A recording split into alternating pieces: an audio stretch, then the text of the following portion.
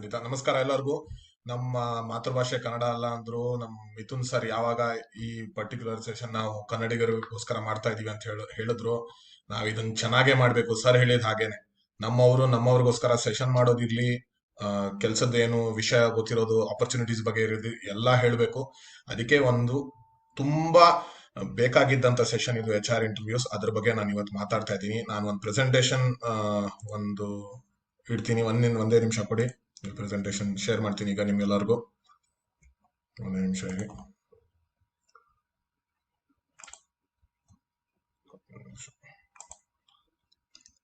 ಆ window open ಆಗೋ ತನಕ ನೋಡ್ತಾ ಇದ್ದೀನಿ. ಒಂದೇ ನಿಮಿಷ. ಪ್ರೆಸೆಂಟೇಶನ್ ಕಾಣಿಸ್ತಿದ್ಯಾ ನಿಮ್ಗೆ ಎಲ್ಲರಿಗೂ? ಒಂದೇ ನಿಮಿಷ ಇದೆ ಸರ್. ಹಾ, PPT ಸೆಷನ್ ನೋಡ್ತಾ ಇದ್ದೀನಿ ಸರ್. ಒಂದೇ ನಿಮಿಷ, ಒಂದೇ ನಿಮಿಷ ಇರಿ. ಹಾ, PPT ಬಂತಲ್ಲ, ಒಂದ್ ನಿಮಿಷ ಇರಿ. ಒಂದ್ ನಿಮಿಷ ಈಗ ಬರುತ್ತೆ. ಹಾ, ಇದು ಕಾಣಿಸ್ತಿದೆಯಲ್ಲ ಸರ್?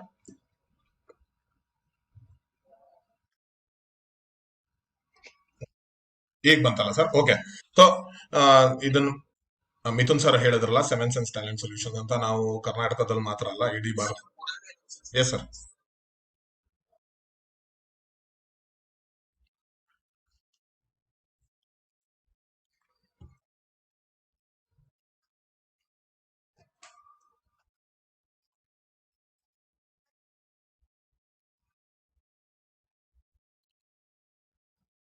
Thank you. ಅದೇ ಇನ್ನೊಂದು ಕೋರಿಕೆ, ಯಾರ್ಯಾರು ಸೆಷನ್ ಅಲ್ಲಿ ಇದೀರೋ ದಯವಿಟ್ಟು ಮ್ಯೂಟ್ ಮಾಡಿ, ಮತ್ತೆ ನಿಮ್ದು ವಿಡಿಯೋ ಆಫ್ ಮಾಡಿ, ಮತ್ತೆ ಇದು ಸ್ಕ್ರೀನ್ ಶೇರಿಂಗ್ ಮಾಡಬೇಡಿ. ಮ್ಯೂಟ್ ಮಾಡಿ, ವಿಡಿಯೋ ಆಫ್ ಮಾಡಿ, ಮತ್ತೆ ನಿಮ್ದು ಸ್ಕ್ರೀನ್ ಶೇರಿಂಗ್ ಮಾಡಬೇಡಿ. ನಾವು ಅದೇ ಹೇಳ್ತಾ ಇದ್ವಿ.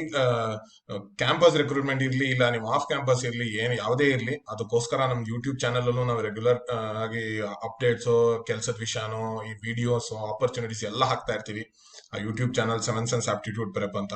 ನಮ್ಮ ಟೆಲಿಗ್ರಾಮ್ ಚಾನಲ್ ಅಲ್ಲೂ ಹಾಕ್ತಾ ಇರ್ತೀವಿ ಈ ತರ ಬೇರೆದಿರೋದು. ಅದು ಎಲ್ಲಾರ್ಗೂ ಅಂತ ಇರುತ್ತೆ, ಬಟ್ ಈ ಸೆಷನ್ ಮಾತ್ರ ನಾವು ಕನ್ನಡಿಗರೇ ಅಂತ ಮಾಡ್ತಾ ಇರೋದು. ಟೆಲಿಗ್ರಾಮ್ ಚಾನಲ್ ಅಲ್ಲೂ ಅದಿರುತ್ತೆ. ಸೊ ಇವತ್ತಿನ ಸೆಷನ್ ನಮ್ದು ಏನಿದೆ ಅಂದ್ರೆ, HR ಇಂಟರ್ವ್ಯೂ ಅಲ್ಲಿ ಕೇಳ್ತಾ ಇರುವಂತ ಪ್ರಶ್ನೆಗಳು ಯಾವ್ಯಾವ್ದು, ಅದನ್ನ ಮತ್ತೆ ಚೆನ್ನಾಗಿ ಮಾಡಿ ಕೆಲಸ ಹೆಂಗ್ ಬರೋದು ಅಂತ. ನೀವು ಇವಾಗ ಒಂದು ಟಿಕೆಟ್ ತಗೊಳಕ್ಕೆ, ಯಾವ್ದಾದ್ರು ಫಿಲ್ಮೋ ಇಲ್ಲ IPL ಯಾವ್ದೋ ಟಿಕೆಟ್ ತಗೊಳಕ್ಕೆ ಕ್ಯೂ ಅಲ್ಲಿ ನಿಂತಿದ್ರೆ, ಕ್ಯೂ ತುಂಬಾ ದೊಡ್ಡದಿದ್ರೆ, ನೀವು ಸರ್ ನಾನು ಅರ್ಧ ಗಂಟೆ ಕ್ಯೂ ಅಲ್ಲಿ ನಿಂತೆ, ಅದಾದ್ಮೇಲೆ ಸುಸ್ತಾಯ್ತು ಅಂತ ಆಚೆ ಬಂದೆ, ಇಲ್ಲ ಕ್ಯೂ ತನಕ ಕೌಂಟರ್ ತನಕ ಹೋಗ್ತಾ ಇದ್ದೆ, ಅದಾದ್ಮೇಲೆ ಆಚೆ ಬಂದೆ ಅಂದ್ರೆ, ನಿಮ್ಗೂ ಮತ್ತೆ ಮನೇಲಿ ಮಲ್ಗಿರೋನ್ಗೆ ಬೇರೆ ವ್ಯತ್ಯಾಸನೇ ಇಲ್ಲ. ನೀವು ಇದರ್ ಮನೇಲಿ ಆರಾಮಾಗಿರ್ಬೇಕು, ಇಲ್ಲ ಅಲ್ಲಿ ಕ್ಯೂ ಅಲ್ಲಿ ನಿಂತಾದ್ಮೇಲೆ ಟಿಕೆಟ್ ತಗೋಬೇಕು. ಅದೇ ತರ ನೀವು ಆಪ್ಟಿಟ್ಯೂಡ್ ಟೆಸ್ಟ್ ಇರುತ್ತೆ, ನಿಮ್ದು GD ಇರುತ್ತೆ, ನಿಮ್ದು ಟೆಕ್ನಿಕಲ್ ಇಂಟರ್ವ್ಯೂ ಇರುತ್ತೆ, ಅದೆಲ್ಲ ಮಾಡ್ಕೊಂಡು HR ಇಂಟರ್ವ್ಯೂ ಅಲ್ಲಿ ಅಯ್ಯೋ ನಾನು ಇದೆಲ್ಲ ಮಾಡಿದೀನಿ, ನನ್ಗೆ HR ಇಂಟರ್ವ್ಯೂ ಮಹಾನ ಅಂತ ಅಲ್ಲಿ ತನಕ ಬಂದು ರಿಜೆಕ್ಟ್ ಆದ್ರೆ, ನಿಮ್ಗೂ ಮತ್ತೆ ಹಾಸ್ಟೆಲ್ ಅಲ್ಲಿ ಮಲ್ಗಿರೋನ್ಗೆ ಏನು ವ್ಯತ್ಯಾಸನೇ ಇಲ್ಲ. ಯಾಕಂದ್ರೆ ನಿಮ್ಗೂ ಕೆಲಸ ಇಲ್ಲ, ಅವನಿಗೂ ಕೆಲಸ ಇಲ್ಲ ಆಗ್ಬಿಡುತ್ತೆ. ಸೊ HR ಇಂಟರ್ವ್ಯೂ ಯಾಕೆ ಗೊತ್ತಾ ಇಂಪಾರ್ಟೆಂಟ್? ನೀವು ಅಷ್ಟು ಕಷ್ಟಪಟ್ಟು ಅಲ್ಲಿ ತನಕ ಬಂದಿರ್ತೀರಾ, ರಿಟರ್ನ್ ಟೆಸ್ಟ್ ಮುಗಿಸಿ, GD ಮುಗಿಸಿ, ಟೆಕ್ನಿಕಲ್ ಇಂಟರ್ವ್ಯೂ, ನಿಮ್ದೆಲ್ಲ ರೆಸ್ಯೂಮೆ ಮೇಲೆ ಇರೋ ಎಲ್ಲ ಕ್ವಶನ್ಸ್ ಮುಗಿಸಿ, ಪ್ರಾಜೆಕ್ಟ್ ಮೇಲೆಲ್ಲ ಪ್ರಿಪೇರ್ ಮಾಡಿ, ಎಲ್ಲ ಮಾಡಿ HR ಇಂಟರ್ವ್ಯೂ ಬಂದು ಕೆಲಸ ಹೋದ್ರೆ, ಅದು ನಾನು ಓವರ್ ಕಾನ್ಫಿಡೆನ್ಸ್ ನಂಗೆ ಆಗತ್ತೆ, ಇದ್ ನಂಗೆ ಮಹಾನ ಅಂತ ಅನ್ಕೊಂಡು ಎಷ್ಟೊಂದ್ ಜನ ಬರ್ತಾರೆ. ಅದು ಅಷ್ಟ ಸುಲಭನೂ ಅಲ್ಲ, ಕಷ್ಟ ಇಲ್ಲ, ಬಟ್ ಕೆಲವರು ತುಂಬಾ ಸುಲಭ ಅನ್ಕೋತಾರೆ, ಅಷ್ಟು ಸುಲಭನೂ ಇಲ್ಲ. ಅದೇ ಹೇಳ್ಬೇಕು ಅಂತ ನಾನು ಇವತ್ತು ಶುರು ಮಾಡ್ತೀನಿ. ಮೊದಲನೇದಾಗಿ ಏನ್ ಮಾಡ್ತೀನಿ ಅಂದ್ರೆ, ನಾನು ಡೆಲಾಯ್ಟ್ ಅಲ್ಲಿ ಇದ್ದೆ ಮುಂಚೆ. ಡೆಲಾಯ್ಟ್ ಅಲ್ಲಿ ನಾವು ತುಂಬಾ ಕ್ಯಾಂಪಸಸ್ ಹೋಗಿ ಜನರಿಗೆ ಇಂಟರ್ವ್ಯೂ ಮಾಡೋದು, ಫ್ರೆಶರ್ಸ್ಗೆ ಎಲ್ಲ ಎಕ್ಸ್ಪೀರಿಯನ್ಸ್ಗೂ ಮಾಡ್ತಿದ್ವಿ, ಬಟ್ ಫ್ರೆಶರ್ಸ್ಗೂ ಹೋಗ್ತಿರುವಾಗ ನಮ್ಗೆ ಡೆಲಾಯ್ಟ್ ಇಂದ ಒಂದು ಏನೇನ್ ನೋಡ್ಬೇಕು ನೀವು ಫ್ರೆಶರ್ಸ್ ಅಲ್ಲಿ ಅಂತ ಒಂದು ಇವ್ಯಾಲ್ಯೂಯೇಷನ್ ಪ್ಯಾರಾಮೀಟರ್ಸ್ ಅಂತ, ಏನೇನ್ ನೀನ್ ಮಾಪನೆ ಮಾಡ್ಬೇಕು ಅಂತ ಒಂದು ಶೀಟ್ ಇರ್ತಿತ್ತು. ನಾವು ಪ್ರತಿಯೊಂದು ಕ್ಯಾಂಡಿಡೇಟ್ ಇಂಟರ್ವ್ಯೂ ಮಾಡುವಾಗ, ಎಲ್ಲಾರು ಡೆಲಾಯ್ಟ್ ಇಂದ ಹೋಗುವಾಗ ಈ ಶೀಟ್ ಮೇಲೆ ಆ ಕ್ಯಾಂಡಿಡೇಟ್ ಬಗ್ಗೆ ಎಲ್ಲಾನು ನಾವು ಬರೀಬೇಕಿತ್ತು. ಇನ್ನೊಂದೇನು ಅಂದ್ರೆ, ಈ ವರ್ಷ ಎಷ್ಟೊಂದ್ ಜನರಿಗೆ ಮೊದಲನೇ HR ಇಂಟರ್ವ್ಯೂ ಹೋಗ್ತಾರಲ್ಲ ಅವರು, ಅಂದ್ರೆ ಅಷ್ಟೆಲ್ಲ ಮುಗಿಸಿ ನೀವು ಒಂದ್ HR ಇಂಟರ್ವ್ಯೂ ಬರ್ತೀರಾ ಅನ್ಕೊಳ್ಳಿ, ಅದು ನಿಮ್ ಜೀವನದ್ದು ಮೊದಲನೇ ಇಂಟರ್ವ್ಯೂ. ನೀವು ಮಿಥುನ್ ಸರ್ ಹೇಳ್ದಾಗೆ, ನೀವು ಹಿಂದಿನ ವಾರ ಆಗಿರೋ ಸೆಷನ್ ಅದ್ರಲ್ಲೂ ಮಾರ್ಕ್ ಇಂಟರ್ವ್ಯೂಸ್ ಇತ್ತು, ಅದೆಲ್ಲ ಇತ್ತು. ಬಟ್ ನೀವು ಖುದ್ದಾಗಿ ಆ ಸೀಟಲ್ಲಿ ಕೂತ್ಕೊಂಡು ನಿಮ್ ಮೇಲೆ ಫೋಕಸ್ ಇದ್ಬಿಟ್ಟು ನೀವು ಆ ಕ್ವಶನ್ಸ್ ಬರೋವಾಗ ನೀವ್ ಹೇಗ್ ಮಾಡ್ತೀರಾ, ಸೊ ಅದನ್ನ ನಾವು ಇಲ್ಲಿ ಇವತ್ತು ಪ್ರಿಪೇರ್ ಮಾಡೋಣ. ಯಾಕಂದ್ರೆ ನೀವು ಅಲ್ಲಿ ಹೋಗಿ ರಣರಂಗದಲ್ಲಿ ಅಂದ್ರೆ ಆಕ್ಚುಯಲ್ ಇಂಟರ್ವ್ಯೂ ಹೋಗಿ ಕಷ್ಟಪಡೋ ಬದಲು ಇವತ್ತು ಮತ್ತೆ ಈ ತರ ಸೆಷನ್ಸ್ ಅಲ್ಲಿ ಪ್ರತಿ ಭಾನುವಾರ ಇಲ್ಲಿ ಕಷ್ಟಪಡಿ, ನಿಮ್ಗೆ ಅಲ್ಲಿ ಕಂಪನಿ ಇಂಟರ್ವ್ಯೂ ಅಲ್ಲಿ ಆರಾಮಾಗತ್ತೆ.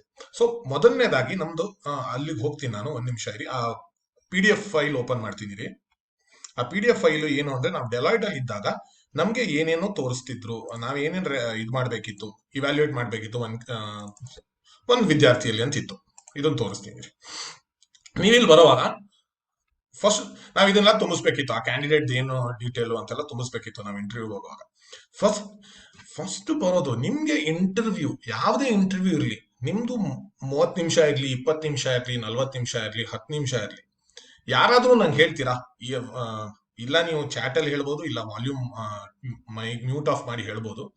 30 ನಿಮಿಷದ ಇಂಟರ್ವ್ಯೂ ಅಲ್ಲಿ ನಾನ್ ನಿಮ್ಮನ್ನ ಯಾರ್ದೋ ಒಬ್ರದ್ದು ಇಂಟರ್ವ್ಯೂ ಮಾಡ್ತೀನಿ ಅನ್ಕೊಳ್ಳಿ. 30 ನಿಮಿಷ ನಿಮ್ಮನ್ನ ಸೆಲೆಕ್ಟ್ ಮಾಡ್ಬೇಕೋ ಇಲ್ಲ ರಿಜೆಕ್ಟ್ ಮಾಡ್ಬೇಕು ಅಂತ ನಾನು ಯಾವಾಗ ಯೋಚನೆ ಮಾಡ್ತೀನಿ ಅದು ಹೇಳ್ಬೋದಾ ನನ್ಗೆ? 29 ನಿಮಿಷದಲ್ಲ, 30 ನಿಮಿಷದಲ್ಲ, ಇಲ್ಲ ನೀವು ಮುಗಿಸಿ ಆಚೆ ಹೋಗಾದ್ಮೇಲೆ ಯಾವಾಗ ಆಗ್ಬೋದು? ಯಾರಾದ್ರೂ ಹೇಳ್ತೀರಾ ಯಾವಾಗ ಆಗ್ಬಹುದು ಅಂತ? ನಿಮ್ಮನ್ನ ಸೆಲೆಕ್ಟ್ ಮಾಡ್ಬೇಕು ರಿಜೆಕ್ಟ್ ಮಾಡ್ಬೇಕು ಅಂತ ನಾನು ಯೋಚನೆ ಮಾಡೋದು ಯಾವಾಗ? ಯಾರಾದ್ರೂ ಹೇಳ್ಬೋದಾ? ಯಾರಾದ್ರೂ ಮ್ಯೂಟ್ ಮಾಡದೆ ಹೇಳ್ಬೋದಾ? ಓ, ಚಾಟ್ ಅಲ್ಲಿ ಆಗ್ತಾ ಇದಾರ? ಸಾರಿ ನಂಗೆ ಅದು ಸಾರಿ, ನಾನು ಲೈವ್ ಇದು ಮಾಡುವಾಗ ನನ್ಗೆ ಗೊತ್ತಾಗಲ್ಲ. ಒಂದ್ ನಿಮಿಷ ಚಾಟ್ದು ನೋಡ್ತೀನಿ.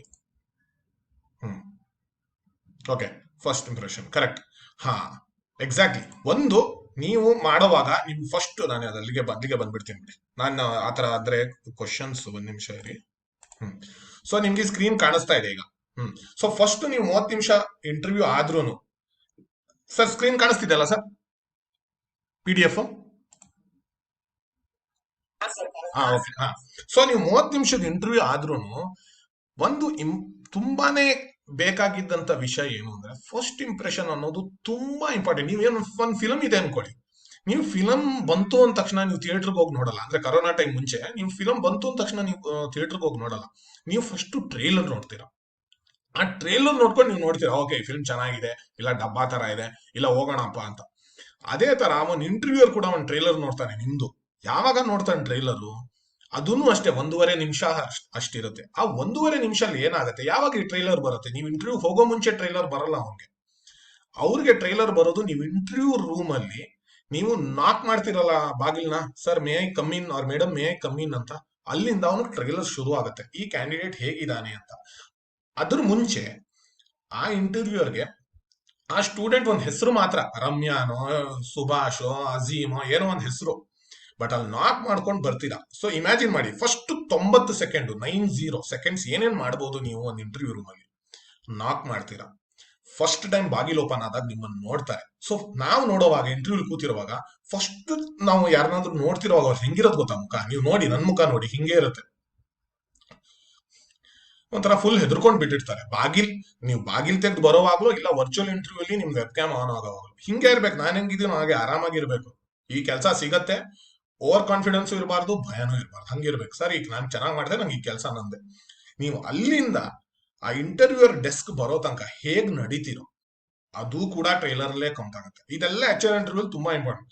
ನೀವು ಅಲ್ಲಿಂದ ಹೇಗ್ ಕಾನ್ಫಿಡೆಂಟ್ ಆಗಿ ನಡೀತಿರೋ, ಇಲ್ಲ ಒಂಥರ ಫುಲ್ ಬಕ್ಕೊಂಡು ಇನ್ನ ಒಂದ್ ಫೀಟ್ ಚಿಕ್ಕದಾಗ್ಬಿಟ್ಟು ಬರ್ತಿರೋ, ಆಮೇಲೆ ಅಲ್ಲಿಂದ ನಡ್ಕೊಂಡ್ ಬಂದು ನೀವು ಇಂಟರ್ವ್ಯೂರ್ ಟೇಬಲ್ ಮುಂದೆ ಬರೋವಾಗ ಅಲ್ಲಿಂದ ನೀವು ಗ್ರೀಟ್ ಮಾಡ್ತಿರೋ, ನಮಸ್ಕಾರ ಸರ್, ಇಲ್ಲ ಗುಡ್ ಮಾರ್ನಿಂಗ್ ಅಂತ ಹೇಳಿ ಶೇಕ್ ಹ್ಯಾಂಡ್ ಮಾಡ್ತೀವಿ. ಮುಂಚೆ ಮಾಡ್ತಿದ್ವಿ, ಇವಾಗಿಲ್ಲ ಅಂದ್ರೆ ಹೆಲೋ ಸರ್ ಅಂತ ಹೇಳ್ಬಿಟ್ಟು will you stand there and wait for permission ಅಂದ್ರೆ sir may I have a seat ಅಂತ ಕೇಳ್ತಿರೋ.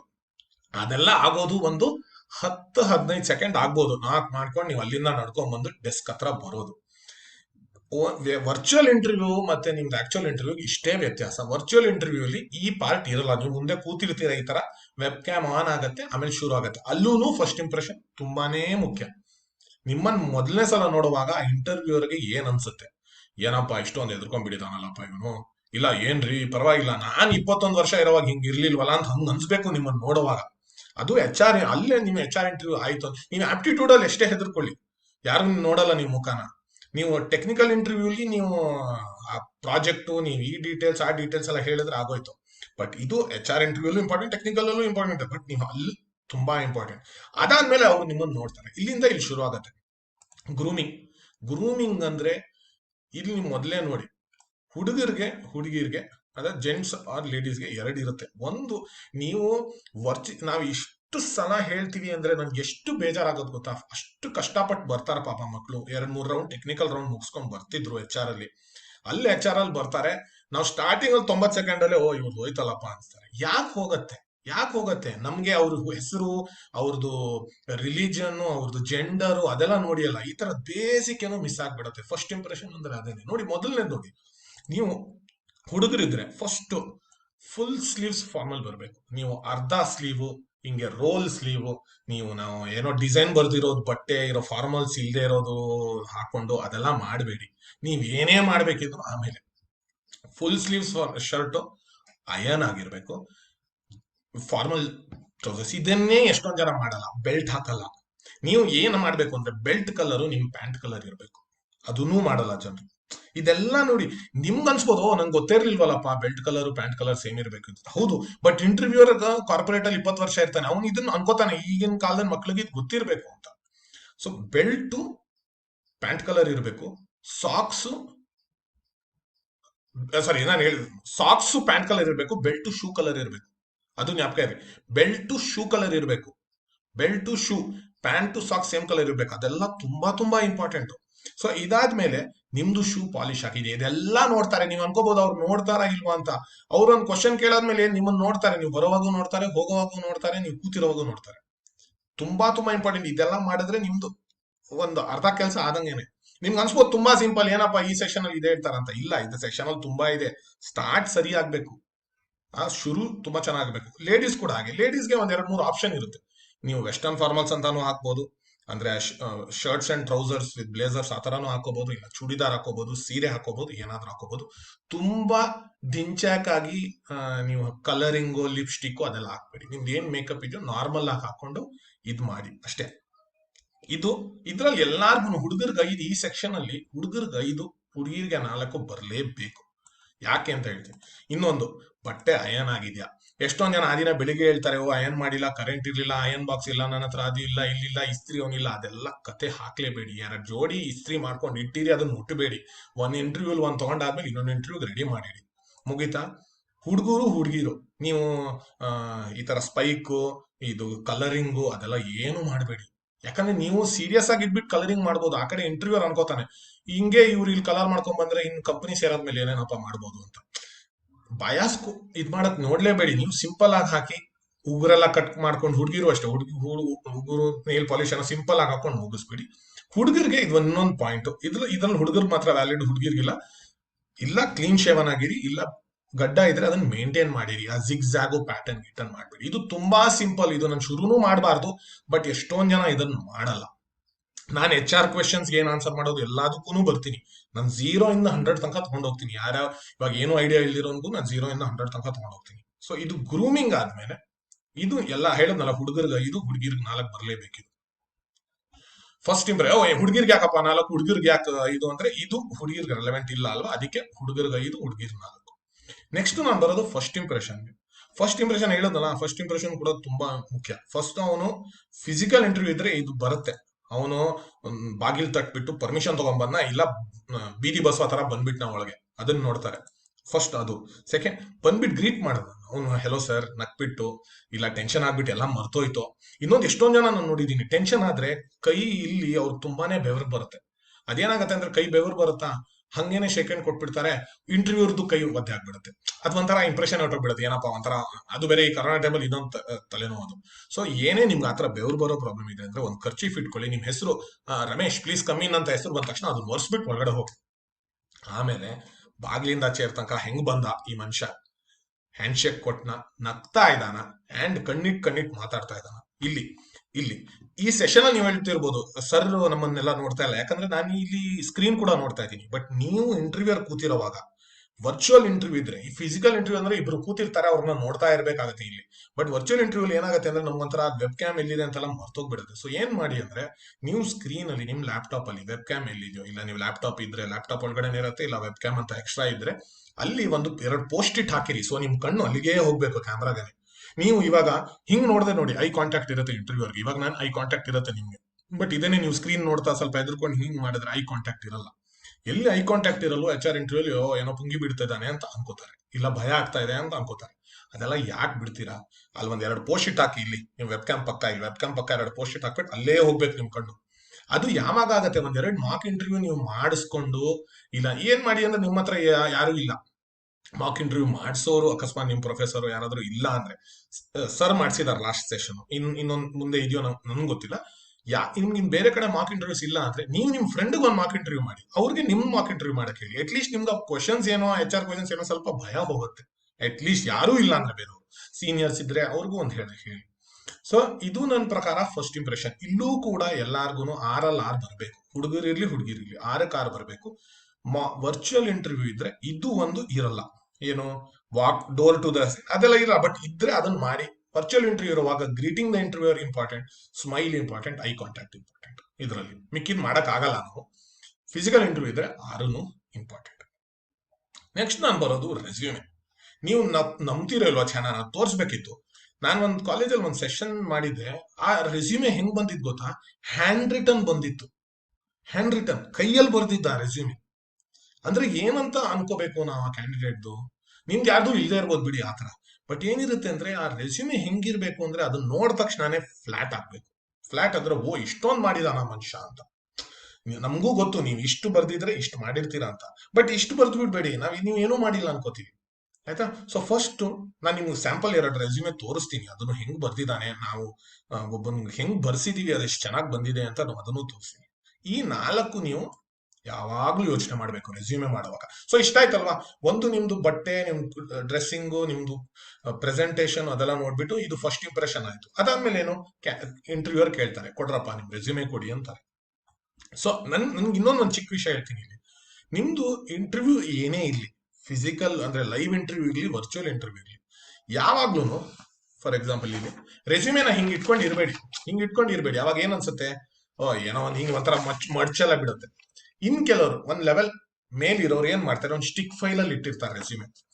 ಸೆಷನ್ ಅಲ್ಲಿ ಇರ್ಲಿ, ವರ್ಚುವಲ್ ಇರ್ಲಿ, ಲೈವ್ ಇರ್ಲಿ, ಸ್ಟಿಕ್ ಫೈಲ್ ಇಡ್ತಾರೆ.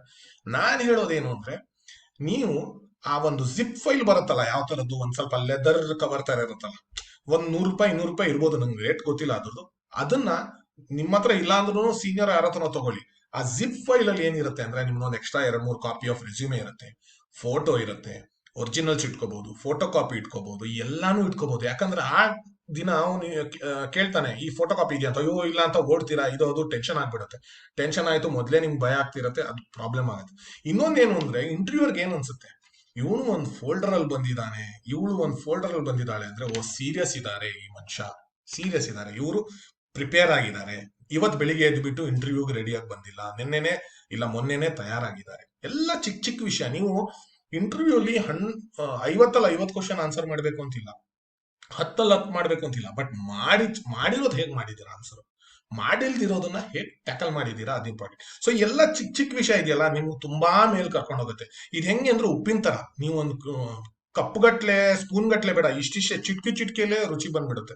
ಇದೆಲ್ಲ ಚಿಕ್ಕ ಚಿಕ್ಕ ವಿಷಯ ಜ್ಞಾಪಕ ಇಟ್ಕೊಳ್ಳಿ. ನಾವು ಥಿಯರಿ ಸೆಷನ್ ಹೇಳ್ತಾ ಇಲ್ಲ ನಾನು ಆಕ್ಚುಲಿ ನಾವ್ ಇಂಟರ್ವ್ಯೂ ಮಾಡುವಾಗ, ನಾನ್ ಮಾತ್ರ ಅಲ್ಲ, ನಮ್ ಲೆವೆಲ್ ಅಲ್ಲಿ ಇರೋರು ಇಂಟರ್ವ್ಯೂ ಮಾಡುವಾಗ ಯಾವ್ಯಾವ ವಿಷಯ ನೋಡ್ತೀವಿ. ಇವಾಗ ನೋಡಿ, ನಾವು ನಿಮ್ ಟೆಕ್ನಿಕಲ್ ಅಲ್ಲಿ ಏನೋ ಕೇಳ್ತೀವಿ, ಇಲ್ಲ HR ಅಲ್ಲಿ ಏನೋ ಕೇಳ್ತೀವಿ, ನಿಮ್ಗೆ ಅದು ಬರಲ್ಲ, ಪರವಾಗಿಲ್ಲ, ತಪ್ಪಿಲ್ಲ. ಎಲ್ಲಾರು ಹುಟ್ಟೋವಾಗ್ಲೇ ಎಲ್ಲ ಕಲ್ತ್ಕೊಂಡ್ ಬರಲ್ಲ. ಬಟ್ ನಾವು ನೋಡ್ತೀವಿ, ಇವ್ನಿಗೆ ಗೊತ್ತಿಲ್ಲ, ಬಟ್ ಇವನ್ರಲ್ಲಿ ಆ ಛಲ ಇದೆಯಾ ಗೊತ್ತು ಮಾಡಿಸೋದು, ಅದು ನಮ್ಗೆ ಬೇಕು. ಸೊ ಅದೇ ತರ ನೀವೆಲ್ಲ ಚಿಕ್ಕ ಚಿಕ್ಕ ವಿಷಯ ನೋಡಿದ್ರೆ ನಮ್ಗೆ ಗೊತ್ತು, ಎಲ್ಲ ಚಿಕ್ಕ ಚಿಕ್ಕ ವಿಷಯ ಚೆನ್ನಾಗಿದೆ, ಮನೆಯ ಫೌಂಡೇಶನ್ ಆಗಿದೆ, ಇನ್ ಬರೀ ಕಟ್ಟಡ ತಾನೇ ಕಟ್ಟಬೇಕು, ನಾವು ಕಂಪನಿಯವ್ರು ಕಟ್ತೀವಿ ಅಂತ ಅನ್ಕೋತಾರೆ. ಸೊ ಈ ರೆಸ್ಯೂಮೆಯಲ್ಲಿ ನೋಡಿ, ನೀವು ರೆಸ್ಯೂಮೆ ಬರೋವಾಗ HR ಇಂಟರ್ವ್ಯೂಲಿ ಒಂದು ರೆಸ್ಯೂಮೆದು ಫಾರ್ಮ್ಯಾಟಿಂಗ್ ಚೆನ್ನಾಗಿರ್ಬೇಕು. ಮೊದಲನೇ ತಪ್ಪು ಏನ್ ಮಾಡ್ತಾರೆ ಗೊತ್ತಾ ಸ್ಟೂಡೆಂಟ್, ವರ್ಡ್ ಅಲ್ಲಿ ಮಾಡ್ತಾರೆ ರೆಸ್ಯೂಮೆ, ಆ ವರ್ಡ್ನೇ ಆ ಪ್ರಿಂಟರ್ ಅಂಗಡಿಗೆ ಕಳಿಸ್ಬಿಡ್ತಾರೆ.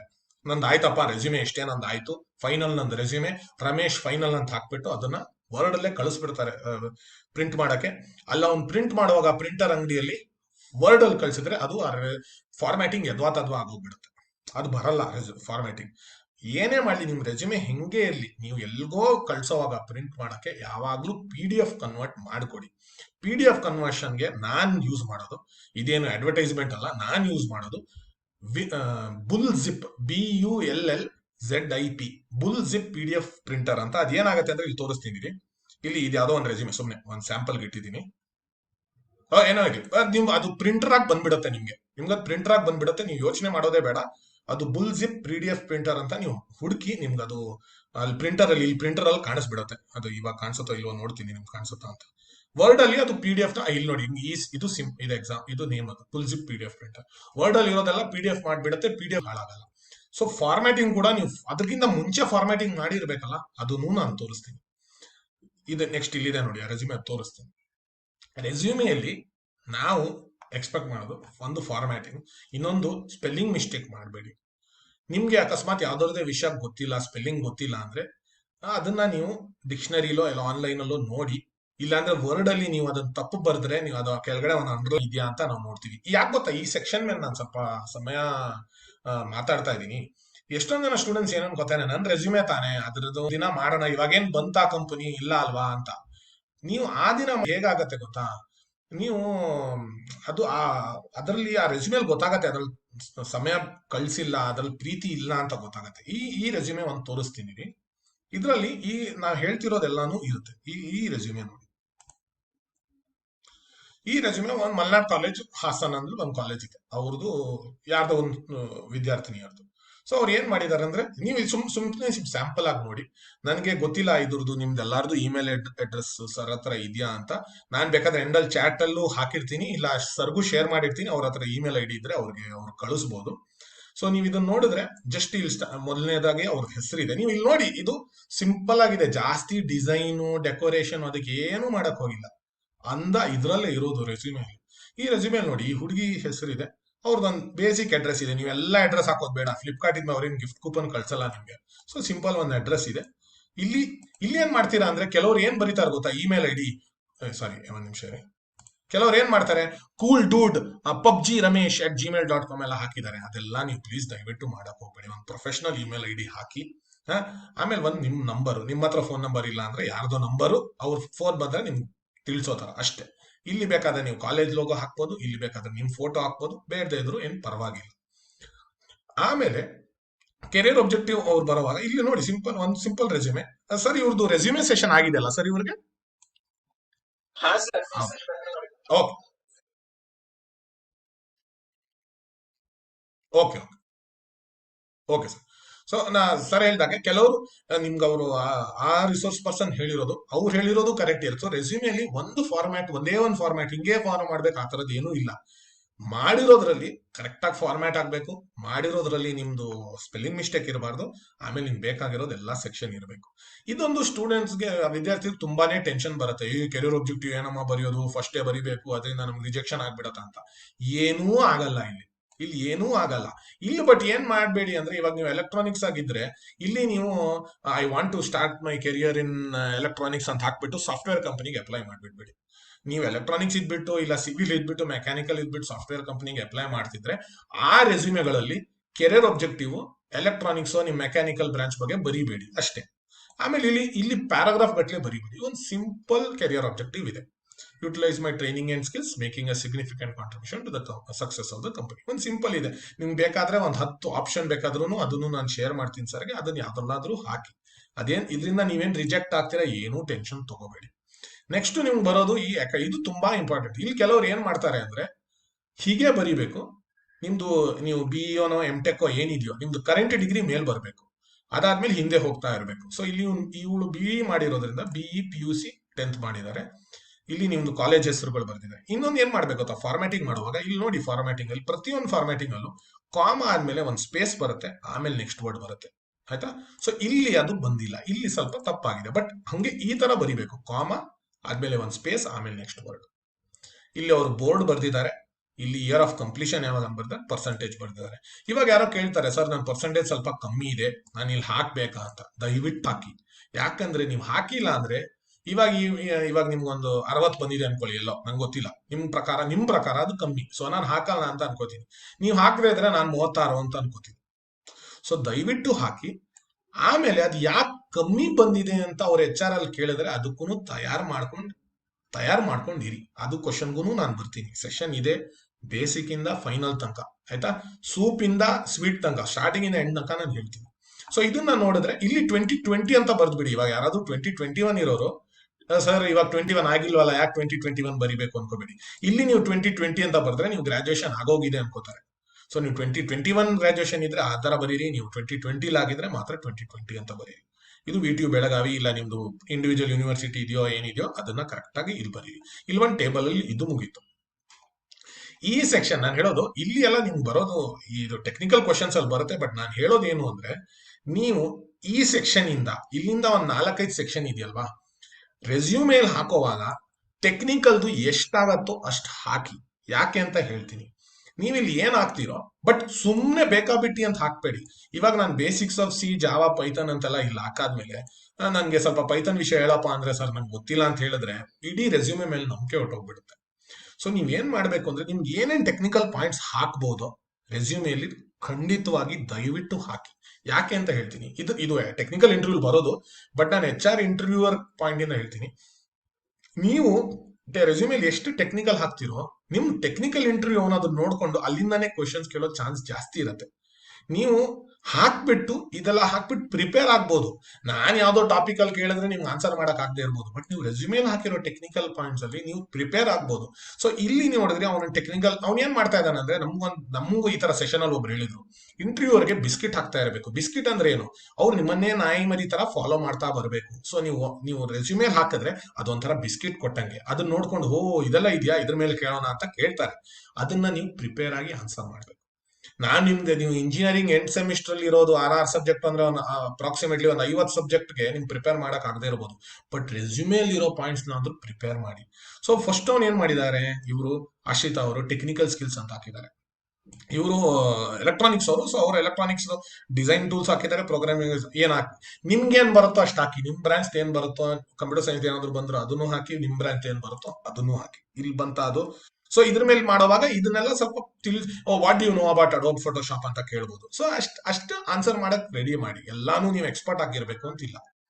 ಅದ yes sir, correct sir. Okay sir, okay. ಎಲ್ಲ ಇದೆ. ಖಂಡಿತ ಸರ್.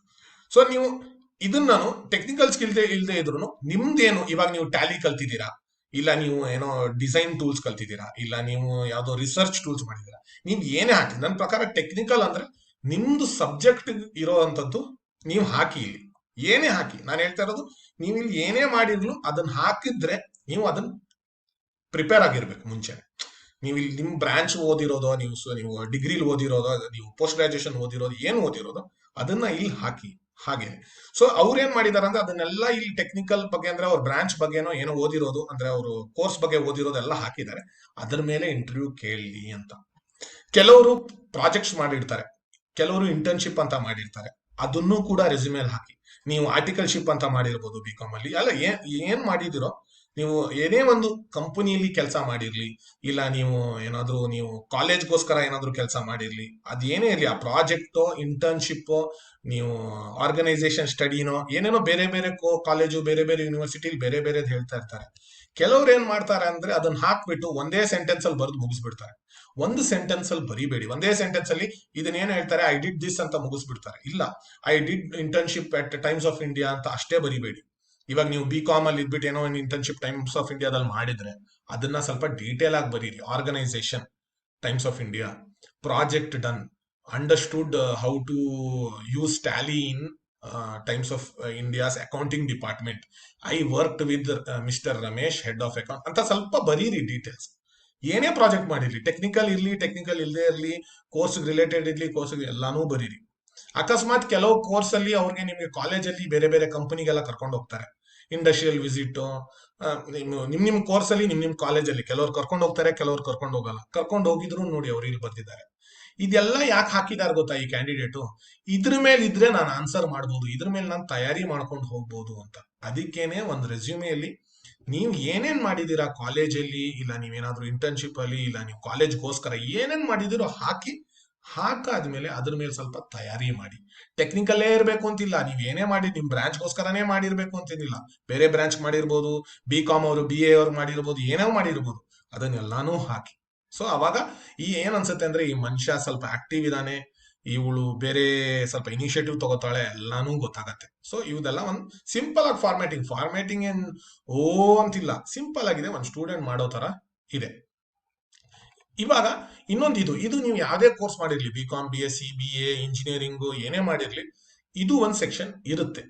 ಇದು ಒಂದು ಸೆಕ್ಷನ್ ನೀವು ಮಾಡಿ. ಅವಾರ್ಡ್ಸ್ ಅಂಡ್ ಅಚೀವ್ಮೆಂಟ್ಸ್ ಅಂದ್ರೆ ಏನು? ಎಲ್ಲೇ ನಿಮ್ಗೊಂದು ಪ್ರೈಸ್ ಬಂದಿದೆ, ಎಲ್ಲೇ ಒಂದು ಸ್ಕಾಲರ್ಶಿಪ್ ಬಂದಿದೆ, ಏನೋ ಒಂದು ಅವಾರ್ಡ್ ಬಂದಿದೆ, ಏನೋ ಒಂದು ಸರ್ಟಿಫಿಕೇಟ್ ಬಂದಿದೆ, ಅದನ್ನೆಲ್ಲಾನು ಹಾಕಿ. ಅದು ಸ್ಪೋರ್ಟ್ಸ್ ಅಲ್ಲಿ ಇರ್ಬೋದು, ಡ್ರಾಮಾದಲ್ಲಿ ಇರ್ಬೋದು, ನಿಮ್ಗೆ ಓದಿರೋದಕ್ಕೆ ಇರ್ಬೋದು, NCC ಇರ್ಬೋದು, ಏನೋ ಅದಿರ್ಲಿ, ಎಲ್ಲಾನು ಹಾಕಿ. ಏನಾಗುತ್ತೆ ಅಂದ್ರೆ ಇಂಟರ್ವ್ಯೂವರ್ಗೆ ಅನ್ಸುತ್ತೆ, ಓ ಇವರು ಒಂದ್ ಐಟಮ್ ಅಲ್ಲ, ಒಂದು ತಿಂಡಿ ಪದಾರ್ಥ ಅಲ್ಲ, ಇವರು ಒಂದು ಬುಫೆಲ್ ಏನ್ ಬೇಕಾದ್ರೂ ನಾವು ತಗೋಬಹುದು, ಅಷ್ಟು ಅಷ್ಟು ಇದೆ ಇವ್ರ ಹತ್ರ ಅಂತ ಅನ್ಸ್ಬೇಕು. ಸೊ ಅದ್ರ ಬಗ್ಗೆ ಕೇಳಿದ್ರೆ ಇಲ್ಲಿ ಸುಳ್ಳು ಹಾಕ್ಬೇಡಿ ಎಲ್ಲೂ ರೆಸ್ಯೂಮೆಯಲ್ಲಿ. ಹಾಕಿರೋದಕ್ಕೆ ಓಕೆ, ನೀವಾಗಿ ಫಾರ್ ಎಕ್ಸಾಂಪಲ್ ಏನಾದ್ರು ಕೇಳಿದ್ರೆ selected 1 among 1000 participants for defence tech summit ಅಂತಿದೆ. ಇವಾಗ ನಾನು ಏನಮ್ಮ ಡಿಫೆನ್ಸ್ ಟೆಕ್ ಸಮಿಟ್ ಅಂದ್ರೆ, ಸರ್ ಗೊತ್ತಿಲ್ಲ ಸರ್, ಅದು ನಾನು 3 ವರ್ಷ ಹಿಂದೆ ಅಟೆಂಡ್ ಆಗಿದ್ದು ಸರ್ ಅಂತ ಹೇಳ್ಬೇಡಿ. ಪಾಯಿಂಟ್ ಹಾಕಾದ್ಮೇಲೆ ಸ್ವಲ್ಪ ಅದ್ರ ಮೇಲೆ ಈ ಹೊಸಬ ಯಾರಾದ್ರೂ ಓದಿದ್ರೆ ಅವ್ನು ಏನ್ ಕೇಳ್ತಾನೆ ಅದ್ರ ಮೇಲೆ ಅಂತ ಸ್ವಲ್ಪ ತಯಾರಿ ಮಾಡಿ. ಇವರು ಇಲ್ಲಿ ಸ್ಪೋರ್ಟ್ಸ್ ಹಾಕಿದ್ದಾರೆ, ಇಲ್ಲಿ ಎಕ್ಸ್ಟ್ರಾ ಕರಿಕ್ಯುಲರ್ ಹಾಕಿದ್ದಾರೆ. ಇದನ್ನು ಕೂಡ ಅಷ್ಟೇ, ನೀವು ಯಾವುದೇ ಕೋರ್ಸ್ ಓದಿರ್ಲಿ, BCom ನೀವು ಓದ್ತಾ ಇದ್ದೀರೋ ಇಲ್ಲ ಓದ್ ಮುಗಿಸಿದಿರೋ, ಇದನ್ನು ನಿಮ್ಗೂ ಬರುತ್ತೆ. ನೀವು ಏನೇನೋ ಮಾಡಿರ್ತೀರಾ, ನೀವು ವಾಲಂಟಿಯರ್ ಅಂತ ಏನಾದ್ರು ಸ್ವಲ್ಪ ಹೆಲ್ಪ್ ಮಾಡಿರ್ತೀರಾ, ಲೆಪ್ರಸಿ ಅವ್ರಿಗೆ ಹೆಲ್ಪ್ ಮಾಡಿರ್ತೀರಾ, ಓಲ್ಡ್ ಏಜ್ ಹೋಮ್ ಅಲ್ಲಿ ಏನೋ ಮಾಡಿರ್ತೀರಾ, ಏನೋ ಒಂದು ಸ್ಕಾಲರ್ಶಿಪ್ ಸ್ಕೂಲಲ್ಲಿ ಸೈನ್ಸ್ ಏನೋ ಮಾಡಿ, ಅದೆಲ್ಲಾನು ಹಾಕಿ. ನಾನು ಹೇಳ್ತಾ ಇರೋದು, ನೀವು ರೆಸ್ಯೂಮೆ ನೋಡಿದ ತಕ್ಷಣ ಇಲ್ಲಿ ಆಮೇಲೆ ಸ್ವಲ್ಪ ಸ್ಟ್ರೆಂತ್ಸ್ ಇರುತ್ತೆ. ಇಲ್ಲಿ ಸ್ಟ್ರೆಂತ್ಸ್ ಅಂತ ಹೇಳ್ಬಿಟ್ಟು ನಾನು ಒಂದ್ ಕ್ಯಾಂಡಿಡೇಟ್ ಇತ್ತು, ಸ್ಟ್ರೆಂತ್ಸ್ ಒಂದ್ ಪೇಜ್ ಹಾಕಿದ್ದ, ಹಂಗ್ ಮಾಡಕ್ ಹೋಗ್ಬೇಡಿ. ರೆಸ್ಯೂಮೆ ಸೈಜ್ ದೊಡ್ಡದು ಮಾಡಬೇಕು ಅಂದ್ಬಿಟ್ಟು ಸ್ಟ್ರೆಂತ್ಸ್ ನ 20-40 ಅಂತ ಹಾಕ್ಬಿಡ್ಬೇಡಿ. 2-3 ಅಟೆಂಡ್ ಮಾಡಿ. ನಾನು ಇದ್ರ ಮೇಲೂ ಹೇಗೆ ಕ್ವಶನ್ ಬರುತ್ತೆ ಅಂತ ನಾನು ನೆಕ್ಸ್ಟ್ HR ಕ್ವಶನ್ಸ್ ಇಲ್ಲಿದೆ ನೋಡಿ, ಅದು ಅದ್ರಲ್ಲಿ ಬರುತ್ತೆ, ಅಲ್ಲಿ ನಾನು ಇದು ಮಾಡ್ತೀನಿ, ಅದು ಇಂಪಾರ್ಟೆಂಟ್. ಆಮೇಲೆ ಇಲ್ಲಿ ನಿಮ್ದು ಸ್ವಲ್ಪ ಡೀಟೇಲ್ಸ್ ಹಾಕಿ. ನಿಮ್ದು ಇದು ಆಕ್ಚುಲಿ ತುಂಬಾ ಏನ್ ಇಂಪಾರ್ಟೆಂಟ್ ಇಲ್ಲ, ಯಾಕಂದ್ರೆ ನಿಮ್ದು ಡೇಟ್ ಆಫ್ ಬರ್ತ್, ತಂದೆ ಹೆಸರು ತಾಯಿ ಹೆಸರು ಅನ್ಕೊಂಡು ನಿಮ್ದು ಸೆಲೆಕ್ಟ್ ರಿಜೆಕ್ಟ್ ಮಾಡಲ್ಲ. ಇಲ್ಲಿ ಹಾಬೀಸ್ ಅಲ್ಲಿ ಸ್ಲೀಪಿಂಗ್, ವಾಚಿಂಗ್ ಮೂವೀಸ್ ಅದೆಲ್ಲ ಹಾಕ್ಬೇಡಿ. ಯಾಕಂದ್ರೆ ಪಬ್ಜಿ ತುಂಬಾ ನಾವು ಈಗಿನ ಕಾಲದಲ್ಲಿ ನೋಡ್ತೀವಿ, ಪ್ಲೇಯಿಂಗ್ ಪಬ್ಜಿ ಅಂತಲ್ಲ, ಅದೆಲ್ಲ ನಿಮ್ ಹಾಬೀಸ್ ಇರಬಹುದು, ಇಲ್ಲಿ ಹಾಕ್ಬೇಡಿ. ಇಲ್ಲಿ ಹಾಕೋವಾಗ ಏನಾದ್ರೂ ಹಾಕಿ, ನಾವು ಅದ್ರ ಮೇಲೆ ಸ್ವಲ್ಪ ಕೇಳೋ ತರ ಇರೋ ತರದ್ ಇರ್ಲಿ. ನಿಮ್ಮ ಹತ್ರ ಆತರ ಹಾಬೀಸ್ ಇದ್ರೆ ದಯವಿಟ್ಟು ಹಾಕಿ. ಗಾರ್ಡನಿಂಗ್ ಇರ್ಬೋದು, ಡ್ಯಾನ್ಸ್ ಇರ್ಬೋದು, ಡ್ರಾಮಾ ಇರ್ಬೋದು, ಆ ತರದ್ ಹಾಕಿ. ಸೊ ನಾವು ಅಟ್ಲೀಸ್ಟ್ ಏನಾದ್ರೂ ಅದ್ರ ಮೇಲೆ ಕೇಳೋ ತರ ಇರ್ಬೇಕು. ಸ್ಲೀಪಿಂಗ್, ಈಟಿಂಗ್ ಅದ್ರ ಬಗ್ಗೆ ಎಲ್ಲ ಹಾಕ್ಬಿಡ್ಬೇಡಿ. ಪ್ಲೇಯಿಂಗ್ ಆನ್ಲೈನ್ ವಿಡಿಯೋ ಗೇಮ್ಸ್ ಅದೆಲ್ಲ ಹಾಕ್ಬೇಡಿ ದಯವಿಟ್ಟು. ಯಾಕಂದ್ರೆ ಅಷ್ಟು ಇಮೇಜ್ ಇರೋದು ಇಲ್ಲಿ ಹಾಳಾಗ್ಬಿಡತ್ತೆ. ನಿಮ್ಮ ಹಾಬಿ ಇಟ್ಕೊಳ್ಳಿ, ಇಲ್ಲಿ ಹಾಕ್ಬೇಡಿ. ಆಮೇಲೆ ಎಂಡ್ ಅಲ್ಲಿ ಇವರು ಡಿಕ್ಲರೇಷನ್ ಹಾಕಿದ್ದಾರೆ. ಕೆಲವು ಸ್ಟೂಡೆಂಟ್ಸ್ ತುಂಬಾ ಟೆನ್ಷನ್ ತಗೋತಾರೆ, ಸರ್ ಇಲ್ಲಿ ಸೈನ್ ಹಾಕಿಲ್ಲ ಸರ್, ಏನ್ ಮಾಡೋದು? ಯಾರು ನಿಮ್ಗೆ ಅದಕ್ಕೋಸ್ಕರ ಎಲ್ಲ ರಿಜೆಕ್ಟ್ ಮಾಡಲ್ಲ. ನೀವು ರೆಸ್ಯೂಮೆ ಕೊಟ್ಟಾದ್ಮೇಲೆ ಇಲ್ಲಿ ಹಾಕಿರೋದೆಲ್ಲ ನಿಜ ಅಂತಾನೆ ಅನ್ಕೊಂಡು ಮುಂದುವರಿಸ್ತಾರೆ. ಸೊ ನಿಮ್ದು ಒಂದು ರೆಸ್ಯೂಮೆ, ಆ ರೆಸ್ಯೂಮೆ ಸೆಕ್ಷನ್ ಅಲ್ಲಿ ನಿಮ್ಗೆ 4on4 ಬರ್ಬೇಕಂದ್ರೆ ನಿಮ್ ರೆಸ್ಯೂಮೆ ಹೀಗಿರ್ಬೇಕು. ನೀವು ಯಾವುದೇ ಕೋರ್ಸ್ ಓದಿರ್ಲಿ, ಆ ರೆಸ್ಯೂಮೆಯಲ್ಲಿ ನೀವು ಮಾಡಿರೋದೆಲ್ಲಾನು ಹಾಕಿ. ಅದಕ್ಕೆ ನೀವು ಇದು 2 ದಿನ ಮುಂಚೆ, ಡ್ರೈವ್ ಇರೋ 2 ದಿನ ಮುಂಚೆ ಮಾಡಿದ್ರೆ ನಿಮ್ಗೆ ಪಾಯಿಂಟ್ಗಳೇ ಜ್ಞಾಪಕ ಬರಲ್ಲ. ಆಮೇಲೆ ನಿಮ್ಗೆ ಅಲ್ಲಿ ಹಾಕಕ್ ಬರಲ್ಲ. ಹಾಕಾದ್ಮೇಲೆ ಅದು ಸ್ಪೆಲ್ಲಿಂಗ್ ತಪ್ಪಿರುತ್ತೆ, ಸ್ಪೆಲ್ಲಿಂಗ್ ಇದ್ರೆ ಫಾರ್ಮ್ಯಾಟಿಂಗ್ ಇರಲ್ಲ. ದಯವಿಟ್ಟು ನೀವು ಇಷ್ಟಂಕ ರೆಸ್ಯೂಮೆ ಮಾಡಿಲ್ಲ ಅಂದ್ರೆ ದಯವಿಟ್ಟು ಇವತ್ತದಾದ್ಮೇಲೆ ನಾಳೆಯಿಂದ ಮಾಡಿ. ನೀವು ಯಾವುದೇ ವರ್ಷ ಓದ್ತಿರ್ಲಿ, ಫೈನಲ್ ಇಯರ್ ಓದ್ತಿರ್ಲಿ, ಸೆಕೆಂಡ್ ಇಯರ್ ಓದ್ತಿರ್ಲಿ, ಏನೇ ಮುಗಿಸಿರ್ಲಿ, ದಯವಿಟ್ಟು ಆ ರೆಸ್ಯೂಮೆ ಮಾತ್ರ ಬೇಗ ಮುಗಿಸಿ. ಅದಾದ್ಮೇಲೆ ರೆಸ್ಯೂಮೆ ಮುಗಿಸಾದ್ಮೇಲೆ ಇನ್ನೊಬ್ಬರಿಗೆ ಯಾರಿಗಾದ್ರೂ ಕೊಡಿ, ಯಾರಿಗೆ ಟೈಮ್ ಇದೆಯೋ ಒಂದ್ಸಲ ನೋಡಕ್ ಹೇಳಿ. ಯಾಕಂದ್ರೆ ನಮ್ಮ ಪ್ರಕಾರ ಒಂದು ಸ್ಪೆಲ್ಲಿಂಗ್ ಕರೆಕ್ಟ್ ಇರುತ್ತೆ, ಅವ್ರ ಪ್ರಕಾರ ತಪ್ಪಿರುತ್ತೆ, ಅವ್ರೇನೋ ಸಜೆಷನ್ ಕೊಡ್ತಾರೆ. ಅದೆಲ್ಲಾನು ನಿಮ್ಗೆ ಇಲ್ಲಿ 4 ಬರ್ಬೇಕು, 4 ಬರ್ಬೇಕು. ಅದೇ ತರ ಅನ್ಕೊಂಡ್ ಮಾಡ್ಬೇಕು. ನೆಕ್ಸ್ಟ್, ಇದು ಎಜುಕೇಶನ್ ಬ್ಯಾಕ್ಗ್ರೌಂಡ್. ನಾನು ಆಕ್ಚುಲಿ ಹೈರ್ ಮಾಡ್ತಿದ್ದು ಇಂಜಿನಿಯರ್ಸ್ಗೋಸ್ಕರ ಅಲ್ಲಿ ಡೆಲಾಯ್ಟ್ ಅಲ್ಲಿ. ಬಟ್ ನೀವು ಯಾವುದೇ ಬ್ರಾಂಚ್ ಅಲ್ಲಿ ಎಜುಕೇಶನ್ ಬ್ಯಾಕ್ಗ್ರೌಂಡ್ ಅಂದ್ರೆ ಅವ್ರು ಏನ್ ಅನ್ಕೋತಾರೆ, ಈ ಮನುಷ್ಯ, ಈ ಹುಡುಗ ಅಥವಾ ಹುಡುಗಿ, ಅವ್ರು ಓದಿರೋ ಕೋರ್ಸ್ ಅವ್ರಿಗೆ ಗೊತ್ತಾ? ಸೊ ನೀವು BCom ಮಾಡಿದ್ರೆ ಅಕೌಂಟೆನ್ಸಿ, ಸ್ಟ್ಯಾಟಿಸ್ಟಿಕ್ಸ್ ಅದೆಲ್ಲ ಗೊತ್ತಾ? BA ಮಾಡಿದ್ರೆ ನಿಮ್ಗೆ ಸೋಶಾಲಜಿ, ನಿಮ್ಗೆ ಏನ್ ಸಬ್ಜೆಕ್ಟ್ಸ್ ಇದೆಯೋ ಅದ್ರ ಬಗ್ಗೆ ಗೊತ್ತಾ? BSc ಮಾಡಿದ್ರೆ ಮ್ಯಾಥ್ಸ್ ಏನೋ ಆ ತರದ ಸಬ್ಜೆಕ್ಟ್ಸ್ ಇರೋದು ಅದ್ರ ಬಗ್ಗೆ ಗೊತ್ತಾ? ಲೈಕ್ ಝೂಯಾಲಜಿ, ಬಾಟನಿ ಅದೆಲ್ಲ ಗೊತ್ತಾ? ಎಲ್ಲಾನು ಕೇಳ್ತಾರೆ. ನೀವು ಏನ್ ಓದಿದ್ರೆ ಅಟ್ಲೀಸ್ಟ್ ಅದು ಗೊತ್ತಿರ್ಬೇಕು. ನಿಮ್ಗೆ ಬೇರೆ ಸಬ್ ಬ್ರಾಂಚ್ ಗೊತ್ತಿಲ್ಲ, ಬೇರೆ ಕೋರ್ಸ್ ಗೊತ್ತಿಲ್ಲ ಅಂದ್ರೆ ಅದನ್ನ ನೋಡ್ತಾರೆ ಇಲ್ಲಿ. ನಿಮ್ಗೆ ಬೇಸಿಕ್ ನಾಲೆಜ್ ಗೊತ್ತಾ? ನೀವು ಅದು 1-2 ಸಬ್ಜೆಕ್ಟ್ ಮೇಲೆ ಕೇಳ್ತಾರೆ. ಸೊ ಇನ್ನೊಂದು ಏನ್ ಮಾಡ್ಬೇಕು ಅಂದ್ರೆ, ನಿಮ್ ಕೋರ್ಸ್ ಅಲ್ಲಿ 1-2 ಫೇವ್ರೇಟ್ ಸಬ್ಜೆಕ್ಟ್ ಅಂತ ಇಟ್ಕೊಳ್ಳಿ. ಯಾಕಂದ್ರೆ ಒಂದೊಂದ್ಸಲ HR ಕ್ವಶನ್ ಅಲ್ಲಿ what is your favourite subject ಅಂತಾನೂ ಬರುತ್ತೆ. ಇಲ್ಲ ಅಲ್ಲಿ areas of specialisation, areas of interest ಅಲ್ಲಿ ನೀವು ಅಲ್ಲಿ ಹಾಕ್ಬೋದು. ಅಲ್ಲಿ ಹಾಕಿದ್ರೆ ಇಂಟರ್ವ್ಯೂವರ್ ಕೇಳ್ತಾನೆ. ನೀವು ಇಂಟರ್ವ್ಯೂವರ್ ಕೇಳಕ್ಕಾಗಲ್ಲ, ಸರ್ ನಂಗೆ ಅಕೌಂಟೆನ್ಸಿಲೇ ಕೇಳಿ ಸರ್ ಪ್ಲೀಸ್, ನಂಗೆ ಅದು ಮಾತ್ರ ಬರುತ್ತೆ ಅಂತ ನೀವು ಕೇಳಕ್ಕಾಗಲ್ಲ. ಬಟ್ ರೆಸ್ಯೂಮೇಲಿ ಈ ತರ ಬರೆದ್ರೆ ನಿಮ್ಗೆ ಅದ್ರ ಮೇಲೆ ಕ್ವಶನ್ಸ್ ಬರುತ್ತೆ. ಸೊ 1-2 ಸಬ್ಜೆಕ್ಟ್ ಪಕ್ಕಾ ತಯಾರಾಗಿ. ಅಕೌಂಟೆನ್ಸಿ ಕೇಳ್ಬಿಟ್ಟು ಡೆಬಿಟ್ ಕ್ರೆಡಿಟ್ ಬರಲ್ಲ ಅಂದ್ರೆ ತುಂಬಾ ಕಷ್ಟ BCom ಅವ್ರಿಗೆ. ಸೊ ಅದನ್ನೆಲ್ಲ ಒಂದೆರಡು ಸಬ್ಜೆಕ್ಟ್ ಪಕ್ಕಾ ಕೇಳ್ಕೊಳ್ಳಿ. ಈ ನೀವು ಪ್ರಾಜೆಕ್ಟ್ ಮಾಡಿರೋದು, ಇಲ್ಲ ನೀವು ಪೇಪರ್ ಮಾಡಿರೋದು, ಕಾಂಟೆಸ್ಟ್ ಹೋಗಿರೋದು, ನೀವು ಯಾವ್ದೇ ಬಿ ಎಲ್ಲಿ ನೀವು ಜ ಯಾವ್ದೇ ಕೋರ್ಸ್ ಇಲ್ಲಿ ಕಾಂಟೆಸ್ಟ್ಗೋ ಪೇಪರ್ ಪ್ರೆಸೆಂಟೇಷನ್ ಏನೋ ಅಂತ ಮಾಡಿರ್ತೀರಲ್ಲ, ಅದ್ರ ಬಗ್ಗೆ ಎಲ್ಲ ಗೊತ್ತಾ ಇಲ್ಲ ಬುರ್ಡೆಕಾಯಿ ಬಿಟ್ಟಿದಾರ ಅಂತ ನೋಡ್ತಾರೆ. ಸುಮ್ನೆ ರೆಸ್ಯೂಮೇಲ್ ಪಾಯಿಂಟ್ ಹಾಕ್ಬಿಟ್ಟು ಏನೂ ಗೊತ್ತಿಲ್ವ ಈ ಮನುಷ್ಯನ್ಗೆ ಅಂತ ಅನ್ಸುತ್ತೆ. ಸೊ ಅದ್ರ ಬಗ್ಗೆ ಎಜುಕೇಶನ್ ಇರೋದು ನೀವು ರೆಸ್ಯೂಮೇಲಿ ಇರ್ಲಿ, ರೆಸ್ಯೂಮೆ ನಿಮ್ ಸಬ್ಜೆಕ್ಟ್ಸ್ ಬಗ್ಗೆ ಇರ್ಲಿ, ಅದು ಪಕ್ಕಾ ಗೊತ್ತಿರಬೇಕು. ಒಂದೊಂದು ಮಾರ್ಕು ಇಂಪಾರ್ಟೆಂಟ್. ಇಲ್ಲಿ ನೀವು 100 ಬರ್ಬೇಕು ಅಂತಿಲ್ಲ, ಬಟ್ ಇಲ್ಲೆಲ್ಲ ಒಂದೊಂದು ಮಾರ್ಕ್ ಬಂತು ಅಂದ್ರೆ ಸಬ್ಜೆಕ್ಟ್ ಮೇಲೆ ಸ್ವಲ್ಪ ಕಮ್ಮಿ ಹೋದ್ರು ನಿಮ್ಗೆ ನೀವು ಕ್ಲಿಯರ್ ಮಾಡ್ತೀರಾ ಇಂಟರ್ವ್ಯೂ. ಸೊ ಇದು ತುಂಬಾ ಇಂಪಾರ್ಟೆಂಟ್. ಇದು ಒಂದು ಕಮ್ಯುನಿಕೇಶನ್. ಆಕ್ಚುಲಿ HR ಇಂಟರ್ವ್ಯೂ ಅಲ್ಲಿ ಇದಕ್ಕೆ ಆಕ್ಚುಲಿ ಸ್ಕೋರ್ ನಮ್ಮ ಎಂಡ್ ಅಲ್ಲಿ ನಾವು ಇದನ್ನ ಡಬಲ್ ಮಾಡ್ತಿದ್ವಿ. 5 ಇದ್ರೆ ನಾವು 10 ಕೊಡ್ತಿದ್ವಿ, ಅಂದ್ರೆ 10 ಕೊಡ್ತಿದ್ವಿ ಎಷ್ಟು ಮಾರ್ಕ್ಸ್ ಬಂದಿದೀವಿ ಅಂತ. ಒಂದ್ ಬಟ್ ನಿಮ್ಗೆ ಅನ್ಸ್ಬೋದು, okay I can't speak fluently in English, should I talk ಅಂತ ಅಂದ್ರೆ ನಿಮ್ ಕನ್ನಡದಲ್ಲಿ ನೀವು ಯೋಚನೆ ಮಾಡಿ. ಏನೇ ಇರ್ಲಿಪ್ಪ, ನೀವ್ ಎಷ್ಟೇ ಚೆನ್ನಾಗಿ ಮಾತಾಡಿರ್ಲಿ, ನಿಮ್ಗೆ ಎಷ್ಟೇ ಭಯ ಆಗ್ತಿರ್ಲಿ, ಇಂಗ್ಲಿಷ್ ಅಲ್ಲಿ ಮಾತಾಡಿ. ಮೊದಲನೇದು ಇಂಟರ್ವ್ಯೂ ಅಲ್ಲಿ. ಎರಡನೇದು, ತಪ್ಪು ಮಾಡ್ತೀನಿ ಅನ್ಬಿಟ್ಟು ಮಾತಾಡದೆ ಇರಬೇಡಿ. ನಾವು ನೋಡ್ತೀವಿ ರಿಟರ್ನ್ ಟೆಸ್ಟ್ ಅಲ್ಲಿ ಸಕ್ಕದಾಗಿ ಬಂದಿದೆ, ಟೆಕ್ನಿಕಲ್ ಅಲ್ಲಿ ಕೋಡಿಂಗ್ ಎಲ್ಲ ಸಕ್ಕದಾಗಿ ಮಾಡಿದ್ದಾನೆ, HR ಇಂಟರ್ವ್ಯೂ ಬಂದ ತಕ್ಷಣ ಮಾತಾಡ್ತಾನೆ ಇಲ್ಲ. ನಮ್ಗೆ 2-3 ಸಲ ಅನ್ಸ್ಬಿಡ್ತು ಇದೇ ಕ್ಯಾಂಡಿಡೇಟ್ ಇಲ್ಲ ಯಾರೋ ಬೇರೆಯವ್ರು ಬರ್ದಿರೋದು ಆ ಪೇಪರ್ ಅಂತ. ಆಮೇಲೆ ನೋಡಿದ್ರೆ ಹೆದರ್ಕೊಂಡ್ಬಿಟ್ಟಿದ್ದಾರೆ. ಸರ್ ನಂದು ಸ್ವಲ್ಪ ನಾನು ಮಾತಾಡುವಾಗ ಸ್ವಲ್ಪ ಮ್ಯೂಟ್ ಇಡಿಪ ಯಾರೋದು. ಹಾ. ಸೊ ಅವರು ಆಮೇಲೆ ಅನ್ಕೋತಾರೆ, ಓ ಸರ್ ನಾನು ಮಾತಾಡುವಾಗ ನನಗೆ ಹ್ಯಾವು ಸ್ವಲ್ಪ ಪ್ರಾಬ್ಲಮ್ ಆಗತ್ತೆ, ಈಸು ಏನೋ ಪ್ರಾಬ್ಲಮ್ ಆಗತ್ತೆ, ಅದಕ್ಕೆ ಸರ್ ಮಾತಾಡಿದ್ರೆ ನಗ್ತಾರೆ, ಅದಕ್ಕೆ ನಾನು ಮಾತಾಡಲ್ಲ. ನೀವು ಆತರ ಅನ್ಕೊಂಡ್ ಮಾತಾಡದೆ ಇದ್ರೆ ನೀವು ಸೆಲೆಕ್ಟೇ ಆಗಲ್ಲ. ಒಂದೆರಡು ತಪ್ಪಿದ್ರೆ ಓಕೆಪ್ಪ, ನಿಮ್ಗೆ ಯಾರಿಗೂ ಇಂಗ್ಲಿಷ್ ಪ್ರೊಫೆಸರ್ ಆಗಿ ನಾವು ಹೈರ್ ಮಾಡ್ತಿಲ್ಲ. ಸೊ ನೀವು ಒಂದೆರಡು ತಪ್ಪಾಯ್ತು, ನಾನ್ ಮಾತಾಡೋಗೂ ತಪ್ಪಾಗತ್ತೆ, ಈ ಕಾಲಲ್ಲಿ ಇರೋರು ಎಲ್ಲಾರು ಮಾತಾಡೋಗೋ, ಜಗತ್ತಲ್ಲಿ ಎಲ್ಲಾರು ಇರೋವಾಗ್ಲೂ ತಪ್ಪಾಗತ್ತೆ. ಆತರ ಅನ್ಕೊಂಡು ಮಾತಾಡದೆ ಇರಬೇಡಿ. ಅದು ಒಂದೇ ನಾನು ಹೇಳೋದು, ನಿಮ್ಗೆ ಎಷ್ಟು ಗೊತ್ತೋ ಅದನ್ನ ಮಾತಾಡಿ, ಪರವಾಗಿಲ್ಲ. ವಿದೌಟ್ ಗ್ರಾಮ್ಯಾಟಿಕಲ್ ಎರರ್ 0 ಬಂತ, ನೋ ಪ್ರಾಬ್ಲಮ್. ಅದಕ್ಕೋಸ್ಕರ ಅಂತ ಮಾತಾಡದೆ ಇದ್ರೆ ಮಿಕ್ಕಿದೆಲ್ಲ ಕಡೆ 0 ಬಂದ್ಬಿಡುತ್ತೆ. ಮಾತಾಡಿ. ಆಮೇಲೆ HR ಇಂಟರ್ವ್ಯೂಲಿ ಅರ್ಧಕ್ಕರ್ಧ ಟೈಮ್ ನಾವು ನೋಡ್ತಾ ಇರೋದು, ನಾನು ನಿಮ್ಗೆ 2 ಎಕ್ಸಾಂಪಲ್ ಕೊಡ್ತೀನಿ.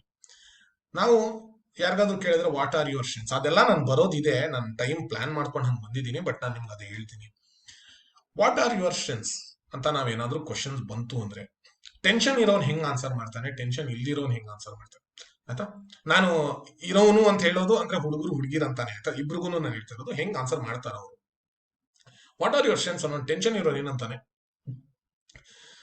Sir I am a team player, I am a leader, hard working, creative ಅಂತೇನೋ ಹೇಳ್ಬಿಡ್ತಾನೆ. 4 ಶಬ್ದ ಹೇಳ್ಬಿಡ್ತಾನ ಅವನು. ಇನ್ನೊಬ್ಬ ಹೆಂಗ್ ಹೇಳ್ತಾನೆ ಗೊತ್ತಾ, ರಿಲ್ಯಾಕ್ಸ್ ಆಗಿರೋನು. ಅದನ್ನ ನಾನು ಇಂಗ್ಲಿಷ್ ಅಲ್ಲಿ ಹೇಳ್ತೀನಿ, ನೀವು ನೋಡಿ. ನೀವು ಅಷ್ಟು ಫ್ಲೂಯೆಂಟ್ ಆಗಿ ಮಾತಾಡ್ಬೇಕು ಅಂತಿಲ್ಲ, ಬಟ್ ನಾನು ಏನು ಅದ್ರಲ್ಲಿ ಏನ್ ನಿಮ್ ಗಮನ ಆಯ್ತು ಅಂತ ನಂಗೆ ಹೇಳಿ. Sir I think I am a team player because let me give you an example sir. In our college fest, we were short of sponsorship by 25,000. Instead of going to the college management and asking for money, I approached 5 of my friends whose fathers are businessmen, and I spoke with them, and we got 5,000 from each of those, and we ultimately met our sponsorship budget. ಏನು ಇದ್ರಲ್ಲಿ ನೀವು ಅರ್ಥ ಮಾಡ್ಕೋಬೇಕು ಅಂದ್ರೆ, ಒಂದು, ತುಂಬಾ ವೇಗವಾಗಿ ಮಾತಾಡಕ್ ಹೋಗ್ಬೇಡಿ ಇಂಗ್ಲಿಷ್ ಅಲ್ಲಿ. ಎಲ್ಲೂ ಆರಾಮಾಗಿ ಮಾತಾಡಿ. ನೀವು ನೋಡಿ, ಯಾರ್ಯಾರು ಇಂಗ್ಲಿಷ್ ಇವಾಗ ನೀವು ಇಂಗ್ಲೆಂಡ್ ಅವ್ರು ನೋಡ್ತೀರಾ ಅಂದ್ರೆ, ಅವ್ರು ಬೇಗ ಮಾತಾಡಕ್ ಹೋಗಲ್ಲ, ನಿಧಾನಕ್ಕೆ ಮಾತಾಡ್ತಾರೆ. ನೀವು ಬೇಗ ಮಾತಾಡಕ್ ಹೋಗುವಾಗ ಏನಾಗತ್ತೆ ಅಂದ್ರೆ ಅದೆಲ್ಲ ಬಂದ್ಬಿಡತ್ತೆ. ಸೊ ಅದಕ್ಕೆ ಆರಾಮಾಗಿ ಮಾತಾಡಿ. ಮೂರನೇ ನೀವು ಗಮನ ಮಾಡ್ಬೇಕು ಅಂದ್ರೆ, ಅವನು ಬರೀ ನಾನು ಟೀಮ್ ಪ್ಲೇಯರ್ ಅಂತ ಅಷ್ಟೇ ಮುಗಿಸಿಲ್ಲ, ಅವನು ಅದಕ್ಕೆ ಎಕ್ಸಾಂಪಲ್ ಕೊಟ್ಬಿಟ್ಟು ಮಾತಾಡಿದ್ದಾನೆ. ನೀವು ಹಾಗೇನೆ HR ಇಂಟರ್ವ್ಯೂ ಇರ್ಲಿ, ಎಲ್ಲೇನೇ ಇರ್ಲಿ, ಮಾತಾಡ್ಬೇಕು, ಎಕ್ಸಾಂಪಲ್ ಕೊಡ್ಬೇಕು, ಡೇಟಾ ಕೊಡ್ಬೇಕು, ಏನೋ ನಂಬರ್ಸ್ ಇದ್ರೆ ನಂಬರ್ ಕೊಡ್ಬೇಕು, ಏನು ಅಂತ ಮಾತಾಡ್ಬೇಕು. ಅವಾಗ್ಲೇನೆ ನಿಮ್ಗೆ ಅವಾಗ ಕಾನ್ಫಿಡೆನ್ಸ್ ಬರೋದು ಇನ್ನೊಬ್ಬನಿಗೆ, ಓ ಈ ಕ್ಯಾಂಡಿಡೇಟ್ ಚೆನ್ನಾಗಿದ್ದಾರೆ ಅಂತ. ಸೊ ಇದ್ರಲ್ಲಿ ಅಕಸ್ಮಾತ್ ನನ್ ಕೆಲವರು ಅಂತಾರೆ, ಸರ್ ನಂಗೆ ಗ್ರಾಮರ್ ಬರಲ್ಲ ಸರ್, ತಪ್ಪಾಗ್ಬಿಡತ್ತೆ ಸರ್, ಹೆಂಗ್ ಮಾತಾಡ್ಲಿ ಸರ್ ಅಂತ. ಪರವಾಗಿಲ್ಲ, ನಿಮ್ಗೆ ಇಂಟರ್ವ್ಯೂ ಇನ್ 1 ತಿಂಗಳಿದೆ ಅಂದ್ರೆ, ನೀವು ಇವತ್ತು ನಿಮ್ಗೆ ಇಂಗ್ಲಿಷ್ ಕಮ್ಯುನಿಕೇಶನ್ ಪ್ರಾಬ್ಲಮ್ ಇದೆ ಅಂದ್ರೆ 1 ತಿಂಗಳಲ್ಲಿ ನೀವು ಎಕ್ಸ್ಪರ್ಟ್ ಆಗಕ್ಕಾಗಲ್ಲ. ಬೇಡ, ಏನ್ ಮಾಡಕ್ಕಾಗತ್ತೆ ಯೋಚನೆ ಮಾಡೋಣ. ಇವಾಗ ನಂಗೆ 1 ತಿಂಗಳಾದ್ಮೇಲೆ, ನಾನು ಇಷ್ಟ ತನಕ ನಾನು ಸೌಟೇ ಹಿಡ್ದಿಲ್ಲ, 1 ತಿಂಗಳಾದ್ಮೇಲೆ ನನ್ಗೊಂದು ಕುಕಿಂಗ್ ಮಾಡಿ ಅಂತ ಹೇಳಿದ್ರೆ, ನಾನು ಹೋಗ್ಬಿಟ್ಟು ಬಿರಿಯಾನಿ ನೋಡಕ್ ಹೋಗಲ್ಲ, ನಾನು ಅನ್ನ ಸಾರು ಸಾಂಬಾರು ತಿಳಿ ತೊವೆ ಅದ್ ಮಾಡಕ್ ಹೋಗ್ತೀನಿ. ಅದನ್ನ ಕಲೀರಿ, ಅದನ್ನ ಚೆನ್ನಾಗಿ ಮಾಡಿ ಅಷ್ಟೇ. ಮಾತಾಡಿ, 1-2 ತಪ್ಪಾದ್ರೆ ಏನೂ ಪರವಾಗಿಲ್ಲ. ಇವಾಗ ನಾನು ಯಾರಪ್ಪ ನನ್ನ ಹತ್ರ ಇವಾಗ 1 ನಿಮಿಷ ಮಾತಾಡ್ತಾರೆ ಅಂತ ಕೇಳಿದ್ರೆ ಯಾರೂ ಮಾತಾಡಲ್ಲ. ಯಾಕಂದ್ರೆ ಎಲ್ಲಾರ್ಗು ಭಯ, ಇನ್ನೊಬ್ಬ ಏನ್ ಹೇಳ್ತಾನೋ, ಇನ್ನೊಬ್ಳು ಏನ್ ಹೇಳ್ತಾಳೋ ಅಂತ. ಇಂಟರ್ವ್ಯೂ ಅಲ್ಲಿ ಇನ್ಯಾರು ಇಲ್ಲ ನೋಡಕ್ಕೆ, ನೀವು ಅಲ್ಲಾದ್ರೂ ಓಪನ್ ಆಗಿ ಮಾತಾಡಿ, ಆಯ್ತಾ? ಆಮೇಲೆ ಅವ್ರು ಇದನ್ನು ಕೇಳ್ತಾರೆ, ವಾಲ್ಯೂಮ್ ಇದೆಯಾ ಅಂತ. ಇವಾಗ ನನ್ನ ವಾಲ್ಯೂಮ್ ನೋಡಿ, ನಾನು ಚಿಕ್ಕವನಿಂದಾನು ನಾನು ತುಂಬಾನೇ ಬಾಯ್ ಬಡ್ಕಂತಾನೆ ಮಾತಾಡೋದು, ಬಟ್ ನಿಮ್ ವಾಲ್ಯೂಮ್ ಇಷ್ಟು ಇರಬೇಕು. ನೀವು ಗುಸು ಗುಸು ಗುಸು ಏನಂತ ಕೇಳ್ಸಲ್ಲ ಅಂತ ಹಂಗ ಆಗ್ಬಾರ್ದು. ನಾನೇನು ಕಿರಿಸ್ತಿಲ್ಲ, ನಾನು ಮಾತಾಡೋದೇ ಹೀಗೆ. ಬಟ್ ನಿಮ್ದು ವಾಲ್ಯೂಮ್ ಕಮ್ಮಿ ಇದೆ ಅಂದ್ರೆ ಸ್ವಲ್ಪ ಒಳ್ಳೆ ಹೆಡ್ಸೆಟ್ ತಗೊಳ್ಳಿ. ಇಲ್ಲ ನೀವು ಸ್ವಲ್ಪ ಆ ದಿನ ಇಂಟರ್ವ್ಯೂ ಅಂತ ಸ್ವಲ್ಪ ಜೋರಾಗಿ ಮಾತಾಡಕ್ ನೋಡಿ. ಕೇಳಿಸ್ತಾನೆ ಇಲ್ಲ ಅಂದ್ರೆ ಇಂಟರ್ವ್ಯೂರ್ 2 ಸಲ ಹೇಳ್ತಾನೆ, ma'am I could not hear you, please speak loudly ಅಂತ. ಅದಾದ್ಮೇಲೆ ಅವ್ನು ಬಿಟ್ಟೇ ಬಿಡ್ತಾನೆ. ಇವ್ರಿಗೆ ಪ್ರತಿ ಸಲ ಪ್ರತಿ ಕ್ವಶನ್ ರಿಪೀಟ್ ಮಾಡಕ್ ಆಗಲ್ಲ ನಾನು, ಹೋಗ್ಲಿ ಬಿಡಿ ಪರವಾಗಿಲ್ಲ ಅಂತ ಬಿಟ್ಬಿಡ್ತಾರೆ. ಆಯ್ತಾ.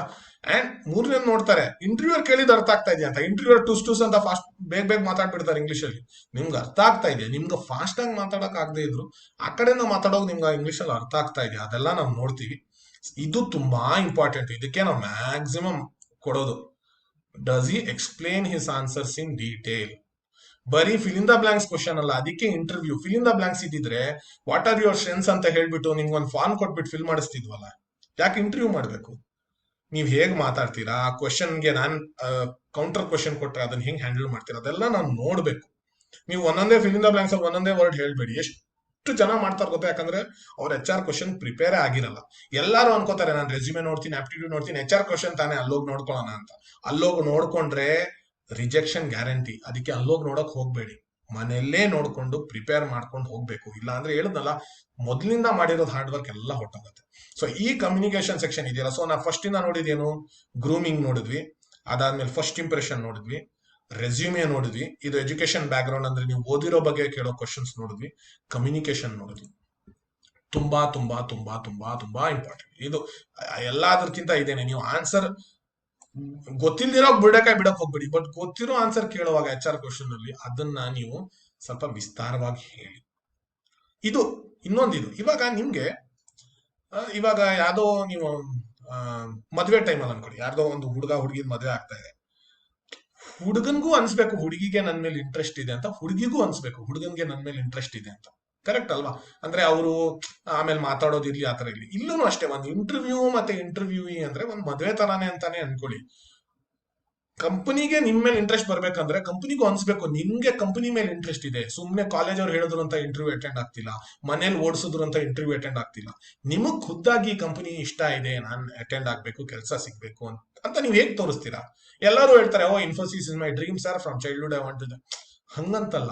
ಫಸ್ಟ್ ಇದ್ ಎರಡೇ ವಿಷಯ ಮಾಡಿದ್ರೆ ಸಾಕು. ಒಂದೊಂದ್ಸಲ ಅವ್ರು ಕೇಳ್ತಾರೆ question, why do you want to join us, what do you know about Infosys or any company, what do you know about XYZ company ಅಂತ ಕೇಳುವಾಗ ನೀವು ಸರ್ ಇನ್ಫೋಸಿಸ್ ಇಸ್ MNC ಅಂತ ಹೇಳ್ಬಿಟ್ಟು ನಿಲ್ಸ್ಬಿಟ್ರೆ ಗೋವಿಂದ. ಸೊ ಅವಾಗ ಏನ್ ಮಾಡ್ಬೇಕು ಅಂದ್ರೆ, ಈ ಕಂಪನಿ ನೀವು ಅಟೆಂಡ್ ಆಗುವಾಗ ವಿಕಿಪೀಡಿಯಾನೋ ಆ ಕಂಪನಿ ಸೈಟ್ಗೆ ಹೋಗ್ಬಿಟ್ಟು ಆ ಕಂಪನಿ ಬಗ್ಗೆ ಸ್ವಲ್ಪ ಕಲೀರಿ. ಏನ್ ಕೆಲಸ ಮಾಡ್ತಾರ ಅವರು, ಯಾವ್ಯಾವ ಇಂಡಸ್ಟ್ರಿಲಿ ಇದ್ದಾರೆ, ಏನ್ ಹೊಸದೇನಾದ್ರು ನ್ಯೂಸ್ ಬಂದಿದೆಯಾ ಆ ಕಂಪನಿ ಬಗ್ಗೆ, ಅಷ್ಟು ನೋಡ್ಕೊಳ್ಳಿ ಸಾಕು. ಆ ಕಂಪನಿ ಕುಲಾಗೋತ್ರ ನೋಡ್ಬೇಕು ಅಂತಿಲ್ಲ, ಅಷ್ಟೇ ಒಂದ್ 5 ಸೆಂಟೆನ್ಸ್ ಮಾತಾಡೋ ತರ ನೋಡಿ. ಆಮೇಲೆ ಜಾಬ್ ಡಿಸ್ಕ್ರಿಪ್ಷನ್, ನಿಮ್ ಕಾಲೇಜು ನೀವು ಅಪ್ಲೈ ಮಾಡ್ತಿರುವಾಗ ಏನ್ ಆಫರ್ ಮಾಡ್ತಾ ಇದಾರೆ ಅವರು. ಟೆಸ್ಟಿಂಗ್ ಇದ್ರೆ ಸಾಫ್ಟ್ವೇರ್ ಹೇಳ್ಬೇಡಿ, ಸಾಫ್ಟ್ವೇರ್ ಇದ್ರೆ ನೀವು ಆರ್ಟಿಫಿಷಿಯಲ್ ಇಂಟೆಲಿಜೆನ್ಸ್ ಅಂತ ಹೇಳ್ಬೇಡಿ. ಏನ್ ಜಾಬ್ ಡಿಸ್ಕ್ರಿಪ್ಷನ್ ಇದೆಯೋ ಅದ್ರ ಮೇಲೆ ಹೇಳಿ. ನೀವು ಯಾವ್ದೋ ಬೇರೆದ್ ಹೇಳಿದ್ರೆ ಅವ್ರಿಗೆ ಅನ್ಸ್ಬಿಡುತ್ತೆ, ಇವನ್ಗೆ ಇಂಟ್ರೆಸ್ಟ್ ಇಲ್ಲ ನಮ್ಮ ಸೇರಕ್ಕೆ, ಸುಮ್ನೆ ಬಂದಿದ್ದಾನೆ ಅಂತ ಅನ್ಸುತ್ತೆ.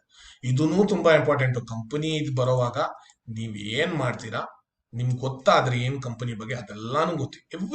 ನೋಡಿ ಎಲ್ಲದಕ್ಕೂ ಒಂದೊಂದೇ ಮಾರ್ಕ್ ಇರೋದು. ನೀವು ಎಲ್ಲಾ ನೆಗ್ಲೆಕ್ಟ್ ಮಾಡಿದ್ರೆ ಎಲ್ಲಾ ಕಡೆ 0 ಬರುತ್ತೆ. ಇಲ್ಲ, ಬಟ್ ಎಲ್ಲಾನು ನೀವು ಸ್ವಲ್ಪ ಅಟೆನ್ಷನ್ ಕೊಟ್ರೆ ಎಲ್ಲಾ ಕಡೆ 1 ಬರುತ್ತೆ. ಅದು ತುಂಬಾ ಇಂಪಾರ್ಟೆಂಟ್. ನಾನು HR ಕ್ವಶನ್ ಇರೋದು ಇಲ್ಲಿ ಬರ್ತೀನಿ ಸಪರೇಟ್ ಆಗಿ. ಅದು ನಾವು ಜನರಲಿ 2 ಬೈ ದ ಇಂಟರ್ವ್ಯೂರ್ ಅಂತಿತ್ತು, ಬಟ್ ಸಪರೇಟ್ ಬಂದ್ರೆ ಬೇರೆದೇ HR ಇಂಟರ್ವ್ಯೂ ಇರುತ್ತೆ ಅಂದ್ರೆ ಸ್ವಲ್ಪ ಜಾಸ್ತಿ ಕ್ವಶನ್ ಬರುತ್ತೆ. ನಾನು ಈ ಕ್ವಶನ್ಗೆ ಇಲ್ಲಿ ಸ್ವಲ್ಪ ನಾವು ಈ ಕ್ವಶನ್ ಎಲ್ಲ ನಾನು ಈ ಡಾಕ್ಯುಮೆಂಟ್ ಅಲ್ಲಿ ಇಟ್ಟಿದ್ದೀನಿ. ನಾನು ಎಲ್ಲದಕ್ಕೂ HR ಇಂಟರ್ವ್ಯೂ ಬರ್ತೀನಿ. ಈ ಕ್ವಶನ್ಗೆ ಯಾಕೆ ಕೇಳ್ತಾರೆ, ನೀವು ಇದಕ್ಕೆ ಏನ್ ಹೇಳ್ಬೇಕು ಅಂತ ಅದಕ್ಕೆ ಬರ್ತೀನಿ. ಇದು ಟೆಕ್ನಿಕಲ್ ಕ್ವಶನ್ ಇದೆ. ಟೆಕ್ನಿಕಲ್ ಕ್ವಶನ್ ಅಂದ್ರೆ ನಿಮ್ ಬ್ರಾಂಚ್ ಕ್ವಶನ್ ಬಗ್ಗೆ ಇನ್ನೇನಾದ್ರೂ ಇಂಟರ್ವ್ಯೂರ್ ಕೇಳಿದ್ರೆ ಆ ಕ್ವಶನ್ ಕೂಡ ಇಲ್ಲಿ ಬರ್ದ್ಬಿಟ್ಟು ನಿಮ್ ಆನ್ಸರ್ ಮಾಡಿದ್ರು ಇಲ್ಲೋ ಅಂತ ಹಾಕ್ತಾರೆ. ನಿಮ್ ಬ್ರಾಂಚ್ ಬಗ್ಗೆ ಟೆಕ್ನಿಕಲ್ ಕ್ವಶನ್ ಅಂದ್ರೆ ನೀವು ಓದಿರೋ ಕೋರ್ಸ್ ಬಗ್ಗೆ, ಡಿಗ್ರಿನೋ ಪೋಸ್ಟ್ ಗ್ರಾಜುಯೇಷನ್ ಏನ್ ಓದಿದಿರೋ, BA ಕೇಳ್ಬೋದು, ಅವನು ಹಿಸ್ಟ್ರಿಯಲ್ಲಿ ಕೇಳ್ಬೋದು, ಏನೋ ಕೇಳ್ಬೋದು. ಅದ್ರ ಕ್ವಶನ್ ನಿಮ್ಗೆ ಆನ್ಸರ್ ಮಾಡಕ್ ಆಯ್ತಾ ಅಂತ. ಇದು ಕೊನೆ ಪಾಯಿಂಟ್ ನಮ್ದು HR ಇಂಟರ್ವ್ಯೂಲಿ. ಲಾಸ್ಟ್ ಇಂಪ್ರೆಷನ್, ಅವನು ಇಂಟರ್ವ್ಯೂ ಮುಗ್ದಾದ್ಮೇಲೆ ಹೆಂಗ್ ಹೋದ. ಇವಾಗ ನಾನು okay Vinod, it was nice interviewing you, thank you ಅಂತ ನನ್ನ ಕಂಪನಿಯವ್ನು ಹೇಳಿದ್ರೆ ಟಕ್ ಅಂತ ಹೇಳ್ಬಿಟ್ಟು ಇಲ್ಲಿ ಕ್ಯಾಮ್ರಾ ಆಫ್ ಮಾಡೋದಲ್ಲ.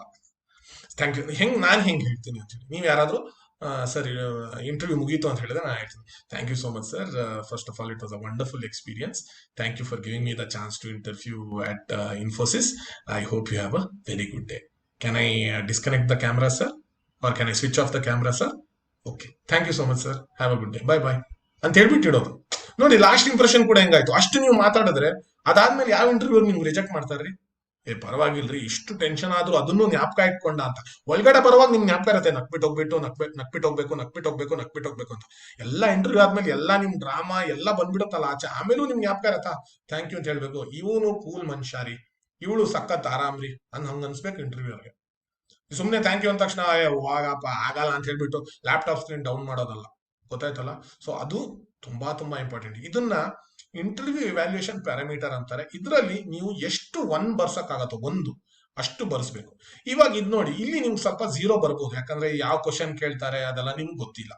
ನೀವು ಅನ್ಕೊಳ್ಳಿ ಎಲ್ಲ ಈ ಮೂರಲ್ಲೂ ಝೀರೋ ಬಂತು ಅಂತ, ಆಯ್ತಾ. ಸ್ವಲ್ಪ ಇಂಟರ್ವ್ಯೂರ್ ಏನಾದ್ರು ಕ್ವಶನ್ ಟೆಕ್ನಿಕಲ್ ಕೇಳಿದ್ರೆ ನಿಮ್ ಬ್ರಾಂಚ್ ಮೇಲೆ ಕೇಳಿದ್ರೆ ಗೊತ್ತಾಗಿಲ್ಲ, ಹೋಗ್ಲಿ ಬಿಡಿ, ಇದೆಲ್ಲ ಝೀರೋ ಅಂದ್ರೂ ಹೋಗ್ಲಿ ಬಿಡಿ.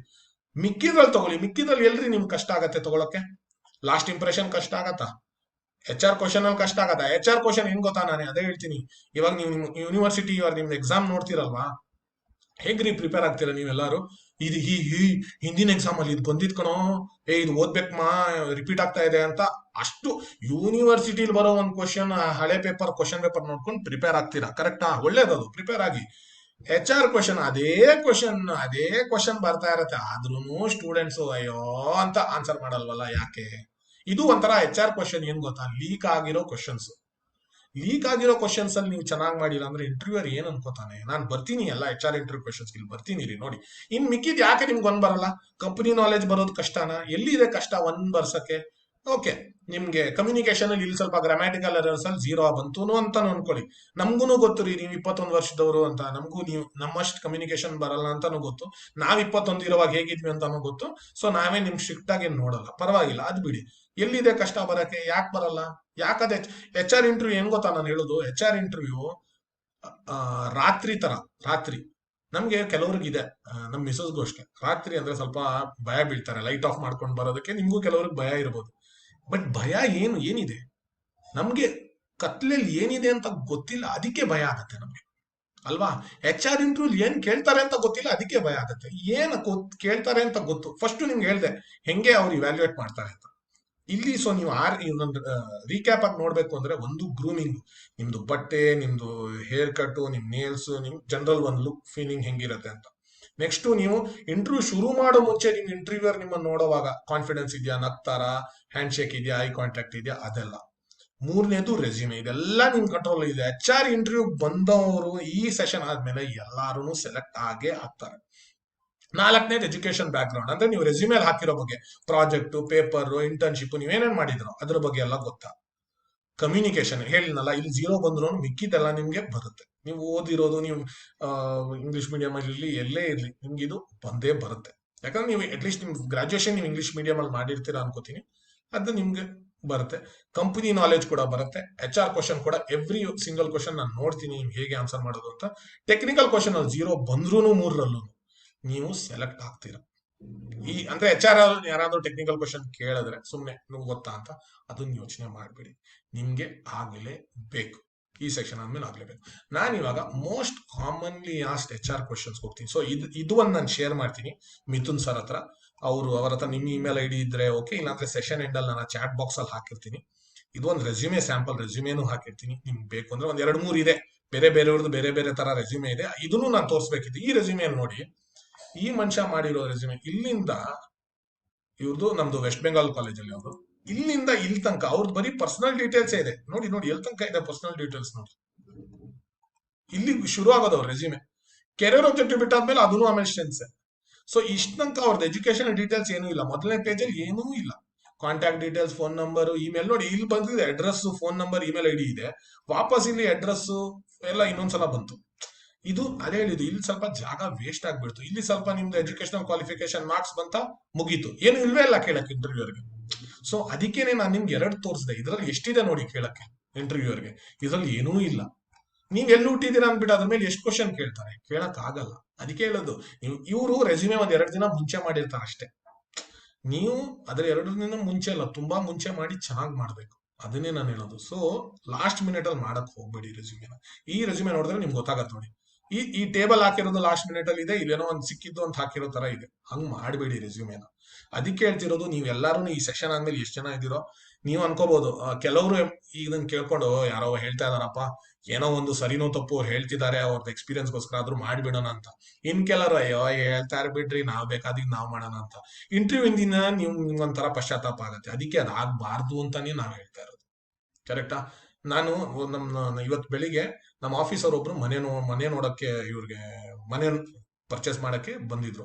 ನಾನು ಅವ್ರ ಜೊತೆ ಹೋದೆ. ಅವ್ರ ಜೊತೆ ಎಲ್ಲ ಗೊತ್ತಿರೋದು ನಮ್ಗೆ, ಯಾರ್ಯಾರು ಲೇಔಟ್ ಏನೇನ್ ಗೊತ್ತಿತ್ತು ಅಂತ. ಅವ್ರು ಹೇಳಿದ್ರು ತುಂಬಾ ಹೆಲ್ಪ್ ಆಯ್ತ್ರಿ ನೀವು ಬಂದಿದ್ದು ಅಂತ. ನಾನೇನ್ ಹೇಳ್ದೆ ಗೊತ್ತಾ, ನಾವು ಮನೆ ಪರ್ಚೇಸ್ ಮಾಡುವಾಗ ನಮ್ಗೆ ಯಾರು ಹೆಲ್ಪ್ ಮಾಡಕ್ ಬರ್ಲಿಲ್ಲ. ಸೊ ನನ್ಗೆ ಗೊತ್ತು ಆ ಕಷ್ಟ. ಅದಕ್ಕೆ ನಾನು ಇನ್ನೊಬ್ರು ಯಾರಾದ್ರೂ ಆತರ ಹೆಲ್ಪ್ ಕೇಳಿದ್ರೆ ನಾನು ಡೆಫಿನೆಟ್ಲಿ ಹೋಗ್ತೀನಿ. ಅದೇ ತರ ಇಲ್ಲಿ ನಾವು ನಿಮ್ ವಯಸ್ಸಲ್ಲಿ ಇರುವಾಗ ನಮ್ಗೆ ಯಾರಿಗೂ ಹೆಲ್ಪ್ ಮಾಡಿರ್ಲಿಲ್ಲ.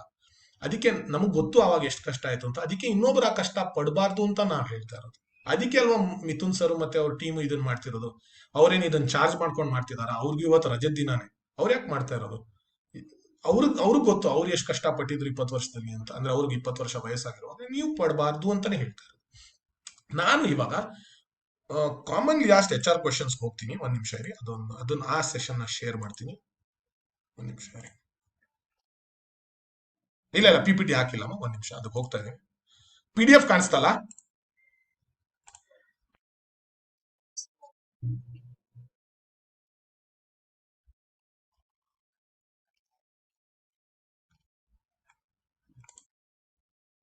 Okay okay. ಸೊ ಯಾರಿಗೂ ಆ PDF ಕಾಣಿಸಿಲ್ವಾ ಸರ್ ಹಾಗಾದ್ರೆ? ಹಾ ಹೌದಾ? ಓಕೆ ಓಕೆ, ಆಯ್ತಾಯ್ತು. ಓಕೆ. ಆತರ ಇದ್ರೆ ಯಾರಾದ್ರೂ ಸ್ಟೂಡೆಂಟ್ ದಯವಿಟ್ಟು ಸ್ವಲ್ಪ ನಮ್ಗೆ ಹೇಳ್ಬಿಡಿ. ಅದು ಅವಾಗ ಅವ್ರಿಗೂ ನಾವು ಹೇಳ್ಬಿಡ್ಬೋದು. ಒಂದ್ ನಿಮಿಷ, ನಾನು PPTಗೆ ಹೋಗ್ತೀನಿ. ಒಂದ್ ನಿಮಿಷ ಅದನ್ನ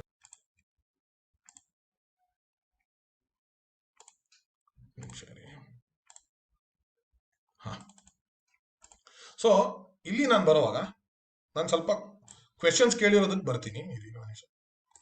ಕಾಣಿಸ್ತಾ ಇದೆಯಾ ಈಗ PPT? Sir okay sir. So ನಾನು ಹೇಳೋದು ಇದು, ನೀವು ಈ ಸೆಷನ್ ಇಂದ ಇವತ್ತಿಂದ ನಿಮ್ HR ಇಂಟರ್ವ್ಯೂ ವರೆಗೂ ಒಂದೇ ಕ್ವಶನ್ ಮೇಲೆ ನಾನು ಕೆಲಸ ಮಾಡ್ತೀನಿ ಸರ್. ಯಾವ ಕ್ವಶನ್ ಮೇಲೆ ಅಂತ ಹೇಳಿ ಅಂದ್ರೆ ನಾನು ಹೇಳೋದಿದೆ, tell me about yourself, what is your background, can you tell me something about Ramesh, ಅಂದ್ರೆ ಆ ತರದಂತ ಕ್ವಶನ್ ಕೇಳ್ತಾರೆ. ಇದು ತುಂಬಾ ತುಂಬಾ ಇಂಪಾರ್ಟೆಂಟ್. ನನ್ಗೆ ಯಾಕೆ ಗೊತ್ತಾ ಬೇಜಾರಾಗೋದು, ಈ ಕ್ವೆಶನ್ ನಲ್ಲಿ ನಿಮ್ಗೆ ಕೆಲಸ ಆಲ್ಮೋಸ್ಟ್ ಸಿಗೋ ತರ ಇರೋದನ್ನು ಎಷ್ಟೊಂದು ಸ್ಟೂಡೆಂಟ್ಸ್ ಹಾಳು ಮಾಡ್ಕೋತಾರೆ. ಯಾಕೆ ಗೊತ್ತಾ? Over confidence. ನನಗೆ ಇದು ಗೊತ್ತು, ನಾನ್ ಬಿಟ್ರೆ ಇನ್ ಯಾರ ಆನ್ಸರ್ ಮಾಡ್ತಾರೆ ಇದನ್ನ ಅಂತ ಬರ್ತಾರೆ. ಅಷ್ಟು ಕಷ್ಟಪಟ್ಟು ಬಂದಿರ್ತಾರೆ ಗೊತ್ತಾ. ನಿಮ್ಗೆ ಆ ದುಃಖ ಗೊತ್ತಿಲ್ಲ. ಕೆಲವ್ರಿಗೆ ಗೊತ್ತಿರ್ಬೋದು, ಕೆಲವು ಇಂಟರ್ವ್ಯೂ ರಿಜೆಕ್ಟ್ ಆಗಿರ್ಬೋದು, ಇಲ್ಲ ಕೆಲವ್ರು ಸೆಲೆಕ್ಟ್ ಆಗಿರ್ಬೋದು, ಇನ್ನ ಕೆಲವ್ರು ಇಂಟರ್ವ್ಯೂ ಅಟೆಂಡ್ ಇನ್ನ ಆಗ್ಬೇಕಾಗಿರ್ಬೋದು. ಪ್ಲೀಸ್ ಆ ಸಿಚುವೇಶನ್ ಅಲ್ಲಿ ನೀವು ಹೋಗ್ಬೇಡಿ. ಯಾಕಂದ್ರೆ ನೀವು ಮನೆಗೆ ಬಂದು, ಅಮ್ಮ ನಾನು ಆಪ್ಟಿಟ್ಯೂಡ್ ಕ್ಲಿಯರ್ ಆದೆ, GD ಕ್ಲಿಯರ್ ಆದೆ, ಟೆಕ್ನಿಕಲ್ ಇಂಟರ್ವ್ಯೂ ಕ್ಲಿಯರ್ ಆದೆ, ಇಂಟರ್ವ್ಯೂ ರಿಜೆಕ್ಟ್ ಆದೆ HR ಅಲ್ಲಿ ಅಂದ್ರೆ, ನಿಮ್ ತಾಯಿ ಪಕ್ಕದ ಮನೆಗೆ ಹೋಗ್ಬಿಟ್ಟು ಜಂಬದಿಂದ ಹೇಳಲ್ಲ, ನನ್ನ ಮಗಳು ಹಿಂಗೆ HR ಇಂಟರ್ವ್ಯೂ ರಿಜೆಕ್ಟ್ ಆದ್ರು ಅಂತ. ಯಾವಾಗ ಜಂಬದಲ್ಲಿ ಹೇಳೋದು? ಕೆಲಸ ಸಿಕ್ಕಾದ್ಮೇಲೆ ಮಾತ್ರ. ನೀವು ಒಂದೇ ಕ್ವಶನ್ ಪ್ರಿಪೇರ್ ಮಾಡ್ತೀರಾ ಅಂದ್ರೆ ಈ ಕ್ವಶನ್ ಮಾಡ್ಲೇಬೇಕು ರೀ. ಈ ಕಾಲಲ್ಲಿ ಇರೋರು ಎಷ್ಟ್ ಜನ ಇದೀರೋ ಎಲ್ಲಾರು ಈ ಕ್ವಶನ್ ಹೆಂಗ್ ಆನ್ಸರ್ ಮಾಡ್ಬೇಕು ಅಂದ್ರೆ, ಈ ಕ್ವಶನ್ ನೀವು ಚೆನ್ನಾಗಿ ಆನ್ಸರ್ ಮಾಡಿದ್ರ ಅಂದ್ರೆ ನಿಮ್ಗೆ ಕೆಲಸ ಸಿಗತ್ತೆ. ಯಾಕೆ ಹೇಳಿ? ನಾನು ಮುಂಚೆ ಹೇಳದ್ನಲ್ಲ, 90 ಸೆಕೆಂಡ್ ಇರುತ್ತೆ ಅಂತ.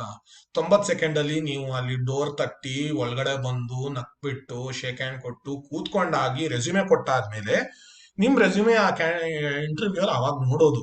ಅವಾಗ ನಿಮಗ್ ಕೇಳ್ತಾರೆ, ಓಕೆ, ಯಾಕಂದ್ರೆ ಶುರು ಮಾಡ್ಬೇಕಲ್ಲ ಇಂಟರ್ವ್ಯೂ. ಆ ಇಂಟರ್ವ್ಯೂ ಸೊ ನೀವು ಏನು ಅಂತ ಹೇಳಿ, tell me about yourself ಅಂತ ಕೇಳ್ತಾರೆ. ನಾವೇನ್ ಅನ್ಕೋತೀವಿ, ನಾನು ಆನ್ಸರ್ ಮಾಡ್ಬಿಟ್ಟಿದ್ದೀನಪ್ಪ, HR ಇಂಟರ್ವ್ಯೂ ಹೆಂಗಿದೆ ತಪ್ಪು ನಾನು ಹೇಳ್ಬಿಟ್ಟಿದ್ದೀನಿ ಅಂತ. ಎಲ್ಲಾರು ಏನ್ ಗೊತ್ತಾ ಹೇಳೋದು, ನಾನ್ ಇವಾಗ ಯಾರಿಗಾದ್ರೂ ನಿಮ್ ಹತ್ರ ಬಂದ್ಬಿಟ್ಟು ಗನ್ ಇಟ್ಬಿಟ್ಟು tell me about yourself ಅಂತ ಹೇಳಿದ್ರೆ ನೀವ್ ಏನ್ ಆನ್ಸರ್ ಮಾಡ್ತೀರಾ ಅಂತ ನಾನು ಇವಾಗ ಹೇಳ್ತೀನಿ ನೋಡಿ. Sir, I am Vinod Prabhu, my father's name is Manjunath Prabhu, mother's name is Chitra Prabhu, I am from Ballari, I am studying 7th semester in RV college of engineering Bengaluru.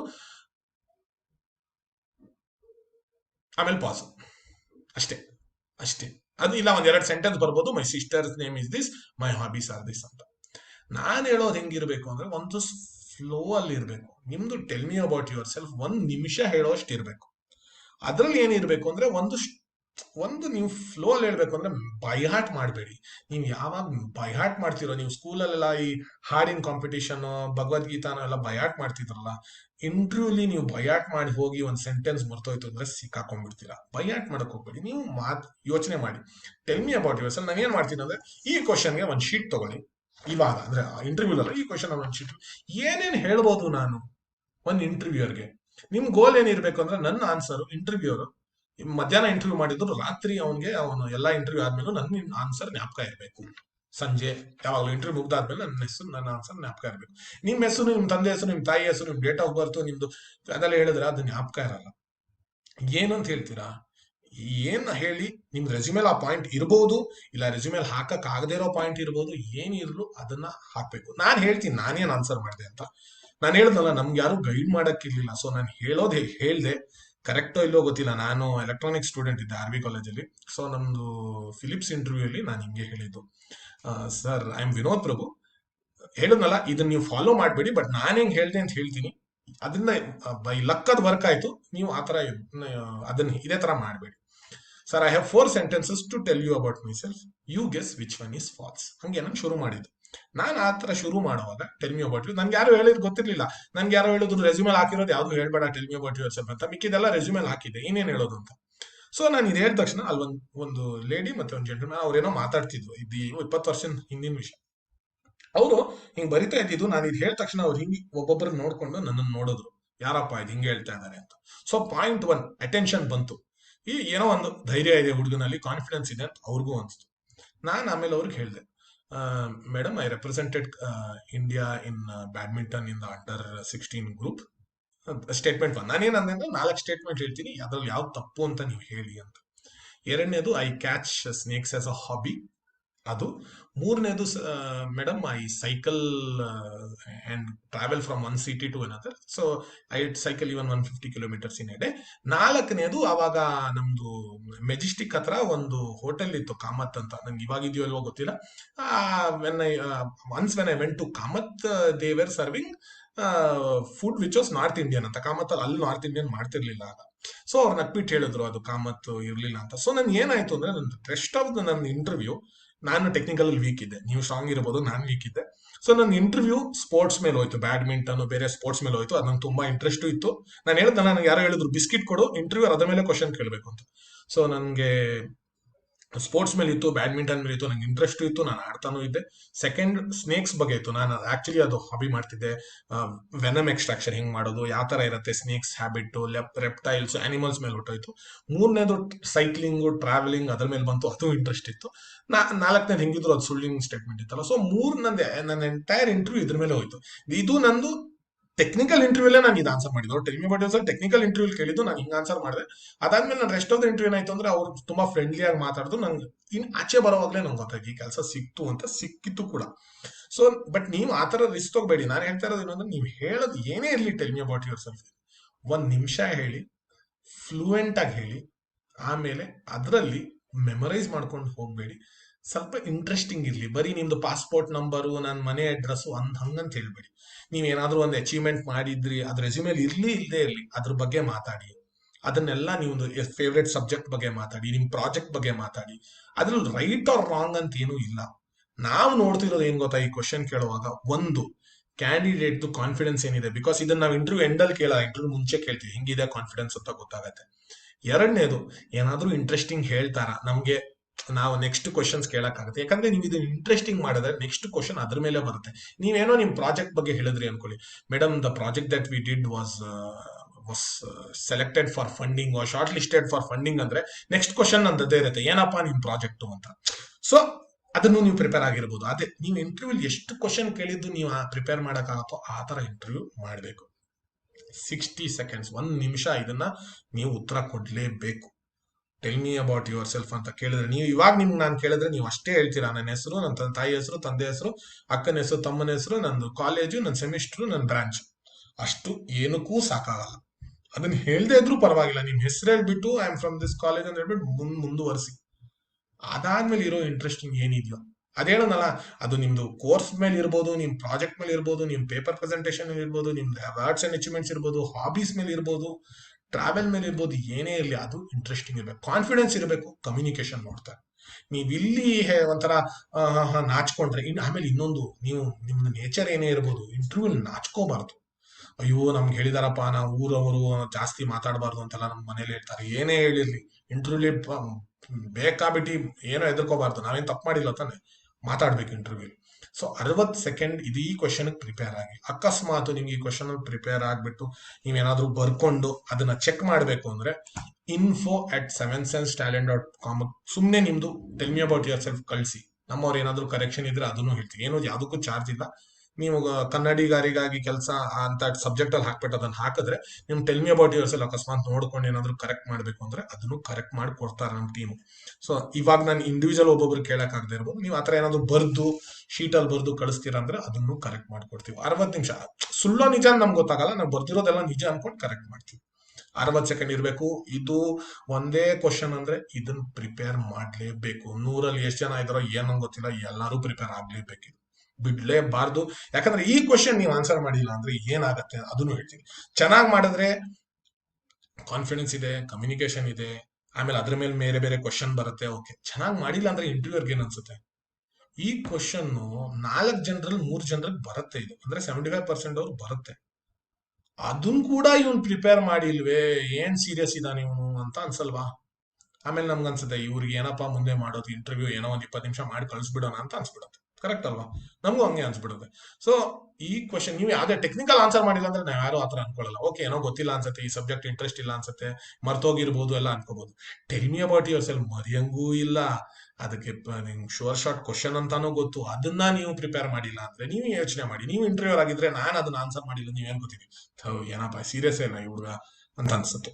So ಅದನ್ನ ಮಾತ್ರ ಕಡ್ಡಾಯವಾಗಿ ನೀವು ಪ್ರಿಪೇರ್ ಆಗ್ಲೇಬೇಕು ಈ ಕ್ವಶನ್, ಆಯ್ತಾ? ಸೊ ನಿಮ್ಗೆ ಅದು ಬರ್ದು ನಿಮ್ಗೆ ಯಾರಿಗಾದ್ರೂ ಡೌಟ್ ಇದ್ದು ಎಂಡಲ್ಲಿ ನಾನು ಒಂದು 15 ನಿಮಿಷ ನಿಮ್ಗೆ 20 ನಿಮಿಷ ಏನೋ ಕೊಡ್ತೀನಿ ಎಂಡಲ್ಲಿ ಕ್ವಶನ್ಸ್ ಕೇಳಕ್ಕೆ. ದಯವಿಟ್ಟು ಕ್ವಶನ್ಸ್ ಕೇಳಿ. ನಿಮ್ಗೆ ಯಾರು ಇನ್ನೊಬ್ಬ ಯಾರು ಅಟೆಂಡ್ ಆಗ್ತಿದ್ದಾರೆ ಅಂತ ಗೊತ್ತಿಲ್ಲ, ಅವ್ರು ಯಾರೋ ನಿಮ್ನ ನಗೋದಿಲ್ಲ. ಅದೇ ಹೇಳೋದು, ನಾವು ರೋಡಲ್ಲಿ ಹೋಗ್ತಿರೋವಾಗ ನಾವು ಬಿದ್ರೆ ನಾವು ಫಸ್ಟ್ ನಮ್ ಕಾಲ್ ಗೇಟ್ ಆಯ್ತಾ ಅಂತ ನೋಡಲ್ಲ, ಯಾರ್ಯಾರು ನೋಡಿದ್ರಪ್ಪ ಅಂತ ಹಿಂಗ್ ನೋಡ್ತೀವಿ. ಆ ಆಟಿಟ್ಯೂಡ್ ಇಂದ ಆಚೆ ಬನ್ನಿ. ನಿಮ್ಗೆ ಏನ್ ಡೌಟ್ ಇದೆಯೋ at end of the session ready ಮಾಡ್ಕೊಂಡು ಕೇಳಿ. ಇನ್ನೊಬ್ಬ ಏನ್ ಅನ್ಕೋತಾನೋ, ಅವ್ರು ನಗ್ತಾರೋ ಅವ್ರು ನಗಲ್ವೋ ಬಿಟ್ಬಿಡಿ. ನಿಮ್ ಲೈಫ್ ನೀವೇ ಜವಾಬ್ದಾರಿ. ನಿಮ್ ತಂದೆ ತಾಯಿಗೆ ನೀವೊಬ್ರೇ ಉತ್ತರ ಕೊಡ್ಬೇಕು, ಅವ್ರ ರೆಸ್ಪಾನ್ಸಿಬಿಲಿಟಿ ನಿಮ್ಮೊಬ್ರ ಮೇಲೆ ಇರೋದು, ಆಯ್ತಾ? ಸೊ ಅದನ್ನ ನೋಡ್ಕೊಂಡು ಮಾಡಿ. ಇವಾಗ ಈ ತರ ಕ್ವಶನ್ ಕೇಳಿದ್ರೆ, are you a team player, are you a leader, are you a creative person, are you innovative, ಏನೋ ಒಂಥರ ಕ್ವಶನ್ಸ್ ಬರುತ್ತೆ HR ಅಲ್ಲಿ. ಸೊ ಇವಾಗ ನಾನು HR ಕ್ವಶನ್ಸ್ ಹೆಂಗ್ ಆನ್ಸರ್ ಮಾಡೋದು ಅಂತ ಹೇಳ್ತೀನಿ. ಈ ತರ ಬಂದ್ರೆ ಎಷ್ಟೊಂದ್ ಜನ ಎಸ್ ಅಂತ ಹೇಳ್ಬಿಟ್ಟು ನಿಂತ್ ಬಿಡ್ತಾರೆ. ಎಸ್ಸೋ ನೋಗಲ್ಲ ಇರೋದು ಕ್ವಶನ್ ಇದು. ಇವಾಗ ನನ್ಗೆ ಈ ತರ ಬಂದ್ರೆ ನಾನು ಹೆಂಗೆ ಆನ್ಸರ್ ಮಾಡ್ತೀನಿ ಅಂತ ಹೇಳ್ತೀನಿ. ಅದಾದ್ಮೇಲೆ ನಾನು ಆನ್ಸರ್ ಮಾಡುವಾಗ ಅದನ್ನ ಇಂಗ್ಲಿಷಲ್ಲೇ ಮಾಡ್ತೀನಿ. ಸೊ ಅದಕ್ಕೆ ನಿಮ್ಗೆ ಅದು ಗೊತ್ತಾಗ್ಲಿ, ಅದು ಹೇಗೆ ಒಬ್ರು ಎಕ್ಸ್ಪೀರಿಯನ್ಸ್ ಇರೋರು ಅದನ್ನ ಆನ್ಸರ್ ಮಾಡ್ತಾರೆ ಅಂತ. ಎಕ್ಸ್ಪೀರಿಯನ್ಸ್ ಅಲ್ಲ, ಆಸ್ ಅ ಸ್ಟೂಡೆಂಟ್ ಹೇಗೆ ಮಾಡ್ಬೋದು ಅಂತ ನಮ್ಗೆ ಗೊತ್ತಾಗುತ್ತೆ. Are you a creative person, are you a leader, ಏನೇ ಕ್ವಶನ್ ಇರಲಿ ಅವ್ರು ಯೋಚನೆ ಮಾಡ್ತಾ ಇರೋದು ನೀವು ಇದಕ್ಕೆ ಏನಂತ ಒಂದು ಎಕ್ಸಾಂಪಲ್ ಕೊಡ್ಲೇಬೇಕು. ಎಸ್ ನೋ ಅಂತ ನಿಲ್ಲಿಸ್ಬೇಡಿ. ಆರ್ ಯು ಎ ಲೀಡರ್ ಅಂತ ಬರುವಾಗ ನಾನು ಹೇಳ್ತೀನಿ, yes madam, I am a leader. In our school we had volunteering work for leprosy India, and they wanted us to get donations from our neighbors. I took the initiative and I planned this with my class teacher in school, where each student would be given one small incentive for getting the contributions. And then I planned and had one bench leader, and each bench leader was supposed to get so much contribution. And ultimately in the entire school our class had the highest contribution. ಅಂದ್ರೆ ಅದು example ಏನೇ ಇರಲಿ, ನಾನಿದು on the spot ಹೇಳಿದ್ದು. ನೀವು ಈ ತರ question ಬಂದ್ರೆ, leader ಬಂದ್ರೆ ನಾನು ಏನ್ ಎಕ್ಸಾಂಪಲ್ ಕೊಡ್ಬೋದು ಫಸ್ಟ್ ಅದನ್ನ ಯೋಚನೆ ಮಾಡಿ. Are you a team player ಆ ತರದ್ ಬಂದ್ರೆ ಏನ್ ಎಕ್ಸಾಂಪಲ್ ಕೊಡ್ಬೋದು ಯೋಚನೆ ಮಾಡಿ. ಯೋಚನೆ ಮಾಡ್ಕೊಂಡು ಅದ್ರ ಮೇಲೆ ನೀವು ಸ್ವಲ್ಪ ನೀವು ಬರೆದ್ಬಿಟ್ಟು ಅಭ್ಯಾಸ ಇದ್ರೆ ಬರೆದ್ಬಿಟ್ಟು ಮಾಡಿ, ಇಲ್ಲ ನೀವು ವಾಯ್ಸ್ ರೆಕಾರ್ಡರ್ ತರ ಮಾಡ್ಕೊಂಡು ವಾಯ್ಸ್ ರೆಕಾರ್ಡ್ ಮಾಡಿದ್ರೆ ವಾಯ್ಸ್ ರೆಕಾರ್ಡ್ ಮಾಡಿ, ಅದನ್ನ ಪ್ರಿಪೇರ್ ಮಾಡಿ. ಇವಾಗ ನಾನು ಲೀಡರ್ ಅಂದ್ರೆ HelpAge India R leprosy India ಅಂತ ಅಷ್ಟು ಮಾತ್ರ ಯೋಚನೆ ಮಾಡಬೇಡಿ. ಆ ಪಾಯಿಂಟ್ ಬಂತ ಅದನ್ನ ಹೇಗೆ ಹೇಳ್ತೀರಾ ಅದನ್ನು ಸ್ವಲ್ಪ ಪ್ರಿಪೇರ್ ಮಾಡಿ. ಇಲ್ಲ ಕೆಲವರು ಕನ್ನಡಿ ಮುಂದೆ ಪ್ರಿಪೇರ್ ಆಗ್ತಾರೆ, ಕೆಲವರು ವೆಬ್ ಕ್ಯಾಮ್ ಮುಂದೆ ಪ್ರಿಪೇರ್ ಆಗ್ತಾರೆ, ಕೆಲವರು ಸ್ಕ್ರೀನ್ ರೆಕಾರ್ಡಿಂಗ್ ಫೋನ್ ಅಲ್ಲಿ ಮಾಡ್ಕೊಂಡು. ನಮ್ಗೆಲ್ಲ ಅದೆಲ್ಲ ಇರ್ಲಿಲ್ಲ. ನಾವು ಓದ್ತಿರೋವಾಗ ನಾವು ಸುಮ್ಮನೆ ಏನ್ ಬಂತೋ ಹೇಳ್ತಿದ್ವಿ. ನಿಮ್ಗೆ ಅದೆಲ್ಲ ಇದೆ. ಆ ಟೂಲ್ಸ್ ಹೇಳಿದ್ನಲ್ಲ, ಒಂಥರ ಚಾಕು ತರ ಅಡಿಗೆನೂ ಮಾಡ್ಬೋದು, ಕತ್ತರಿಸಬಹುದು. ಅದೇ ತರ ಫೋನು, ಲ್ಯಾಪ್ಟಾಪ್ ನಿಮ್ಮಿಂದ ಅದು ಉಪಯೋಗನೂ ಬರ್ಬೋದು, ಇಲ್ಲ ನಿಮ್ಗೆ ಅದನ್ನ ಡ್ಯಾಮೇಜು ಮಾಡ್ಬೋದು, ಅದೇ ತರ. ಸೊ ನೀವು ಅದನ್ನ ಉಪಯೋಗಿಸ್ಕೊಳ್ಳಿ. ಇದೊಂದು ಈ ತರದ್ ಏನೇ ಕ್ವಶನ್ ಬಂದ್ರು ಮುಂಚೆ ನೋಡಿ, ಈ ತರದ್ ಏನೇನ್ ಕ್ವಶನ್ ಕೇಳ್ಬೋದು: leader, team player, creative person, are you patient, are you ambitious, ಆ ತರದೆಲ್ಲ ಕ್ವಶನ್ಸ್ ಬಂದ್ರೆ ನೀವು ಎಸ್ ಆರ್ ನೋ ಅಂತ ಹೇಳ್ಬಿಟ್ಟು ಅದಕ್ಕೆ ಏನ್ ಎಕ್ಸಾಂಪಲ್ ಕೊಡ್ತೀರಾ ಆ ಎಕ್ಸಾಂಪಲ್ ಮುಂಚೆ ಪ್ರಿಪೇರ್ ಮಾಡಿ. ಈ ಎಲ್ಲಾ ಕ್ವಶನ್, ಎಚ್ ಆರ್ ಕ್ವಶನ್ಗೂ ನಾನು ಅಲ್ಲೋಗಿ ಇಂಟರ್ವ್ಯೂ ಅಲ್ಲಿ ಆನ್ಸರ್ ಮಾಡ್ತೀನಿ ಅಂದ್ರೆ ಆಗಲ್ಲ. ಯಾಕಂದ್ರೆ ಇಂಟರ್ವ್ಯೂ ಆಲ್ರೆಡಿ ಕೆಲವು ಕ್ವಶನ್ಸ್ ಇರುತ್ತೆ, ನೀವು ಅದು ಪ್ರಿಪೇರ್ ಮಾಡಕ್ ಆಗಿಲ್ಲದೆ ಇರಬಹುದು. ಸಡನ್ ಆಗಿ ಕೇಳುವಾಗ ನೀವು ಅಲ್ಲಿ ಕೂತ್ಕೊಂಡು ಪ್ರಿಪೇರ್ ಮಾಡಬೇಕು, ಅದನ್ನ ಏನು ಮಾಡಕ್ಕಾಗಲ್ಲ. ಈ ತರ ಕ್ವಶನ್ಸ್ ಹೋಗ್ಬಿಟ್ಟು ಅಲ್ಲಿ ಪ್ರಿಪೇರ್ ಮಾಡಕ್ ಹೋಗ್ಬೇಡಿ. ಅಲ್ಲಿ ಪ್ರಿಪೇರ್ ಮಾಡಕ್ ಹೋಗುವಾಗ ನಿಮ್ first of all grammar, tension ಅದೆಲ್ಲ ಆಗತ್ತೆ. ಕಾನ್ಫಿಡೆಂಟ್ ಆಗಿರಿ, ಪ್ರಿಪೇರ್ ಆಗಿದೆ ನೀವು. ಈ ಕ್ವಶನ್ ಅಂತ ಭಯಾಟ್ ಮಾಡಬೇಡಿ, ಓಕೆ ಅಂತ ಕಾನ್ಫಿಡೆನ್ಸ್ ಆಗಿ ಅಬ್ಬಾಸ್ ಅದೇ ಕ್ವಶನ್ ಗೊತ್ತು ಅಂತ ಹೇಳ್ಬಿಟ್ಟು ಆರಾಮಾಗಿ ಆನ್ಸರ್ ಮಾಡಿ. ವಿತ್ ಎಕ್ಸಾಂಪಲ್ ಒಂದು 6-7 ಸೆಂಟೆನ್ಸ್ ಅಂತ ಎಕ್ಸ್ಪ್ಲೇನ್ ಮಾಡಿ. ಅಂಡ್ ಮಾತಾಡೋವಾಗ್ಲೂ ವೆಬ್ ಕ್ಯಾಮ್ ಮೇಲೆ ನೋಡ್ತಾ ಇರಿ, ಅಲ್ಲಿ ಕೂತಿದ್ರೆ ಇಬ್ರು ನೋಡಿ. ಎಷ್ಟೊಂದ್ ಜನ ಏನ್ ಮಾಡ್ತಾರೆ ಅಂದ್ರೆ ಇಂಟರ್ವ್ಯೂ ಕ್ವಶನ್ ಒಬ್ಬ ಕೇಳಿದ್ರೆ ಅವ್ರನ್ನೇ ನೋಡ್ತಾರೆ. ಅವಾಗ ಏನಾಗುತ್ತೆ ಗೊತ್ತಾ, ಇನ್ನೊಬ್ರಿಗೆ ಸ್ವಲ್ಪ ಬೇಜಾರಾಗುತ್ತೆ, ಏನಪ್ಪಾ ನಾನ್ ಇಂಪಾರ್ಟೆಂಟ್ ಇಲ್ವಾ, ನನಗ್ ನೋಡೋದೇ ಇಲ್ವಾ ಅಂತ. ಸೊ ಇಂಟರ್ವ್ಯೂವರ್ ಯಾರೇ ಕೇಳಿರ್ಲಿ, 2-3 ಜನ ಇದ್ರೆ ಎಲ್ಲಾರನ್ನೂ ಯಾವಾಗ್ಲೂ ನೋಡಿ. ಎಲ್ಲಾರು ನೋಡೋವಾಗ ಹೆಂಗ್ ಗೊತ್ತಾ, ಕೆಲವ್ರು ಹೆಂಗ್ ಮಾಡ್ತಾರೆ ಗೊತ್ತಾ, ಇಂಟರ್ವ್ಯೂ ನಾವು ನೋಡಿದೀವಲ್ಲ, ನಾನೊಂದು 10,000 ಜನ ನೋಡಿದೀನಿ ಅದ್ರ ಇಂಟರ್ವ್ಯೂಲಿ. ಹಿಂಗ್ ನೋಡ್ತಾ ಇರ್ತಾರೆ. ಅವ್ರಿಗೆ ಯಾರೋ ಹೇಳಿದ್ದಾರೆ ಎಲ್ಲಾರು ನೋಡಿ ಅಂತ, ಅವ್ರು ಹಿಂಗೆ ಹಿಂಗೆ ಅಂತ ಒಬ್ರನ್ನ ನೋಡ್ತಾ ಇರ್ತಾರೆ. ಒಂಥರ ಹಂಗಲ್ಲ. ನೀವು ಮಾತಾಡ್ತಾ ಇವಾಗ 3 ಜನ ನಿಮ್ ಸ್ನೇಹಿತರು ಕೂತಿದ್ರೆ ಹೆಂಗ್ ಮಾತಾಡ್ತೀರಾ? ಹಿಂಗ್ ಮಾತಾಡಿ ಹಾಯ್, ಹಿಂಗ ಮಾತಾಡ್ಕೊಂಡು ಹೋಗ್ತಿರಲ್ಲ, ಅದೇ ತರ ಮಾತಾಡ್ಬೇಕು ಇಲ್ಲೂನು. ಸೊ 3 ಜನರನ್ನು ನೋಡಿ, ಐ ಕಾಂಟ್ಯಾಕ್ಟ್ ಇರ್ಲಿ, ಹ್ಯಾಂಡ್, ವರ್ಚುವಲ್ ಇಂಟರ್ವ್ಯೂ ಇರ್ಲಿ, ನೀವು ಲೈವ್ ಅಲ್ಲಿ ಕೈ ಮೂವ್ಮೆಂಟ್ ಎಲ್ಲ ಸ್ವಲ್ಪ ಇರ್ಲಿ ನೀವು ಮಾತಾಡುವಾಗ. ಯಾಕಂದ್ರೆ ಹೆಂಗ್ ಮಾಡಿ ಅಂದ್ರೆ, ನೀವು ಕ್ಯಾಮ್ರಾ ಹೆಂಗ್ ಇಡ್ಬೇಕು ಅಂದ್ರೆ ಸ್ವಲ್ಪ ದೂರ ನಿಮ್ ಈ ಪಾರ್ಟ್ ಇಂದ ಮೇಲ್ಗಡೆ ಕಾಣಿಸ್ಬೇಕು. ಸೊ ನಿಮ್ ಐ ಮೂವ್ಮೆಂಟ್ ಅದೆಲ್ಲ ಇಲ್ಲಿಂದ ಸ್ವಲ್ಪ ಕಾಣಿಸ್ಬೇಕು. ಬರೀ ಇಷ್ಟು ಕಾಣಿಸೋ ತರ ಮಾಡಬೇಡಿ, ಇಲ್ಲ ಫುಲ್ ಕೆಳಗಡೆ ಹೋದಂಗ ಮಾಡ್ಬೇಕು. ಇಷ್ಟು ಇಲ್ಲಿಂದ ಮೇಲ್ಗಡೆ ಕಾಣಿಸ್ಬೇಕು. ನೀವು ಹ್ಯಾಂಡ್ ಕೈ ಏನೇನ್ ಮೂವ್ಮೆಂಟ್ ಮಾಡ್ತೀರಿ ಎಲ್ಲ ಕಾಣಿಸ್ಬೇಕು. ಯಾಕೆ ಕೈ ಮೂವ್ಮೆಂಟ್ ಇಂಪಾರ್ಟೆಂಟ್? ಅವಾಗ ಗೊತ್ತಾಗತ್ತೆ ಇವನು ನ್ಯಾಚುರಲ್ ಆಗಿದ್ದಾನೆ, ಇವನು ಟೆನ್ಷನ್ ಅಲ್ಲಿ ಇಲ್ಲ. ಟೆನ್ಷನ್ ಇರುವಾಗ ನಾವು ಹಿಂಗೆಲ್ಲ ಮಾಡಲ್ಲ, ನಾವು ಸ್ವಲ್ಪ ಹಿಂಗೆ ಕೂತ್ಬಿಡ್ತೀವಿ. ಸೊ ಅದು ಇಂಪಾರ್ಟೆಂಟ್. ಇದು ಎರಡನೇ ಟೈಪ್ ಆಫ್ ಕ್ವಶನ್ ನೀವು ಪ್ರಿಪೇರ್ ಆಗ್ಬೇಕಾಗಿರೋದು. ಇದನ್ನು ಒಂಥರ ಇಂಡೈರೆಕ್ಟ್ ಆಗಿ ಕೇಳ್ತಾರೆ, what is your dream job ಅಂತ. ಸೊ ಡ್ರೀಮ್ ಜಾಬ್ ಇವಾಗ ಇನ್ಫೋಸಿಸ್ ಯಾವ್ದೋ ಒಂದು ಕಂಪ್ನಿ ಬಂದಿದೆ ಅಂದ್ರೆ, ನಿಮ್ ಡ್ರೀಮ್ ಜಾಬ್ ಇನ್ಫೋಸಿಸ್ ಹಂಗೆ ಅಂತ ನೀವು ಯಾವಾಗ್ಲೂ ಹಂಗ್ ಹೇಳ್ಬೇಡಿ, sir Infosys my dream job ಹಂಗಂತಲ್ಲ. ನಾನು ಇದ್ರೆ ಹೆಂಗ್ ಹೇಳ್ತಿದ್ದೆ madam, when I was told, ನಾನು ಸ್ವಲ್ಪ ನಿಧಾನ ಕೇಳ್ತೀನಿ, ಕೆಲವರು ಸ್ವಲ್ಪ ಅದು ಸ್ಪೀಡ್ ಇಂಗ್ಲಿಷ್ ಅಲ್ಲಿ ಜಾಸ್ತಿ ಆದ್ರೆ ಸ್ವಲ್ಪ ನಿಧಾನ ಕೇಳ್ತೀನಿ. When I was informed that Infosys is coming to my campus, I spoke with two of my seniors who are currently working in Infosys. They told me that the work-life balance, ಅಂದ್ರೆ ಕೆಲಸ ಮತ್ತೆ ನಿಮ್ಗೆ free time ಸಿಗೋದು, work-life balance is very good at Infosys. One of the professors in my college had worked in Infosys before, and I asked him about the projects. Oh, ನಿಧಾನಪ್ಪ, ಸ್ವಲ್ಪ ಮ್ಯೂಟಲ್ ಇಡಿಮಾ. ಯಾರಮ್ಮ ಅದು, ಸ್ವಲ್ಪ ಮ್ಯೂಟಲ್ ಇಡಿ. Okay. So and then we got to know, sorry, no, no, a chain of thought out. So the professor told me that the projects in Infosys are on emerging technologies, which is very good. I also spoke with I also did research online. So ಇದೆಲ್ಲ ಹೇಳುವಾಗ ನಿಮ್ಗೆ ಗೊತ್ತಾಗುತ್ತೆ ನೀವು research ಮಾಡಿದೀರಾ ಇನ್ಫೋಸಿಸ್ ಅಲ್ಲಿ ಇರೋದು ಅಂದ್ರೆ ಅದಕ್ಕೇನೆ. So what you know about the company, company ಬಗ್ಗೆ ಏನಾದ್ರು ಸ್ವಲ್ಪ ತಿಳ್ಕೋಬೇಕು. ಸೀನಿಯರ್ ಪ್ರತಿ ಸಲ ಸಿಗಲ್ಲ ನಿಮ್ಗೆ ಆ ಕಂಪನಿಲಿ ಕೆಲಸ ಮಾಡೋರು, ಪ್ರೊಫೆಸರ್ ಪ್ರತಿ ಸಲ ಸಿಗಲ್ಲ ಆ ಕಂಪನಿಲಿ ಕೆಲಸ ಮಾಡಿರೋರು. ಬಟ್ ಆ ಕಂಪನಿಲಿ ಏನಿದೆ, ಗ್ಲಾಸ್ ಡೋರ್ ಅಲ್ಲಿ ನೋಡಿ, ಕೋರಾದಲ್ಲಿ ನೋಡಿ, ಯಾವ್ದೋ ಜಾಬ್ ಇರುವಾಗ ಅವ್ರು ಏನ್ ಹೇಳ್ತಾ ಇದ್ದಾರೆ, ವಾಟ್ ಈಸ್ ಗುಡ್ ಅಂತ ಹೇಳ್ತಾ ಇರ್ತಾರೆ. ಸ್ಯಾಲ್ರಿ ಚೆನ್ನಾಗಿದೆ, ಅದು ಮಾತ್ರ ಮಾತಾಡಕ್ ಹೋಗ್ಬಿಡಿ. ಡ್ರೀಮ್ ಜಾಬ್ ಅಲ್ಲಿ ಪ್ರಾಜೆಕ್ಟ್ಸ್ ಚೆನ್ನಾಗಿದೆ, ಆ, ನಿಮ್ಗೆ ನಿಮ್ಗೆ ಕಲ್ಚರಲ್ ಇವೆಂಟ್ಸ್ ಇದೆ, ನಿಮ್ಗೆ ತುಂಬಾ ಕಲಿಯಕ್ಕೆ ಆನ್ಲೈನ್ ಕೋರ್ಸಸ್ ಎಲ್ಲ ಕೊಡ್ತಾರೆ, ಅದ್ರ ಬಗ್ಗೆ ಎಲ್ಲ ಹೇಳಿ. So I like a job which gives me freedom to learn emerging technologies. I want to work with good and ambitious team members, and I have seen that Infosys does it. ಅದಕ್ಕೆ Infosys dream job ಅಂತ ಹೇಳಿ. Infosys because Narayana Murthy, ನಾನು ಹುಟ್ಟೋವಾಗ್ಲೇ ನಂಗೆ ನಾರಾಯಣ ಮೂರ್ತಿ ಜೊತೆ ಕೆಲಸ ಮಾಡ್ಬೇಕಿತ್ತು ಹಂಗೆಲ್ಲ ಹೇಳ್ಬಿಡ್ಬೇಡಿ. ನನಗೆ ಕೆಲಸದಲ್ಲಿ 3 ಬೇಕು, ಇಲ್ಲ 4 ವಿಷಯ ಬೇಕು, ಅದು ಇನ್ಫೋಸಿಸ್ ಕೊಡ್ತಾ ಇದೆ, ಆರ್ TCS ಕೊಡ್ತಾ ಇದೆ, ಆರ್ ವಿಪ್ರೋ ಕೊಡ್ತಾ ಇದೆ, ಯಾವ್ದು ಸಿಗ್ತಾ ಇದೆಯೋ ಅದಕ್ಕೆ ಸ್ವಲ್ಪ ರಿಸರ್ಚ್ ಮಾಡ್ಬೇಕು. ನೀವು ಅಲ್ಲಿ ಕೂತ್ಕೊಂಡು ಈ ಕ್ವಶನ್ಗೆಲ್ಲ ಆನ್ಸರ್ ಮಾಡಕ್ಕಾಗಲ್ಲ. What is your dream job ಅಂದ್ರೆ ವರ್ಕಿಂಗ್ ಫಾರ್ ಯು ಅಂತ ಹೇಳ್ಬಿಟ್ಟು ನಿಲ್ಸ್ಬಿಡ್ತೀರಾ. ಅದಕ್ಕೆ ಕೋರಾ ಇದನ್ನೆಲ್ಲ ಮುಂಚೆ ನೋಡಿ. ಅಲ್ಲಿ ನಿಮ್ಗೆ ಪ್ಲಸ್ ಪಾಯಿಂಟ್ ಏನು, ನೆಗೆಟಿವ್ ಪಾಯಿಂಟ್ ಏನು ಅಂತ ಗೊತ್ತಾಗುತ್ತೆ. ನೆಗೆಟಿವ್ ಪಾಯಿಂಟ್ ಬಗ್ಗೆ ಮಾತಾಡಕ್ ಹೋಗ್ಬೇಡಿ, ಪ್ಲಸ್ ಪಾಯಿಂಟ್ ಮಾತ್ರ ಮಾತಾಡಿ ಅಂಡ್ ಅದನ್ನ ಮುಗಿಸಿ. ಇಲ್ಲೂ ಅಷ್ಟೇ, ಏನೇ HR ಕ್ವಶನ್ ಇರಲಿ 6-7 ಸೆಂಟೆನ್ಸ್ ಮಾತಾಡ್ಲೇಬೇಕು. ಅಂತ. ಸೊ ಇದು what is your dream job or why do you want to join us, what you know about Infosys, ಆ ಮೂರಕ್ಕೂ ನೀವು ಇದೇ ತರ ಆನ್ಸರ್ ಮಾಡಬಹುದು. ಇದೆಲ್ಲ ಕಾಮನ್ HR ಕ್ವಶನ್ಸ್ ಎಲ್ಲಾ ಕಡೆ ಕೇಳ್ತಾರೆ. Where do you see yourself 5 years from now? ಇಲ್ಲಿ ಕೆಲವರು ಸ್ಟಾರ್ಸ್ ಇರ್ತಾರೆ ಗೊತ್ತಾ, ನಾವೆಲ್ಲ ಇಂಟರ್ವ್ಯೂ ಮಾಡುವಾಗ ಸ್ವಲ್ಪ ಸ್ಟಾರ್ಸ್ ಗಳು ಬರ್ತಾರೆ ಮುಂದೆ, ಅವ್ರೇನಂತಾರೆ ಗೊತ್ತಾ, ಹಿಂಗೆಲ್ಲ ನೀವು ಆನ್ಸರ್ ಮಾಡಬೇಡಿ. Where do you see yourself 5 years from now ಅನ್ನುವಾಗ ಕೆಲವರು ಸ್ಟಾರ್ಸ್ ಗಳು ಹೇಳ್ತಾರೆ, ಸರ್ ಇನ್ ಯುವರ್ ಸೀಟ್ ಅಂತೆಲ್ಲ ಹೇಳ್ತಾರೆ. ಅದೆಲ್ಲ ಆನ್ಸರ್ ಮಾಡಕ್ ಹೋಗ್ಬೇಡಿ. Or CEO of this company ಅದೆಲ್ಲ ಹೇಳ್ತಾರೆ, ಅದೆಲ್ಲ ಆನ್ಸರ್ ಮಾಡಕ್ ಹೋಗ್ಬೇಡಿ. ಅವ್ರು ಏನ್ ಕೇಳ್ತಾ ಇದಾರೆ, where do you see yourself 5 years from now ಅಂದ್ರೆ ಅದ್ರದ್ದು ಅನುವಾದ ಏನು, ನೀವು ಇನ್ನೊಂದು 5 ವರ್ಷದಲ್ಲಿ ಏನ್ ಆಗ್ಬೇಕು ಅಂತಿದ್ದೀರಾ. ಸೊ ನೀವು CEO ಅದೆಲ್ಲ ಹೇಳಿದ್ರೆ ಏನೋ ಐಡಿಯಾನೇ ಇಲ್ಲ ಅಂತ ಅನ್ಕೋತಾರೆ.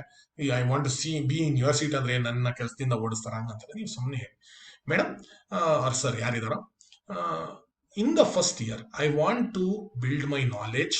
ಸೊ ನಾನು ಹೆಂಗೆ ಹೇಳ್ತೀನಿ ಹೇಳಿ, ಸುಮ್ಮನೆ 5 years ಅಲ್ಲಿ ಇಲ್ಲಿ ಅಂತ ಹೇಳಲ್ಲ, ನಾನು ಒಂದು ಮ್ಯಾಪ್ ತರ ಹೇಳ್ತೀನಿ.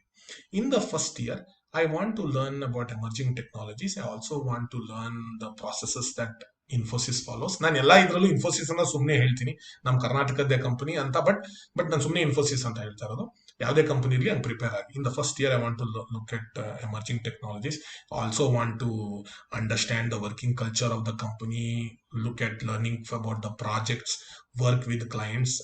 And in the second year I want to look at small modules that I can independently own. ಕೆಲವು ನಾನೇ ಮಾಡಕ್ಕಾಗತ್ತ. I want to look at small modules that I can independently own. In the year 3 and 4, I want to manage a few team members and also look at interacting with the clients directly. And by the end of 5 years, I want to be leading teams, leading projects, and hopefully interacting independently with clients. So ಏನ್ ಅನ್ಸುತ್ತೆ ಅಂದ್ರೆ, ನೀವು ಈ ತರ ಹೇಳಿದ್ರೆ 1, 2, 3, 4, 5 years ಅಲ್ಲಿ ಹೇಗೆ ಹೋಗೋದು ಅಂತಾನು ನಿಮ್ಗೆ ಗೊತ್ತು. ಅಂಡ್ ನಿಮ್ಗೆ ಗೊತ್ತು, ಪ್ಲಾನ್ ಮಾಡಿದೀರ ಅಂತ. ಅದೇ ಹೇಳಿದ್ನಲ್ಲ, ಫಸ್ಟ್ ಇಯರ್ ಅಲ್ಲೇ ನೀವು ಬಾಸ್ ಆಗ್ಬೇಕು ಅಂತ ಯೋಚನೆ ಮಾಡ್ತೀರಾ. ನಿಧಾನಕ್ಕೆ ಅಂದ್ರೆ ಗಲ್ಲಿ ಕ್ರಿಕೆಟ್ ಆಡ್ಬಿಟ್ಟು, ನೀವು ಕ್ಲಬ್ ಕ್ರಿಕೆಟ್ ಆಡ್ಬಿಟ್ಟು, ಸ್ಟೇಟ್ ಲೆವೆಲ್, ಡಿಸ್ಟ್ರಿಕ್ಟ್ ಆಡ್ಬಿಟ್ಟು, ಸ್ಟೇಟ್ ಲೆವೆಲ್ ಆಗ್ಬಿಟ್ಟು ಇಂಟರ್ನ್ಯಾಷನಲ್ ಅಲ್ವಾ, ಹಂಗೆ ಅಲ್ಲಿ ಹೋಗೋದು. ಯಾರಾದ್ರೂ ನೀವು ಸಡನ್ ಆಗಿ ಒಂದು ಕ್ರಿಕೆಟರ್ಗೆ ನಾಳೆ ಎಲ್ಲ ಆಡ್ತೀನಿ ಅಂದ್ರೆ, ಇಂಡಿಯಾಗೆ ಆಡ್ತೀನಿ ಅಂದ್ರೆ ಹುಚ್ಚ ಅನ್ಕೊಂಡ್ಬಿಡ್ತಾರೆ. ಸೊ ಅದೇ ತರ. ಸೊ ನೀವು ಹಂಗೆ ನೀವು ಎಕ್ಸ್ಪ್ಲೇನ್ ಮಾಡ್ಬೇಕು. ಹೇಗೆ ಈ ತರ ಎಕ್ಸ್ಪ್ಲೇನ್ ಮಾಡುವಾಗ ನಿಮ್ಗೆ ಓಕೆ, ಇವನಿಗೆ ಐಡಿಯಾ ಇದೆ, ಕಾನ್ಫಿಡೆನ್ಸ್ ಇದೆ, ಕಮ್ಯುನಿಕೇಶನ್ ಇದೆ. ಹಾಗೆ ನೋಡಿ, ಎವ್ರಿ ಕ್ವಶನ್ ನಾನು ಆನ್ಸರ್ ಮಾಡೋದು ನೋಡಿ, HR ಕ್ವಶನ್ ಆಗಿ ನಾನು ಒಂದು ಫಿಲ್ನ ಬ್ಲಾಂಕ್ಸ್ ಹೇಳಿಲ್ಲ. Where do you C as 5 years ಕೆಲವು ಹೇಳ್ತಾರೆ ಇನ್ ಇನ್ಫೋಸಿಸ್ ಅಂತ. ಅದು ನೀವು ಇರ್ಬೋದು, ಇಲ್ಲದೆ ಇರ್ಬೋದು, ನೀವು ಅದು ಹೇಳಿ. And in 5 years I want to be working in a place that gives me new challenges, gives me tough projects, and I hope Infosys will be that place where I will be working 5 years from now. ಅಷ್ಟೇ. ನೀವೇನು promise ಮಾಡ್ತಿಲ್ಲ, because ನಿಮ್ಗೂ ಗೊತ್ತಿಲ್ಲ. But ನೀವು ಇನ್ಫೋಸಿಸ್ ಕೆಲಸ ಮಾಡಲ್ಲಪ್ಪ, ಇನ್ಫೋಸಿಸ್ ಅಲ್ಲಿ 2 ವರ್ಷ ಇದ್ಬಿಟ್ಟು on site ಹೋಗ್ತೀನಿ ಅದೆಲ್ಲ ಹೇಳ್ತಾ ಇಲ್ಲ. ನೀವು ಯಾವುದೇ ಕಂಪನಿ ಇರಲಿ, ನಾನು ಹೇಳೋದಲ್ಲ, ಇದು ಇನ್ಫೋಸಿಸ್ ಎಲ್ಲಾರ್ಗು ಓಪನ್ ಇಡ್ತಾರೆ, TCS ಇರ್ಲಿ ಎಲ್ಲಾರ್ಗು ಓಪನ್ ಇಡ್ತಾರೆ, ಬೇರೆ ಬೇರೆ ರೋಲ್ ಅಲ್ಲಿ, BCom, BSc, BA. ಬಟ್ ನಾನು ಇದನ್ನ ಎಕ್ಸಾಂಪಲ್ ಕೊಟ್ಟಿದ್ದು. ಹಾ, ಈ ಕ್ವಶನ್ ನಾನು ಮುಂಚೆ ಹೇಳಿದೀನಿ ನಿಮ್ಗೆ ಅಲ್ಲಿ ಕಂಪನಿ ನಾಲೆಜ್ ಅಲ್ಲಿ. What do you know about your company, why do you want to join us, ಇದನ್ನೆಲ್ಲ ನೀವು ಸ್ವಲ್ಪ ರಿಸರ್ಚ್ ಮಾಡಬೇಕು. ಆ ಕಂಪನಿದು ವಿಕಿಪೀಡಿಯಾಗ ಹೋಗಿ, ಆ ಕಂಪನಿ ವೆಬ್ಸೈಟ್ ಹೋಗಿ, ಆ ಕಂಪನಿದು ಜಾಬ್ ಡಿಸ್ಕ್ರಿಪ್ಷನ್ ಓದಿ, ಅದೆಲ್ಲ ನೀವು ಓದ್ಕೊಂಡೇ ಇಂಟರ್ವ್ಯೂಗೆ ಹೋಗ್ಬೇಕು. ಅಲ್ಲಿ ಹೋಗ್ಬಿಟ್ಟು ಕೆಲವರು ಮರ್ತೋಗೋವಾಗ ಹಿಂಗೆಲ್ಲ ಮಾಡ್ತಾರೆ, ಹಂಗೆಲ್ಲ ಮಾಡ್ಬಿಟ್ಟು ಜಾಬ್ ಡಿಸ್ಕ್ರಿಪ್ಷನ್ ಹಂಗೆಲ್ಲ ಮಾಡ್ಬಿಡಿ, ಟೆನ್ಷನ್ ತಗೋಬಿಡಿ. Sir, in the job description you had mentioned, ಇವಾಗ ನಾನು BSc ಯಾರಿಗಾದ್ರೂ ಒಂದು ಎಕ್ಸಾಂಪಲ್ ಕೊಡಬೇಕು ಅಂದ್ರೆ, ಅವ್ರ ಅಕೌಂಟ್ಸ್ ಹೇಳ್ತೀನಿ. In the job description, you had mentioned that it would be tally manager, and I am very interested in that role because I have done this course in tally and I scored very well in that course, and I also use tally to take care of my dad's provision store business. So ಹಂಗೆ ಒಂದು example, ಒಂದು conversation ಮಾಡಿ. ಇಂಟರ್ವ್ಯೂವರ್ಗೆ ನೀವು ಇಷ್ಟ ಆಗ್ಬೇಕು. Computer hire ಮಾಡ್ತಿಲ್ಲ ನಿಮ್ಮನ್ನ, ಒಂದ್ ಮನುಷ್ಯ ಹೈರ್ ಮಾಡ್ತಿದ್ದಾನೆ, ಜೆಂಟ್ಸ್ ಆರ್ ಲೇಡೀಸ್, ಅವ್ರು ಹೈರ್ ಮಾಡ್ತಿರೋದು. ಸೊ ನೀವು ಅದನ್ನ ಒಂದು ಸ್ಟ್ರಕ್ಚರ್ ಅಲ್ಲಿ ಹೇಳ್ಬೇಕು. What you why do want join us ಅಂದ್ರೆ, sir because package is good, ಅದೆಲ್ಲ ಹೇಳ್ಬೇಡಿ. ಅಲ್ಲಿ ತುಂಬಾ ಜನ ಆ ತರದ್ ರಿಜೆಕ್ಟ್ ಆಗ್ತಾರೆ, because it's the first company. ಅದೆಲ್ಲ ಹೇಳ್ಬೇಡಿ, ಅದು ನಿಮ್ ಇಮ್ಮೆಚುರಿಟಿ ತೋರಿಸುತ್ತೆ. ನೀವ್ ಹೇಳಿ, madam the brand is very good, I also read in the newspaper that, ಇವಾಗ TCS ಬಂತು ಅಂದ್ರೆ ಎಷ್ಟೊಂದು ಜನ ಹೇಳ್ಬೋದು, sir the Tata family, especially Ratan Tata and others, they have done a lot for the country. So even at our home, when we have to buy any products, we only buy Tata Salt and Tata Coffee. And even when I want to buy a car, I'll buy a Tata car only. And not just that, madam, TCS is the biggest company in the country. It employs more than 1 lakh people, and it is growing every year. And it is one of the companies that is present in 58 countries. So ಇದೆಲ್ಲ ಹೇಳುವಾಗ ಗೊತ್ತಾಗತ್ತೆ, ಈ ಮನುಷ್ಯನಿಗೆ ನಮ್ಮ company ಬಗ್ಗೆ ಗೊತ್ತು, interest ಇದೆ, ಯಾರು ಫೋರ್ಸ್ ಮಾಡಿ. ಹಾಗೆ no sir please sir I want to work in company sir please sir best sir ಹಂಗೆಲ್ಲ ಮಾತಾಡಕ್ ಹೋಗ್ಬೇಡಿ ಇಂಟರ್ವ್ಯೂ ಅದಕ್ಕೆ ಆಯ್ತಾ. ಸೊ ಈ ತರ ಪಾಯಿಂಟ್ಸ್ ಹೇಳಿದ್ರೆ ಅವ್ರಿಗೂ ಗೊತ್ತಾದೆ ಕ್ಯಾಂಡಿಡೇಟ್ ಇಂಟ್ರೆಸ್ಟೆಡ್ ಇದಾನೆ. Why should we hire you? ನನ್ಗೆ ಇನ್ನ ಜ್ಞಾಪಕ ಇದೆ, ಅರೌಂಡ್ 2006-8 ಅನ್ಸುತ್ತೆ, ನಾನು ಯಾರಿಗೊಬ್ರಿಗೆ ಈ ಕ್ವಶನ್ ಕೇಳಿದೆ. ಆ ಕ್ಯಾಂಡಿಡೇಟ್ ಹತ್ಬಿಟ್ಟ, why should we hire you ಅಂತ ಕೇಳಿದ ತಕ್ಷಣ ಅವ್ನು ಹತ್ಬಿಟ್ಟ. ನನ್ಗೆ ಭಯ ಆಗೋಯ್ತು ಏನಾಯ್ತಪ್ಪ ಅಂತ. ಆಮೇಲೆ ಗೊತ್ತಾಯ್ತು ಆ ಕ್ಯಾಂಡಿಡೇಟ್ಗೆ ಈ ಕ್ವಶನ್ ಕೇಳಿದ ಅರ್ಥ ಏನನ್ಸ್ತು ಅಂದ್ರೆ, ಯು ಆರ್ ನಾಟ್ ಗುಡ್, ಯಾಕಪ್ಪ ನಿನ್ನ ಹೈಯರ್ ಮಾಡಬೇಕು ಅಂತ ಕೇಳ್ದ್ವಿ ಅಂತ ಅನ್ಕೊಂಡ್ಬಿಟ್ಟ ಅವನು. ಈ ಕ್ವಶನ್ ಅರ್ಥ ಅದಲ್ಲ. ಹೇಳಪ್ಪ ನಿಂದ್ರಲ್ಲಿ ಏನ್ ಗುಣ ಇದೆ, ನಾವ್ ನಿಮ್ಮನ್ನ ಹೈಯರ್ ಮಾಡ್ಬೇಕು ಅಂತ, ಈ ತರದ್ ಏನ್ ಗುಣ ಇದೆ ಅಂತ. ಇದ್ರ ಅರ್ಥ ಹಂಗಲ್ಲ, ನಿನ್ನನ್ ಸೆಲೆಕ್ಟ್ ಮಾಡಕ್ ರೆಡಿನೇ ಇಲ್ಲ, ಯಾಕಪ್ಪ ನಿನ್ನನ್ ಸೆಲೆಕ್ಟ್ ಮಾಡ್ಬೇಕು, ಹಂಗಲ್ಲ ಈ ಕ್ವಶನ್ ಅರ್ಥ. ಸೊ ಇದ್ರದ್ದು ಇನ್ನೊಂದು ರೀತಿ ಆಫ್ ಕ್ವಶನ್ ಏನು ಅಂದ್ರೆ, ವಾಟ್ ಆರ್ ಯುವರ್ ಸ್ಟ್ರೆಂತ್ಸ್ ಅಂತ. ವೈ ಶುಡ್ ವಿ ಹೈಯರ್ ಯುದು ಇನ್ನೊಂದು ರೀತಿ ಕ್ವಶನ್ ಕೇಳ್ತಾರೆ, what are your strengths. So ನೀವು ನಿಮ್ದು 2 ಸ್ಟ್ರೆಂತ್ ತಗೊಂಡು ವಿತ್ ಎಕ್ಸಾಂಪಲ್ ಅನ್ನ ಇದರಲ್ಲಿ ಎಕ್ಸ್ಪ್ಲೇನ್ ಮಾಡಬೇಕು. Sir I pay a lot of attention to detail. ಅದು ನನ್ನ ಸ್ಟ್ರೆಂತ್. ನಾನು ಆ ಸ್ಟ್ರೆಂತ್ ಹೈಲೈಟ್ ಮಾಡಬೇಕು ಅಂದ್ರೆ, ನಾನು ಯಾವುದೋ ಟೆಸ್ಟಿಂಗ್ ರೋಲ್ ಅಲ್ಲಿ ಎಲ್ಲೋ ಸೆಲೆಕ್ಟ್ ಮಾಡಿದೆ, ಎಲ್ಲೋ ಅಪ್ಲೈ ಮಾಡ್ತಾ ಇದ್ದೀನಿ ಅನ್ಕೊಳ್ಳಿ, ಆರ್ ಪ್ರೂಫ್ ರೀಡಿಂಗ್ ರೋಲ್. ನೀವು ಬಿ ಎ ಅಲ್ಲಿ ಇದ್ರೆ, ಅದೇ ನಾನು ಎಕ್ಸಾಂಪಲ್ ಕೊಡ್ತಾ ಇದ್ದೀನಿ, ಬಿ ಎದಲ್ಲಿ ಇದ್ರೆ ಪ್ರೂಫ್ ರೀಡಿಂಗ್ ರೋಲ್, ಇಲ್ಲ ನೀವೇನೋ ರಿಸರ್ಚ್ ಬರೆಯೋಕ್ಕೆ ಬಿ ಎಸ್ ಸಿ ಸ್ಟೂಡೆಂಟ್ಸ್ ಏನೋ ಆ ಥರ ಇದ್ರೆ, ನಾನು ಅದೇ ಹೇಳ್ತೀನಿ, madam in every project since I am applying for the tester role or the research role, ಏನ್ ರೋಲ್ ಇದೆಯೋ, I know in that we have to pay a lot of attention to detail. And in every project that I have worked, I have I have been given the responsibility of proofreading the documents. So when I proofread, I pay attention to formatting, grammar, ಅದೆಲ್ಲ ಅಂತ ಹೇಳ್ಬೋದು. So ಈ ಕೆಲ್ಸಕ್ಕೆ ಬೇಕಾಗಿರೋದು ಗುಣ ಇದು ನನ್ನಲ್ಲಿ ಇದೆ, ಅದು ಹೇಳ್ಬೇಕು ನೀವು. ಅದು ಏನ್ ಜಾಬ್ ಇದೆ ಅಂತ ನೀವು ನೋಡಿ. ಇವಾಗ ಸೇಲ್ಸ್ ಯಾವ್ದೋ ಜಾಬ್ ಹೋಗ್ತಾ ಇದ್ದೀರಾ ಅನ್ಕೊಳ್ಳಿ, ಯಾರಾದ್ರೂ BBA ಮಾಡ್ಕೊಂಡು ಮಾರ್ಕೆಟಿಂಗ್ ಮಾಡ್ಕೊಂಡು ಯಾವ್ದೋ ಸೇಲ್ಸ್ ಜಾಬ್ ಹೋಗ್ಬೇಕು ಅಂತಿದ್ರೆ, ಆ ಸೇಲ್ಸ್ಗೆ ಏನ್ ಬೇಕು, ಸ್ಕಿಲ್ ಏನ್ ಬೇಕು? ಒಂದು ಕಮ್ಯುನಿಕೇಶನ್ ಇರ್ಬೋದು, ಒಂದು ಇನಿಷಿಯೇಟಿವ್ ಇರ್ಬೋದು, ಅಂದ್ರೆ ನೀವೇ ಖುದ್ದಾಗಿ ಹೋಗಿ ಮಾತಾಡೋದು. ನೀವು ಕಸ್ಟಮರ್ ಬರ್ಲಿ ಆಮೇಲೆ ನೋಡ್ಕೊಳ್ಳೋ ಅಂತಲ್ಲ, ನಾನೇ ಹೋಗ್ತೀನಿ ಕಸ್ಟಮರ್ ಹತ್ರ ಅಂತ ಹಂಗ್ ಮಾತಾಡ್ತಿರ್ಬೋದು. ಮೂರನೇದು ಕಾನ್ಫಿಡೆನ್ಸ್ ಇರ್ಬೋದು. ಅದೆಲ್ಲ ನಿಮ್ದ್ರಲ್ಲಿ ಇದೆಯಾ? So I have that. ಈ ಕೆಲ್ಸಕ್ಕೆ ಈ 3 ವಿಷಯ ಬೇಕು, ನನ್ನ ಹತ್ರ ಆ 3 ವಿಷಯ ಇದೆ. ಸೊ ನೀವು ಸೇಲ್ಸ್ಗೆ ಹೋಗೋದಿದ್ರೆ ಹೇಳ್ಬೋದು, ಸರ್ ಕಮ್ಯುನಿಕೇಶನ್, ಸರ್ ನಿಮ್ ಕಮ್ಯುನಿಕೇಶನ್ ಚೆನ್ನಾಗಿಲ್ಲ ಅಂದ್ರೆ ನಿಮ್ಗೆ, sir your role is for a marketing profile. In marketing profile communication skills are very important. I know my English communication skills are not very good, but my local language skills are very good, and I can convince people in a combination of English and Kannada, or English and Hindi, or English and Telugu, or Tamil, ಏನೋ ಒಂದು, ನಿಮ್ದು ಏನ್ language ಇದೆಯೋ ಹಾಗೆ. Second, it is about initiative taking. I don't wait and I don't hesitate. Even here, when my faculty member asked me to volunteer for the class representative, I have volunteered. ಅಂತ ಒಂದು example ಕೊಡಿ, initiative ಒಂದು example. ಇದನ್ನೆಲ್ಲ ನೀವು ಅಲ್ಲಿ ಕೂತ್ಕೊಂಡು 2 interview ನಿಮ್ಮನ್ನು ನೋಡ್ತಿರುವಾಗ ಮಾಡಕ್ ಆಗಲ್ಲ. ಪ್ರಿಪ್ರೇಷನ್ ಇದನ್ನ ಇಂಟರ್ವ್ಯೂ ಮುಂಚೆ ಮಾಡಬೇಕು. ಇಂಟರ್ವ್ಯೂ ಮುಂಚೆ ಮಾಡ್ಕೊಂಡು 1-2 ಎಕ್ಸ್ಟ್ರಾ ಪಾಯಿಂಟ್ ಜ್ಞಾಪಕ ಇಟ್ಕೊಳ್ಳಿ, ಅಲ್ಲಿ ಮರ್ತೋಗ್ಬಿಡುತ್ತೆ ನಿಮ್ಗೆ 1-2 ಪಾಯಿಂಟ್. ಸೊ 2 ಪಾಯಿಂಟ್ ಇಟ್ಕೊಂಡು ಅಲ್ಲಿ ಹೋಗಿ 2 ಮರ್ತೋಯ್ತು ಅಂತ ಟೆನ್ಷನ್ ತಗೋಬೇಡಿ. ಪರವಾಗಿಲ್ಲ, ನೀವು ಯಾವ್ದೋ 1-2 ಪ್ರಿಪೇರ್ ಆದ್ರಿ, ನಿಮ್ಗೆ ಸ್ಟಿಲ್ ಆನ್ಸರ್ ಮಾಡೋಕ್ಕಾಗಿಲ್ಲ, ಹೋಗ್ಲಿ ಬಿಡಿ. ಅದನ್ನ ನೋಡ್ಕೊಂಡು ನೆಕ್ಸ್ಟ್ ಕ್ವಶನ್ ಬರೋಲ್ಲ, ಅಯ್ಯೋ ಇದು ಗೊತ್ತಿತ್ತಲ್ಲ ಅಂತ ಕೆಲವರು ಟೆನ್ಷನ್ ಪಡ್ಕೋತಾರೆ. ಹಂಗ್ ಮಾಡ್ಬೇಡಿ. ಹುಡುಗರಿದ್ರೆ ಸ್ವಲ್ಪ ಬಿಂದಾಸ್ ಇರ್ತಾರೆ, ಹುಡುಗಿ ಸ್ವಲ್ಪ ಜಾಸ್ತಿ ಟೆನ್ಷನ್ ತಗೋತಾರೆ, ಅಯ್ಯೋ ಗೊತ್ತಿತ್ತಲ್ಲ, ಆನ್ಸರ್ ಮಿಸ್ ಆಯ್ತು, ಗೊತ್ತಿತ್ತಲ್ಲ ಅಂತ. ಒಂದ್ಸಲ ಕ್ವಶನ್ ಮಿಸ್ ಆಯ್ತು, ಗೊತ್ತಾಗ್ಲಿಲ್ಲ, ನೆಕ್ಸ್ಟ್ ಕ್ವಶನ್ ಬಂತು ಅಂದ್ರೆ ಹಳೆಯದೆಲ್ಲ ಮರ್ತೋಗ್ಬಿಡ್ಬೇಕು, ಆಚೆ ಹಾಕ್ಬೇಕು. ಆಯ್ತಾ? So why should we hire you ಅಂದ್ರೆ ವಾಟ್ ಆರ್ ಯುವರ್ ಸ್ಟ್ರೆಂತ್ಸ್ ತರಾನೇ ಅರ್ಥ. ಆಯ್ತಾ? ಅದೇ why should where your what are your strengths ಅಂತ ಬಂದ್ರು ಅದೇ ಅರ್ಥ.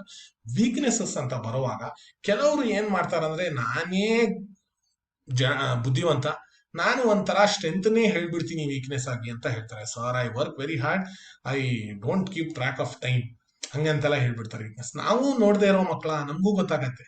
ಸೊ ಇನ್ ಕೆಲವರು ಸ್ವಲ್ಪ ಡ್ಯಾಮೇಜಿಂಗ್ ಎಲ್ಲ ಹೇಳ್ಬಿಡ್ತಿದ್ರು, sir I use to steal money ಅಂತೆಲ್ಲ. ಸೊ ಇದು 2 extreme. So I work very hard, I don't keep track of time ಒಂದು, I use to steal money ಒಂದು. ಹಂಗೆ 2 ಎಕ್ಸ್ಟ್ರೀಮ್ಗೆ ಹೋಗ್ಬೇಡಿ, ಡ್ಯಾಮೇಜಿಂಗು ಮತ್ತೆ ಸಿಲ್ಲಿಗೆ ಹೋಗ್ಬೇಡಿ. ನಾನು ಇದ್ರೆ ಇದು ಹೇಳ್ತಿದ್ದೆ, sir when I join this BCom course, I was staying in the hostel in the first year. I had a very difficult time attending my morning class. My morning class was at 8:30 and I used to miss that class, sir. Then I had a fine from the college. My parents told me that they will not pay the fine, so I had to borrow money, save, and then pay the fine. And after that, I now have 2 alarm clocks. I asked my neighbor to wake me, and now I have improved and now I don't miss my morning class. ಅಂದ್ರೆ ಏನು? Weakness ಅಂದ್ರೆ ಪಂಕ್ಚುಯಾಲಿಟಿನೋ ಅಂತ ಹೇಳಿ ಒಂದು ಶಬ್ದದಲ್ಲಿ ಹೇಳಿ ನಿಲ್ಸೋ ಬದಲು ನಾನೇ ಹೇಳ್ದೆ ನಂದು ವೀಕ್ನೆಸ್ ಏನು, ಬೆಳಿಗ್ಗೆ ನಂಗೆ ಹೇಳಕ್ ಆಗ್ತಿರ್ಲಿಲ್ಲ. ಆ ವೀಕ್ನೆಸ್ ಇಂದ ಏನ್ ತೊಂದರೆ ಆಯ್ತು ನನಗೆ? ಅಟೆಂಡೆನ್ಸ್ ಶಾರ್ಟೇಜ್ ಆಯ್ತು, ಫೈನ್ ಕಟ್ಬೇಕಾಯ್ತು, ತಂದೆ ಫೈನ್ ಕೊಡಲ್ಲ ಅಂದ್ರು, ಏನೇನೋ ತೊಂದರೆ ಆಯ್ತು. ಅದರಿಂದ ನಾನು ಏನ್ ಕಲ್ತೆ, ಏನ್ ಬದಲಾವಣೆ ಆಯ್ತು, ಅದು ತುಂಬಾ ಮುಖ್ಯ. ನಂದು ವೀಕ್ನೆಸ್ ಏನು, ಕುಂದುಕೊರತೆ ಏನು, ಅದರಿಂದ ತೊಂದರೆ ಏನಾಯ್ತು, ಆ ತೊಂದರೆ ಆಗಿದ್ರಿಂದ ನಾನು ಏನ್ ಕಲ್ತೆ. ಇವಾಗ ನೀವು ಪಂಕ್ಚುಯಾಲಿಟಿ, ನಾನು ಬೆಳಿಗ್ಗೆ ಎದ್ದೇಳಲ್ಲ, ಈಗ್ಲೂ ಬೆಳಿಗ್ಗೆ ಎದ್ದೇಳಲ್ಲ ಅಂದ್ರೆ ಈ ಮನುಷ್ಯ ಏನು ಇಂಪ್ರೂವ್ನೇ ಆಗಲ್ಲ ಅನ್ಕೋತಾರೆ. ನಾನು ಬೆಳಿಗ್ಗೆ ಎದ್ದೇಳಲ್ಲ, ಅದರಿಂದ ನನಗೆ ಈ ತೊಂದರೆ ಆಯ್ತು, ಅದಕ್ಕೆ ನಾನು ಇವಾಗ ಈ ತರ ಮಾಡ್ತಾ ಇದ್ದೀನಿ. ನಾನು ಬೆಳಿಗ್ಗೆ ರಾತ್ರಿ ಸ್ವಲ್ಪ ಬೇಗ ಮಲಗ್ತೀನಿ, ರಾತ್ರಿ ನಾನು ಗೇಮ್ಸ್ ಆಡಲ್ಲ, ಇಲ್ಲ ನಾನು ಅಲಾರಾಮ್ ಇಟ್ಟಿರ್ತೀನಿ, ನಮ್ಮ ಪಕ್ಕದ ರೂಮ್ ಅವನ್ಗೆ ಎದ್ದೇಳ್ಸಕ್ ಹೇಳ್ತೀನಿ, ಏನೇನೇನೇನು ಅದು ಮಾಡಿ ಇವಾಗ ಸರ್ ನನ್ಗೆ ಇವಾಗ ಅಟೆಂಡೆನ್ಸ್ ಶಾರ್ಟೇಜ್ ಇಲ್ಲ, ನನ್ಗೆ ಫೈನ್ ಇಲ್ಲ. ಸೊ ನಮಗೂ ಗೊತ್ತು ನಮಗೂ ಗೊತ್ತು, ಒಂದ್ 21 ವರ್ಷದಿರೋರ್ಗೆ ಬೆಳಿಗ್ಗೆ ಎದ್ದೇಳಿರಲ್ಲ, ಲೇಟ್ ಆಗಿರುತ್ತೆ, ನಮಗೂ ತೊಂದರೆ ಆಗಿತ್ತು, ಎಲ್ಲರಿಗೂ ಆಗಿರುತ್ತೆ. ಬಟ್ ನೀವೇನ್ ಕಲ್ತ್ರಿ ಅದರಲ್ಲಿ? ಅದು ಅದು ಇದಿಲ್ಲದೆ ಇರ್ಬೋದು, ಏನೇ ಇರ್ಬೋದು, ಬೇರೆದೇನಾದ್ರೂ ಇರ್ಬೋದು, ಕಮ್ಯುನಿಕೇಶನ್ ಇರ್ಬೋದು.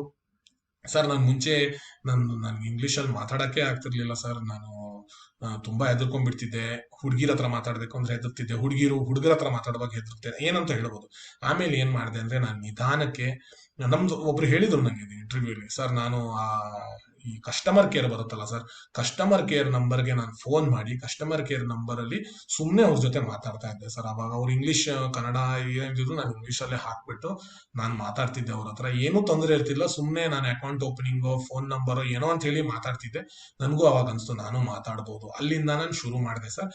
ನಿಧಾನಕ್ಕೆ ಕಾಲೇಜಲ್ಲಿ ನೀವು ಯಾರಿದು ವಾಲಂಟಿಯರ್ ಮಾಡ್ತೀರಾ, ಸೆಮಿನಾರ್ ಮಾಡ್ತೀರಾ ಅಂತ ನಿಧಾನಕ್ಕೆ ಮಾತಾಡ್ತೇನೆ. ನಂದು ಈಗಲೂ ತಪ್ಪಾಗತ್ತೆ ಸರ್, ಬಟ್ ಮುಂಚೆಯಿಂದ ತುಂಬಾನೇ ಬದಲಾವಣೆ ಆಗಿದೆ. ಸೊ ಗೊತ್ತಾಗತ್ತೆ ನೀವು ಮಾತಾಡೋವಾಗ, ಸರ್ ನಾನು ಏನೂ ಮಾತಾಡ್ತಿರ್ಲಿಲ್ಲ, ನನ್ಗೆ ಅದರಿಂದ ತೊಂದರೆ ಆಗ್ತಿತ್ತು, ಹೆದರಿಕೆ ಆಗ್ತಿತ್ತು, ಇದೆಲ್ಲ ಆಗ್ತಿತ್ತು, ನಾನು ಈ ಬದಲಾವಣೆ ಮಾಡಿದೆ. ಯಾವುದೇ ಎಕ್ಸಾಂಪಲ್ ಕೊಟ್ಟರು ಹೀಗೆ ಆನ್ಸರ್ ಮಾಡಿ. ಸ್ಟ್ರೆಂತ್ ಅಲ್ಲೂ ಹಾಗೆ, ನನ್ನ ಹತ್ರ ಈ ಸ್ಟ್ರೆಂತ್ ಇದೆ, ಅದನ್ನ ನಾನು ಹೀಗೆ ಉಪಯೋಗಿಸ್ಕೊಂಡೆ, ಈ ತರ ನಾನು ತೋರಿಸ್ದೆ, ಅದು ಸ್ಟ್ರೆಂತ್ ಅಲ್ಲಿ ಮಾತಾಡ್ಬೇಕು. ನನ್ನ ಹತ್ರ ಕಾನ್ಫಿಡೆನ್ಸ್, ನನ್ನ ಹತ್ರ ಟೀಮ್ ಪ್ಲೇಯರ್ ಇತ್ತು, ನಾನು ಅದನ್ನ ಫೆಸ್ಟ್ ಅಲ್ಲಿ ಹಿಂಗ್ ಮಾಡಿದೆ, ಅದರಿಂದ ಈ ಬೆನಿಫಿಟ್ ಆಯ್ತು, ಸ್ಪಾನ್ಸರ್ಶಿಪ್ ಎಲ್ಲ ಸಿಕ್ತು. ವೀಕ್ನೆಸ್ ನನಗೆ ಪಂಕ್ಚುಯಾಲಿಟಿನೋ ಏನೋ ಒಂದು ಈ ತೊಂದರೆ ಇತ್ತು, ಈ ವೀಕ್ನೆಸ್ ಇತ್ತು, ಅದರಿಂದ ಈ ತೊಂದರೆ ಆಯ್ತು, ಆ ತೊಂದರೆಯಿಂದ ನಾನು ಈ ತರ ಬದಲಾವಣೆ ಮಾಡಿಸ್ದೆ. ಸೊ ಹಾಗೆ ಹೇಳ್ಬೇಕು ನೀವು ಸ್ಟ್ರೆಂತ್ಸ್ ಅಂಡ್ ವೀಕ್ನೆಸ್. ಒಂದು ವರ್ಡ್ ಅಲ್ಲಿ ಹೇಳಲೇಬೇಡಿ ಎಲ್ಲೂ. Which is your favourite subject? ನಿಮ್ಗೆ ಯಾವುದೇ ಸಬ್ಜೆಕ್ಟ್ ಇರಲಿ, ಅದೇ ಹೇಳಿದ್ನಲ್ಲ, ನಾನು ಆಗ್ಲೇ ಹೇಳಿದೆ, ಒಂದೆರಡು ಸಬ್ಜೆಕ್ಟ್ ನ ನೀವು ಇಟ್ಕೋಬೇಕು ಫೇವ್ರೆಟ್ ಸಬ್ಜೆಕ್ಟ್ ಅಂತ. ಯಾಕೆ? HR ಕ್ವಶನ್ ಅಲ್ಲಿ ಬರುತ್ತೆ. ನೀವು ಫೇವ್ರೆಟ್ ಸಬ್ಜೆಕ್ಟ್ ಅಂದ ತಕ್ಷಣ ಯಾವ್ದೋ ಸಬ್ಜೆಕ್ಟ್ ಹೇಳಾದ್ಮೇಲೆ ಅದ್ರ ಮೇಲೆ ಕ್ವಶನ್ ಕೇಳದೆ ಅವ್ನು ಹೋಗಲ್ಲ. ಅವ್ರಿಗೆ ಆ ಸಬ್ಜೆಕ್ಟ್ ಗೊತ್ತಿಲ್ಲ ಅಂದ್ರೆ, okay tell me something more about accountancy ಅಂತ ಹೇಳ್ಬಿಡ್ತಾರೆ. ಅವ್ರಿಗೆ ಅಕೌಂಟೆನ್ಸಿ ಬರಲ್ಲ ಅಂದ್ರೆ HR ಗೆ tell me something about accountancy, ಅವಾಗ ನಿಮ್ಗೆ ಸ್ವಲ್ಪ ಈಸಿ ಏನಾದ್ರು ಹೇಳ್ಬಿಡ್ಬೋದು. ಅವ್ರಿಗೆ ಅಕೌಂಟೆನ್ಸಿ ಗೊತ್ತಿರುತ್ತೆ, okay tell me something about bank reconciliation ಅಂತ ಹೇಳ್ಬಿಡ್ತಾರೆ BCom ಸ್ಟೂಡೆಂಟ್ಗೆ. ಸೊ ನೀವು ಫೇವ್ರೇಟ್ ಸಬ್ಜೆಕ್ಟ್ ಅಂದ್ಬಿಟ್ಟು ಬ್ಯಾಂಕ್ ರಿಕನ್ಸಿಲಿಯೇಷನ್ ಬಂದಿಲ್ಲ ಅಂದ್ರೆ ಕಷ್ಟ ಆಗ್ಬಿಡುತ್ತೆ, ಏನೇ ಸಬ್ಜೆಕ್ಟ್ ಇರಲಿ. ಸೊ ಒಂದ್ ಫೇವ್ರೇಟ್ ಸಬ್ಜೆಕ್ಟ್ ಅಂತ ಇಟ್ಕೊಳ್ಳಿ, ಅದ್ರಲ್ಲಿ ಸ್ವಲ್ಪ ಡೀಟೇಲ್ ಆಗಿ ಪ್ರಿಪೇರ್ ಆಗಿ. ಇವಾಗ ನೀವು ಫೈನಲ್ ಇಯರ್ ಇದ್ರೆ ನಿಮ್ಗೆ ಒಂದು ಸ್ವಲ್ಪ ಟೈಮ್ ಇರುತ್ತೆ, ಒಂದು ಸಬ್ಜೆಕ್ಟ್ ಇಟ್ಕೊಂಡು ಯಾಕೆ ಅದು ಫೇವ್ರೇಟ್ ಸಬ್ಜೆಕ್ಟು, BA ಅವ್ರಿಗೆ ಇಂಗ್ಲಿಷ್ ಲಿಟ್ರೇಚರ್ ಇರ್ಬೋದು, ಏನೋ ಒಂದು ಯಾವ್ದೋ ಒಂದು ಫೇವ್ರೇಟ್ ಸಬ್ಜೆಕ್ಟ್ ಇಟ್ಕೊಂಡು ಯಾಕೆ ಅದು ಫೇವ್ರೇಟ್ ಸಬ್ಜೆಕ್ಟ್, ಅದ್ರ ಮೇಲೆ ಸ್ವಲ್ಪ ಮಾತಾಡೋಕ್ಕೆ ಸ್ವಲ್ಪ ತಯಾರಾಗಿರಿ. ಫೇವ್ರೇಟ್ ಸಬ್ಜೆಕ್ಟ್ ಮೇಲೆ ಅದನ್ನ ಜ್ಞಾಪಕ ಇಟ್ಕೊಳ್ಳಿ. ಒಂದೇ ಸೆಂಟೆನ್ಸ್ ಅಲ್ಲಿ ಹೇಳ್ಬಿಡಿ, it is my favourite subject because in accountancy I know a lot of public and private limited companies have to maintain their accounts accurately because they have to show it to the general public. ಅದಂತೆಲ್ಲ ಹೇಳಿ, it is very important that it balances paisa to paisa, it looks at perfection, that is why I am interested in accountancy, I want to be a CA, no my parents are CA, so I am interested, ಅದನ್ನು ಎಲ್ಲ ಹೇಳಿ. ಅಕಸ್ಮಾತ್ ನೀವು BCom ಆದ್ಮೇಲೆ apply ಮಾಡ್ತಿದ್ರೆ ಅಲ್ಲಿ ನೀವು I want to be a CA ಅಂತ ಅಲ್ಲಿ ಹೇಳ್ಬೇಡಿ, I am very interested in accountancy field. ಇಲ್ಲ ಅಂದ್ರೆ ಅವ್ರು ಅನ್ಕೋತಾರೆ ನಿಮ್ ಕೆಲಸ ಸೇರಲ್ಲ, CA ಹೋಗ್ತಾನೆ ಅಂತ ಅನ್ಕೋತಾರೆ. ಇಲ್ಲಿ ಇದೊಂದು ನಿಮ್ದು ಎಲ್ಲೋ ಒಂದ್ ಕಡೆ ನಿಮ್ ಸೆಮಿಸ್ಟರ್ ಅಲ್ಲಿ ಎಲ್ಲೋ ಒಂದು ಮಾರ್ಕ್ಸ್ ಕಮ್ಮಿ ಇರುತ್ತೋ, ಕೋರ್ಸ್ ಅಲ್ಲೋ, PU ಡಿಗ್ರಿಲೋ ಇಂಜಿನಿಯರಿಂಗ್ ಅಲ್ಲೋ, ಎಲ್ಲೋ ಒಂದ್ ಕಡೆ ಯಾವ್ದೋ ಒಂದು ಸೆಮಿಸ್ಟರ್ ಅಲ್ಲೋ ಇಲ್ಲ ಬ್ಯಾಕ್ಲಾಗ್ ಇರುತ್ತೋ, ಇಲ್ಲ ಮಾರ್ಕ್ಸ್ ಕಮ್ಮಿ ಇರುತ್ತೋ, ಏನೋ ಒಂದು ಅವ್ರೇನೋ ಕೇಳ್ತಾರೆ, what is the reason for poor academic performance in 12th PU, ಏನೋ ಒಂದು ಕೇಳಿದ್ರೆ ಅನ್ಕೊಳ್ಳಿ, ಎಲ್ಲೋ ಒಂದ್ ಕಡೆ ಕಮ್ಮಿ ಇದೆ, ಎಲ್ಲಾ ಕಡೆ ಚೆನ್ನಾಗಿದ್ರೆ ಆ ಕ್ವಶನ್ ಕೇಳದೆ ಇರ್ಬೋದು, ಎಲ್ಲೋ ಒಂದ್ ಕಡೆ ಡಿಪ್ ಬಂದಿದೆ. ಆವಾಗ ಕೆಲವ್ರು ಏನಂತಾರೆ, No, sir, my college is horrible, sir. They didn't teach only. Faculty is very bad, sir. Current ಇರ್ಲಿಲ್ಲ ಸರ್, ಬುಕ್ಸ್ ಸಿಗ್ಲಿಲ್ಲ ಸರ್. ಸರ್ ಪಕ್ಕದ ಅವನು ಎಕ್ಸಾಮ್ ಹಿಂದಿನ ದಿನ ಹೇಳ್ಕೊಡ್ತಾನೆ ಅಂತ ಸರ್, ಬಟ್ ಅವನು ಅಲ್ಲಿ ಮಲಗ್ಬಿಟ್ಟ ಸರ್. ಅದೆಲ್ಲ ಕತೆ ಹೇಳ್ಬೇಡಿ. ಅದೆಲ್ಲಾನು ಹೇಳ್ತಾರೆ. ನಿಮ್ಗೆ ಅನ್ಸ್ಬೋದು ಏನಪ್ಪ ಈ ತರ ಸಿಲ್ಲಿಯಾಗಿ ಆನ್ಸರ್ ಮಾಡ್ತಾರಂತ. ಆನ್ಸರ್ ಮಾಡ್ತಾರೆ ಸರ್. ಅವ್ರ professor went on maternity leave sir, no one was there to teach. ಅದೆಲ್ಲ ಕತೆ ಹೇಳ್ತಾರೆ. ಈ ಕ್ವೆಶನ್ ಅಲ್ಲಿ ನಿಮ್ದೆಲ್ಲೋ ಕಮ್ಮಿ ಇದ್ರೆ ನಾನೇನ್ ಎಕ್ಸ್ಪೆಕ್ಟ್ ಮಾಡೋದು ಗೊತ್ತಾ as an H R? First ನಿಮ್ಗೆ ಗೊತ್ತಾ ಕಮ್ಮಿ ಇದೆಯಾ ಅಂತ? ಇಲ್ಲ ನೀವು ಎಲ್ಲಿದೆ ಕಮ್ಮಿ, ಎಲ್ಲರಿಗಿಂತ ಜಾಸ್ತಿ ಇದೆಯಲ್ಲ ಅಂತ ಆತರ ಇರ್ತಾನ ಅಂತ. ಕಮ್ಮಿ ಇದ್ರೆ ಇವಾಗ ನಾನು ಆನ್ಸರ್ ಮಾಡ್ತೀನಿ, ನೀವು ನೋಡಿ. ಈ ಹುಡುಗನ್ಗೆ let's a first semester second semester ಕಮ್ಮಿ ಬಂದಿದೆ. ನಾನು ಹೇಗೆ ಆನ್ಸರ್ ಮಾಡ್ತೀನಿ, ಹೇಗೆ ಆನ್ಸರ್ ಮಾಡಬಾರ್ದು ಅಂತ ಫಸ್ಟ್ ಹೇಳ್ತೀನಿ. Sir first sem second sem sir it's okay sir, what is there sir, little only I got less ಅಂತ ಹಂಗೆಲ್ಲ ನಾನು ಹೇಳ್ತೀನಿ. Yes, sir. My marks in my first and second semester are low because it took me some time to get used to the semester system. Sir, I have come from a year system. I have come from the state board. We used to study in a year system, but suddenly I had to move to the semester system. And in the first and second year, I had one or two theory subjects, sir, which I was not very good at. And in those theory subjects, I didn't score very well, sir. Then I realized I have to focus on theory subjects also. I have to focus on calculation subjects also. I have to focus on practical subjects also. And if you see, sir, from my second year onwards, my marks have improved, sir. I understand, that in my first year marks were low, but I have corrected myself. First marks ಕಮ್ಮಿ ಇದೆ ಅಂತ ಗೊತ್ತು. Second marks ಕಮ್ಮಿ ಯಾಕಾಯ್ತು ಅಂತ ಅದು ಗೊತ್ತು. Sir ನಾನು theory subject ಮೇಲೆ ಜಾಸ್ತಿ ಫೋಕಸ್ ಮಾಡಲಿಲ್ಲ, ಇಂಟ್ರೆಸ್ಟ್ ಇರಲಿಲ್ಲ, ಏನೋ ಒಂದು ಇರ್ಲಿ ಬಿಡಿ. ಥರ್ಡ್ ಹಂಗೆ ಕಂಟಿನ್ಯೂ ಆಯ್ತಾ, ಏನಾದ್ರು ವೀಕ್ನೆಸ್ ಆಯ್ತಲ್ಲ, ವೀಕ್ನೆಸ್ ಮೇಲೆ ಏನ್ ಕಲ್ತ್ರಿ? ಓಕೆ, ಥಿಯರಿ ಸಬ್ಜೆಕ್ಟು ಓದ್ಬೇಕು, ಪ್ರಾಕ್ಟಿಕಲ್ ಸಬ್ಜೆಕ್ಟ್ ಓದ್ಬೇಕು, ಕ್ಯಾಲ್ಕುಲೇಷನ್ ಓದ್ಬೇಕು, ಲಾಂಗ್ ಆನ್ಸರ್ಸ್ ಓದ್ಬೇಕು, ಎಲ್ಲ ಓದ್ಬೇಕು. ಅದನ್ನ ಮಾಡಿದೆ. ಪ್ರೂಫ್ ಏನಿದೆ? ಥರ್ಡ್ ಸೆಮಿಸ್ಟರ್ ಇಂದ ಮಾರ್ಕ್ಸ್ ಜಾಸ್ತಿ ಆಗಿದೆ. ಹಾಗೆ ಇಲ್ಲ ಅಂದ್ರೆ ಎಲ್ಲೋ ಒಂದ್ ಕಡೆ ಹೆಲ್ತ್ ಪ್ರಾಬ್ಲಮ್ ಇರ್ಬೋದು, ಇಲ್ಲ ಒಂದ್ ಕಡೆ ಇವಾಗ ನಿಮ್ದು ಸ್ಟಾರ್ಟಿಂಗ್ ಚೆನ್ನಾಗಿದೆ, ಈ ಫೈನಲ್ ಸೆಮಿಸ್ಟರ್ ಸರ್ ಚೆನ್ನಾಗಿಲ್ಲ ಅನ್ಕೊಳ್ಳಿ. ಅವಾಗ ಹೇಳ್ಬೋದು sir, initially I was focusing only on academics and so my academics was very good, and then in the yado semester kammi ide ankoli, fifth semester kammi ide ankoli, and later on I realized that my resume had to be built, so I focused on more extracurriculars and co-curriculars and paper presentation or internship or contests or ಏನಿದೆಯೋ ನೀವು BA BCom BSc BE ಏನೇನು ಮಾಡಿದ್ರು ಅದನ್ನೆಲ್ಲ ಹೇಳಿ, and that is the reason why my marks in fifth semester are a little low. So ಹಂಗ ಹೇಳಿದ್ರೆ ಉಲ್ಟಾ ಆಯ್ತು, ಮಾರ್ಕ್ಸ್ ಕಮ್ಮಿ ಆಗಿದ್ ಗೊತ್ತು ಅವ್ರಿಗೆ, ಬಟ್ ನೀವು ಯಾಕೆ ಗೊತ್ತು ಅಂದ್ರೆ ಈ ರೀಸನ್ ಹೇಳುವಾಗ, ಹೌದಾ you participated in dramatics, you went for paper present, ಅದ್ರ ಮೇಲೆ ಕ್ವಶನ್ ಹೊಟ್ಟೋಗ್ಬಿಡುತ್ತೆ.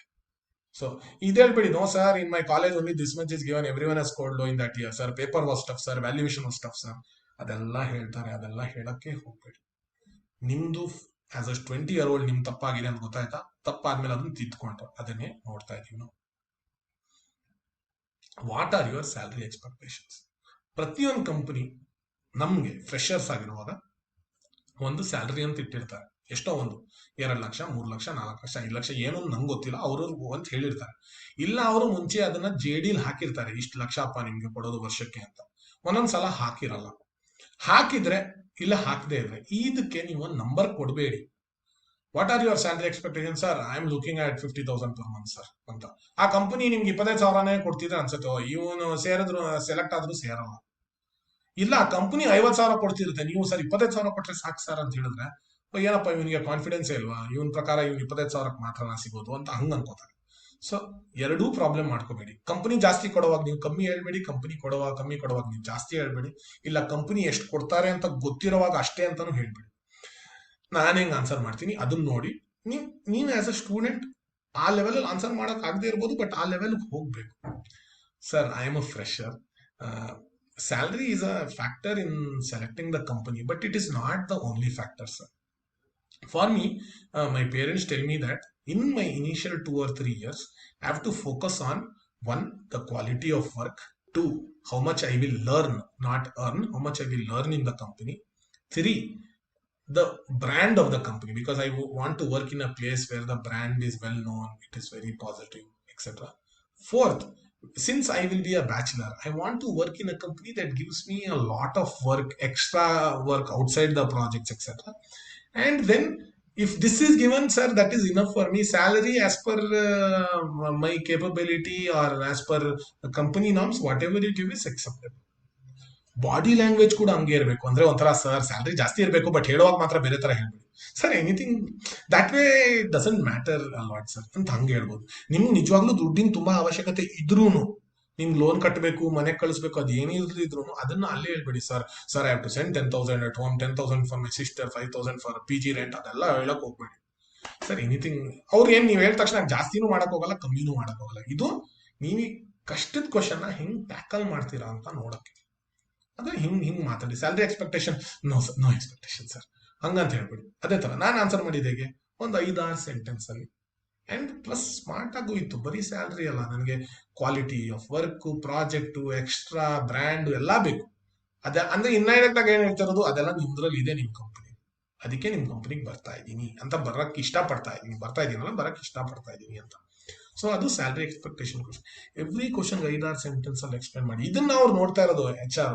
ನೀವ್ ಅನ್ಕೋತೀರಾ what are your salary expectations ಅಂತ ಕೇಳಿದ್ರು, ನಾನು ಆನ್ಸರ್ ಮಾಡ್ಬಿಟ್ಟು ಬಂದೆ ನೋ ಎಕ್ಸ್ಪೆಕ್ಟೇಷನ್ ಅಂತ. ನಿಮ್ಗೆ ಆಚೆ ಬರೋವಾಗ ಅನ್ಸುತ್ತೆ ನಾನು ಆನ್ಸರ್ ಮಾಡ್ಬಿಟ್ಟು ನಾವು ಈ HR ಕ್ವಶನ್ ಅಂತ, ಹಂಗ್. ಬಟ್ ಆನ್ಸರ್ ಆಗಿರಲ್ಲ, ನೀವು ಗುಂಡೆ ಹೊಡೆದಿರ್ತೀರಾ ಅದರಲ್ಲಿ, ಹುಲಿ ಸತ್ತಿರಲ್ಲ ಅದರಲ್ಲಿ, ಅದು ಪ್ರಾಬ್ಲಮ್ ಆಗುತ್ತೆ. ಹಂಗೆ ವಿಲ್ ಯು ರಿಲೋಕೇಟ್ ಅಂದ್ರೆ, ನೀವ್ ಇರೋದು ಇವಾಗ ಯಾವ್ದೋ ಊರಲ್ಲಿ ಇದ್ರೆ, ಬೆಂಗಳೂರು, ಮಂಗಳೂರು, ಎಲ್ಲೋ ಧಾರವಾಡ, ಶಿವಮೊಗ್ಗನೋ ಎಲ್ಲೋ, ವಿಲ್ ಯು ರಿಲೋಕೇಟ್ ಅಂದ ತಕ್ಷಣ ನೀವು ವೇರ್ ಸರ್ ಅಂತ ಕೇಳಬಾರ್ದು. ವೇರ್ ವಿಲ್ ಯು ರಿಲೋಕೇಟ್ ಅಂದ್ರೆ ಟ್ರಾನ್ಸ್ಫರ್ ಮಾಡಿ ಬರ್ತೀರಾ, ಸೇರ್ತೀರಾ, ನಿಮ್ಮ ಮನೆಯಿಂದ ಬಿಟ್ಬಿಟ್ಟು ಎಲ್ಲ ಬಂದು ಬೇರೆ ಊರಿಗೆ ಬರ್ತೀರಾ ಅಂತ. ಫಸ್ಟ್ ನಮ್ ಮಿಸಸ್ ಹೇಳ್ತಾರೆ, ಇವಾಗ ಯಾರಾದ್ರೂ ನಿಮ್ಗೆ ಕೇಳಿದ್ರೆ ನೀವ್ ನನ್ನ ಪ್ರೀತಿ ಮಾಡ್ತೀಯ ಅಂತ, ನೀನು ಯೋಚನೆ ಮಾಡ್ಕೊಂಡು ಹೂ ಅಂದ್ರೆ ಅದು ಇಲ್ಲ ಅಂತಾನೆ ಅರ್ಥ ಅದು. ಅದೇ ತರ ವಿಲ್ ಯು ರಿಲೋಕೇಟ್ ಅನ್ನೋವಾಗ ನೀವು ಯೋಚನೆ ಮಾಡ್ಕೊಂಡು ರಿಲೊಕೇಶನ್ ಆಗತ್ತ ನಮ್ ಕೈಲಿ, ಓಕೆ ಸರ್ ಅಂತ ಹೇಳಿದ್ರೆ ಇಂಟರ್ವ್ಯೂ ಅದು ನೋ ಅಂತಾನೆ ತಗೋತಾನೆ. Oh sir relocation, okay sir I have to ask my parents sir. Sir if it is South India I will do sir. Sir will you give me some extra relocation bonus sir. ಅದೆಲ್ಲ ಏನು ಕೇಳಕ್ ಹೋಗ್ಬೇಡಿ. Will you ರಿಲೊಕೇಟ್ ಆ question ಹೆಣ್ಣಾಗಿ question mark ಬರೋ ತನಕ yes sir. C Infosys I know has offices in Bhubaneswar, in the north, Calcutta, Delhi, etc. I am perfectly fine. Body language ನೋಡಿ, ನಾನು ಆನ್ಸರ್ ಮಾಡ್ತಿರೋ ಆ ಬಾಡಿ ಲ್ಯಾಂಗ್ವೇಜ್ ಕೂಡ ತುಂಬಾ ಇಂಪಾರ್ಟೆಂಟ್. ಇವಾಗ ಇಲ್ಲಾಂದ್ರೆ ಹಿಂಗ್ ಕೇಳ್ಬೋದು, ಹೆಂಗ್ ಆನ್ಸರ್ ಮಾಡಬಾರ್ದು. Will you relocate sir, no vacancy in ಬ್ಯಾಂಗ್ಳೂರಾ, okay sir please give me only South India sir, North India food I not adjust sir. Relocation sir, what company has PG sir there. ಅದೆಲ್ಲ ಏನೂ ಕೇಳಕ್ ಹೋಗ್ಬೇಡಿ. Body language confusion, tension. Relocation sir, okay sir I will check with my parents and sir. ಅದೆಲ್ಲ ಏನೂ ಬೇಡ. Next will you ರಿಲೊಕೇಟ್ ಹೆಂಗ್ answer ಮಾಡಿ. Sir Infosys I have seen has 27 offices in India. Any of those offices in India I am willing to relocate because I have stayed in the last 3 years in the hostel. I've now become independent. I can cook. I'm very comfortable staying alone. So before, as and when I start my career, I want to experience some other part of India. I'm perfectly fine relocating. If you give me any place in the South India, West India, North India, or East India, I'm perfectly fine. Absolutely no problem. I will be happy to work with Infosys. ಈ answer ನೋಡಿ ಹೇಗಿದೆ. ಅವಾಗ ಏನ್ ಅನ್ಸುತ್ತೆ Infosys ಅವನಿಗೆ, ಅವ್ನಿಗೆ Infosys ಸೇರಕ್ ಇಷ್ಟ. ನೀವ್ ಅನ್ಕೋಬೇಡಿ ನಾನು ಬೆಂಗಳೂರು ಕೇಳಿಲ್ಲ ಅಂದ್ರೆ ನಂಗೆ ಇಂಟರ್ವ್ಯೂ ಅವನು ಭುವನೇಶ್ವರ್ ಆಗ್ತಾನೆ, ಕಾಲ್ಕಟಾಗ್ ಆಗ್ತಾನೆ ಅಂತ ಕಾನ್ಫಿಡೆಂಟ್ ಆಗಿರಿ, ಹಂಗ್ ಮಾತಾಡಿ. ವಿಲ್ ಯು ರಿಲೊಕೇಟ್ಗೆ ಅದು ತುಂಬಾ ಇಂಪಾರ್ಟೆಂಟ್. ಇದು ನಂದು ಫೇವರೇಟ್ ಕ್ವಶನ್ ಇರ್ತಿತ್ತು. ನಾನು ಕೇಳ್ತಾ ಇರ್ತಿದ್ದೆ ಇದನ್ನ. If you have an offer from us, ಅಂದ್ರೆ if you have an offer from Deloitte and from another company, will you join the other company ಅಂತ ಇರ್ತಿತ್ತು. ಸೊ ತುಂಬಾ ಜನ ಈ ಟ್ರ್ಯಾಪ್ ಬಿದ್ಬಿಟ್ಟಿರೋರು. ಅವ್ರೇನಂತಿದ್ರು, sir which is the other company sir, what is the package of the other company sir, what is the other company doing. ನನ್ ಒಬ್ಬ student ಏನ್ ಹಿಂಗ್ ಆನ್ಸರ್ ಮಾಡ್ದ ಅಂದ್ರೆ ನನ್ಗೆ ಖುಷಿ ಆಗೋಯ್ತು. ಇದು ಕ್ವಶನ್ ಕೇಳ್ತಿದ್ದೆ, ಇಷ್ಟ ತನಕ ನಾನು ಕೇಳುವಾಗ 2-3 ಜನ ಆನ್ಸರ್ ಮಾಡಿದ್ದಾರೆ. ಅವ್ರು ಏನ್ ಅಂದ್ರು ಗೊತ್ತಾ, if you have an offer from Deloitte and from another company what will you. ಅವ್ರು ಏನ್ ಅಂದ ಗೊತ್ತಾ ಸರ್, ಹಿಂಗೆ ಹೇಳಿದ್ರು ತಟ್ ಪಟ್ ಅಂತ. ಹಿಂಗ ಜ್ಞಾಪಕ ಇದೆ ನಂಗೆ. ಇದು ನಾವು ಡೆಲ್ಲಿಲಿ ಯಾವ್ದದು ಲೇಡಿ ಶ್ರೀರಾಮ್ ಕಾಲೇಜ್ ಏನೋ SRCC ಯಾವ್ದೋ ಇತ್ತು, ಎರಡಲ್ಲೂ ಒಂದು. ಅವ್ರು ಹೇಳಿದ್ರು, sir I don't have an offer from any other company now. Deloitte has come to recruit me. If Deloitte gives me the offer, I will not even apply to any other company. So if I have an offer from Deloitte, I will not have an offer from anywhere else because I am not going to apply. I will prepare in my final year and ultimately join Deloitte when it gives me the joining date. ಅಂದ್ರೆ ಏನಂದ ಅವನು ಅಂದ್ರೆ, ಒಂದ್ಸಲ ನನ್ನ ಹತ್ರ ಇನ್ನೊಂದು ಕೆಲಸ ಇಲ್ಲ, ಡೆಲಾಯ್ಟ್ ಆಫರ್ ಬಂತು ಅಂದ್ರೆ ನಾನು ಇನ್ನೊಂದು ಅಪ್ಲೈ ಮಾಡಕ್ಕೆ ಹೋಗಲ್ಲ. ಸೊ ಇನ್ನೊಂದು ಆಫರ್ ಬರೋ ಕ್ವಶನೇ ಇಲ್ಲ. ಡೆಲಾಯ್ಟ್ ಸಿಕ್ತು ಅಂದ್ರೆ ನಾನು ಫುಲ್ ರಿಲ್ಯಾಕ್ಸ್ ಆಗಲ್ಲ. ನಾನು ಈ ಹಿಂದಿನ ಲಾಸ್ಟ್ ವರ್ಷ ನಿಮ್ಗೆ ಏನೇ ನಿಮ್ ಟೆಕ್ನಾಲಜಿ ಇದೆ ನಿಮ್ದು ಏನಿದೆ ಅದ್ರ ಮೇಲೆ ಪ್ರಿಪೇರ್ ಮಾಡ್ಕೊಂಡು ಡೆಲಾಯ್ಟ್ ಯಾವ ಜಾಯ್ನಿಂಗ್ ಡೇಟ್ ಕೊಡ್ತಾರೋ ಸೇರ್ತೀನಿ. ಅವ್ನು ಹೇಳಿದ್ ಹೆಂಗಿತ್ತು ಅಂದ್ರೆ, ಆ ಹುಡುಗ ಅಲ್ಟಿಮೇಟ್ಲಿ ಜಾಯ್ನ್ ಆಗ್ಲಿಲ್ಲ, ಅದ್ ಬೇರೆ ವಿಷಯ. ಬಟ್ ಅವ್ನು ಹೇಳಿದ್ ಹೆಂಗಿತ್ತು ಅಂದ್ರೆ ಒಂಥರ ಖುಷಿ ಆಗೋಯ್ತು. ಅವ್ನು ಇನ್ನೊಂದು, sir if which ever is near my home town I will join, which ever gives me higher package I will join, which ever gives me on site I will join. ಅದೆಲ್ಲ ಏನಿಲ್ಲ, ನಾನು ಸೇರೋದೇ ಇಲ್ಲ, ನಿಮ್ಮ ಹತ್ರನೇ ಬರ್ತೀನಿ. ಅವ್ನು ಹೈಯರ್ ಸ್ಟಡೀಸ್ಗೆ ಹೋದ್ನೋ ಎಲ್ಲೋದ್ನೋ ಗೊತ್ತಿಲ್ಲ, but ಹಂಗಿತ್ತು. So ಈ ಟ್ರಿಕ್ ಕ್ವೆಶನ್ಗೂ ಹೆಂಗ್ ಟ್ಯಾಕಲ್ ಮಾಡಬಹುದು ಅದನ್ನ ನಾನು ನೋಡಿ. ಈ ತರ ಟ್ರಿಕ್ ಕ್ವೆಶನ್ ಕೇಳ್ತಾರೆ, ಇದೆಲ್ಲಾ ಕ್ವೆಶನ್ ನೀವು ಪ್ರಿಪೇರ್ ಆಗಕ್ ಆಗದೆ ಇರ್ಬೋದು. ಸೊ ನೀವೇನಂತೀರಾ, higher package I will join sir, where my parents tell I will join sir, ಅದೆಲ್ಲ ಹೇಳಕ್ ಹೋಗ್ಬೇಡಿ. ಹಿಂಗೆ ಹಿಂಗೆ ಆನ್ಸರ್ ಮಾಡಿ. ಇದು ಒಂದು problem. This my last question ಅನ್ಸುತ್ತೆ. ಇದು ಜನರಲಿ ಕೆಲವರು ಅಟ್ ದ ಎಂಡ್ ಕೇಳ್ತಾರೆ, do you have any questions ಅಂತ. ಇದಕ್ಕಿಂತ ಮುಂಚೆ ಒಂದು ಇನ್ನೊಂದು ಕ್ವೆಶನ್ ಕೇಳ್ತೀನಿ, ಇಂಟರ್ವ್ಯೂರೇ ಕೇಳ್ತಾರೆ, do you have any questions for me ಅಂತ. ನೋ ಸರ್ ಅಂತ ಹೇಳ್ಬಿಟ್ಟು ಕೆಲವರು ಎಂಡ್ ಮಾಡ್ತಾರೆ. ಅದು ಓಕೆ, ಬಟ್ ಇದು ಕೇಳ್ಬೇಡಿ, sir can you give me my feedback sir ಅಂತ. ಅಲ್ಲಿ ಇಂಟರ್ವ್ಯೂ ನೀವು ಫೀಡ್ಬ್ಯಾಕ್ ಕೇಳಕ್ ಹೋಗ್ಬೇಡಿ, ಅದು ಮಾರ್ಕ್ ಇಂಟರ್ವ್ಯೂ ಅಲ್ಲ, ಆಕ್ಚುಯಲ್ ಇಂಟರ್ವ್ಯೂ. ಅಲ್ಲಿ ಫೀಡ್ಬ್ಯಾಕ್ ಕೇಳಕ್ ಹೋಗ್ಬೇಡಿ. ಇಲ್ಲಾಂದ್ರೆ ನೀವು ಉಲ್ಟಾ ಏನೋ ಬೇರೆದ್ ಕೇಳ್ಬೋದು. ನೀವು ಪ್ರಿಪೇರ್ ಆಗಿದ್ದೀರಾ ಅಂತ ತೋರ್ಸಕ್ಕೆ. Sir, I read in the news that Infosys has developed a new digital vertical. Do you know about that ಅಂದ್ರೆ, can you tell me a little bit about that sir ಅಂದ್ರೆ, ಓ ಇನ್ಫೋಸಿಸ್ ಡಿಜಿಟಲ್ ವರ್ಟಿಕಲ್ ಬರುತ್ತೆ ಅಂತ ಇವನು ಓದಿದಾನೆ. ಅವ್ರ ಅಕಸ್ಮಾತ್ ಗೊತ್ತಿಲ್ಲ ಅಂದ್ರೆ no problem, ಅದಕ್ಕೆ ಸಿಂಪಲ್ ಆಗಿ ಕೇಳಿ. ಅವ್ರಿಗೆ ಗೊತ್ತಿಲ್ಲದೆ ಇರ್ಬೋದು ಒಂದೊಂದ್ಸಲ. Sir can you tell me anything about that sir, I will be happy to know. ಆ ತರದ್ ಏನಾದ್ರು, sir what is your package sir, what is your experience sir, what is your name, ಅದೆಲ್ಲ ಪರ್ಸನಲ್ ಕ್ವಶನ್ಸ್ ಕೇಳಕ್ ಹೋಗ್ಬೇಡಿ. ಇನ್ ಕೆಲವರು interview ಹಿಂಗ್ ಕೇಳ್ತಾರೆ, on scale of 1 to 10 rate me as an interview. ನಿಮ್ ಪ್ರಕಾರ ನಾ ಹೇಗೆ ಇಂಟರ್ವ್ಯೂ ಮಾಡಿದೆ, ಆಸ್ ಅ ಇಂಟರ್ವ್ಯೂರ್ ನ ರೇಟ್ ಮಾಡಿ. ಕೆಲವರು ಸರ್ 10 ಸರ್, 10 on 10 ಅಂತಾರೆ. ಸೊ ಬರೀ ನಂಬರ್ ಕೊಡಬೇಡಿ. ನಾನ್ ಇದ್ರೆ ಹಿಂಗ್ ಆನ್ಸರ್ ಮಾಡ್ತೀನಿ. ನಾನು ಯಾವುದೇ HR ಕ್ವಶನ್ ನನ್ನ ಲೈಫಲ್ಲೂ ಒಂದ್ ವರ್ಡ್ ಅಲ್ಲಿ ಆನ್ಸರ್ ಮಾಡಿಲ್ಲ. ನಾನು ಆನ್ಸರ್ ಮಾಡ್ತೀನಿ, sir you given me a big responsibility sir, but I will rate you 9 on 10 sir. I will tell you why. One, you made me feel very comfortable sir, this is my first interview, but you made me feel very comfortable. You were smiling throughout the interview.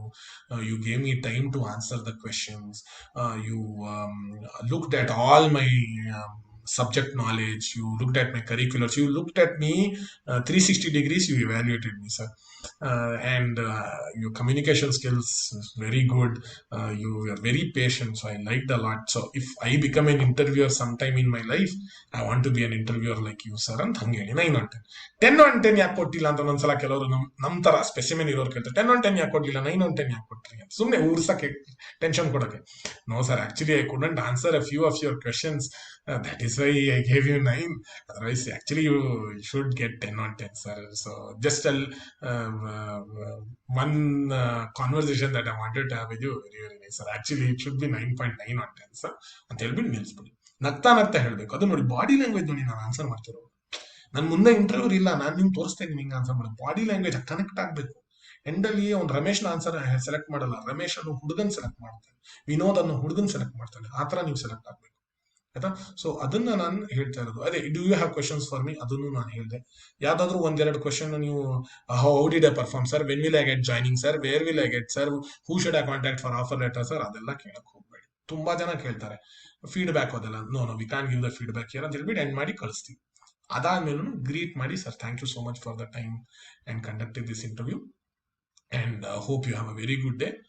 May I please disconnect the webcam ಅಂತ ಕೇಳ್ಬಿಟ್ಟು, or may I please leave now ಅಂತ ಹೇಳ್ಬಿಟ್ಟು ಕೇಳ್ಬಿಟ್ಟು, physical interview ಇದ್ರೆ shake hand ಮಾಡ್ಕೊಂಡು ಹೋಗಿ. ಅಕಸ್ಮಾತ್ corona ಇದ್ರು ಅವ್ರು ಶೇಕ್ ಹ್ಯಾಂಡ್ಸ್ ಕೈ ಕೊಟ್ಟರೆ ಶೇಕ್ ಮಾಡಿ ಆಚೆ ಹೋಗಿ ಸ್ಯಾನಿಟೈಸರ್ ಹಾಕೊಳ್ಳಿ. ಅವ್ರು ಶೇಕ್ ಹ್ಯಾಂಡ್ಸ್ ಕೊಡ್ಲಿಲ್ಲ ಅಂದ್ರೆ ನೀವು ಹಿಂಗೆ ಅಂತ ಕೈ ಕೊಡ್ಬೇಡಿ, ಥ್ಯಾಂಕ್ ಯು ಸರ್ ಅಂತ ಹೇಳ್ಬಿಟ್ಟು, ಥ್ಯಾಂಕ್ ಯು ಮೇಡಮ್ ಅಂತ ಹೇಳ್ಬಿಟ್ಟು ಬಂದ್ಬೇಡಿ, ಅಲ್ಲ? ಸೊ ಇದು ನನ್ನ ಪ್ರಕಾರ ತುಂಬಾ ಇಂಪಾರ್ಟೆಂಟ್. ಅದೇ ಹೇಳಿದ್ನಲ್ಲ, ನಿಮ್ದು ಯೂಟ್ಯೂಬ್ ಚಾನಲ್ ಅಲ್ಲೂ ಇದೆ ತುಂಬಾ interview questions, resume questions, GD questions, ಅದನ್ನು ಹಾಕಿದೀವಿ.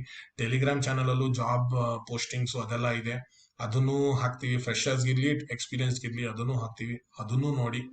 ಇವಾಗ ನಾನು ನಿಮ್ಗೆ ಏನ್ ಕ್ವೆಶನ್ ಇದೆಯೋ ಅದನ್ನ ಕೇಳಕ್ಕೆ ನಾನು ಒಂದ್ಸಲ ಸ್ಕ್ರೀನ್ ಇದ್ ನಿಲ್ಲಿಸ್ತೀನಿ. ಏನ್ ಕ್ವೆಶನ್ ಇದೆ, ನಿಮ್ಗೇನ್ ಡೌಟ್ ಇದೆ ಅದನ್ನ ಕೇಳಕ್ಕೆ ಆಗೋ ತರ ಅದು ನೋಡ್ಕೊಂಡು ಅದನ್ನ ಸ್ಕ್ರೀನ್ ಬರ್ತೀನಿ. ನೀವ್ ಹೇಳ್ಬೋದು ನಿಮ್ಗೆ ಏನ್ ಕ್ವಶನ್ ಇದೆ ಏನಿದೆ ಅಂತ ಕೇಳ್ಬೋದು. ಯಾರಾದ್ರೂ ಕ್ವಶನ್ ಇದ್ರೆ ನೀವು ಕ್ವಶನ್ ಕೇಳ್ಬೋದು, ಇಲ್ಲ ನೀವು ಅಲ್ಲಿ ಟೈಪ್ ಮಾಡ್ಬೋದು. ಯಾರಾದ್ರೂ ಕ್ವಶನ್ಸ್ ಇದೆಯಾ? ಹಾ ಹೇಳಿ sir. ಹಾ ಎಲ್ಲಿದೆ ಸರ್ ಅದು? ಹಾ, ಸುಷ್ಮಿತಾ ಮರಕಟ್ಟೆ. Okay sir. ಸುಷ್ಮಿತಾ ಬನ್ಕಟ್ಟಿ ಅವ್ರು ಕೇಳಿರೋದು ನಿಮ್ದು ಸರ್ಟಿಫಿಕೇಟ್ ಹಾಕ್ಬೇಕಾ ಅಂತ. ನೀವು ಏನ್ ಮಾಡಿ ಅಂದ್ರೆ ಸರ್ಟಿಫಿಕೇಟ್ ಎಲ್ಲಾದು ಒರಿಜಿನಲ್ಸ್ ಯಾವ್ದು ಆಗತ್ತೆ ಅದು ಹುಷಾರಾಗಿ ತಗೊಂಡು ಹೋಗಿ.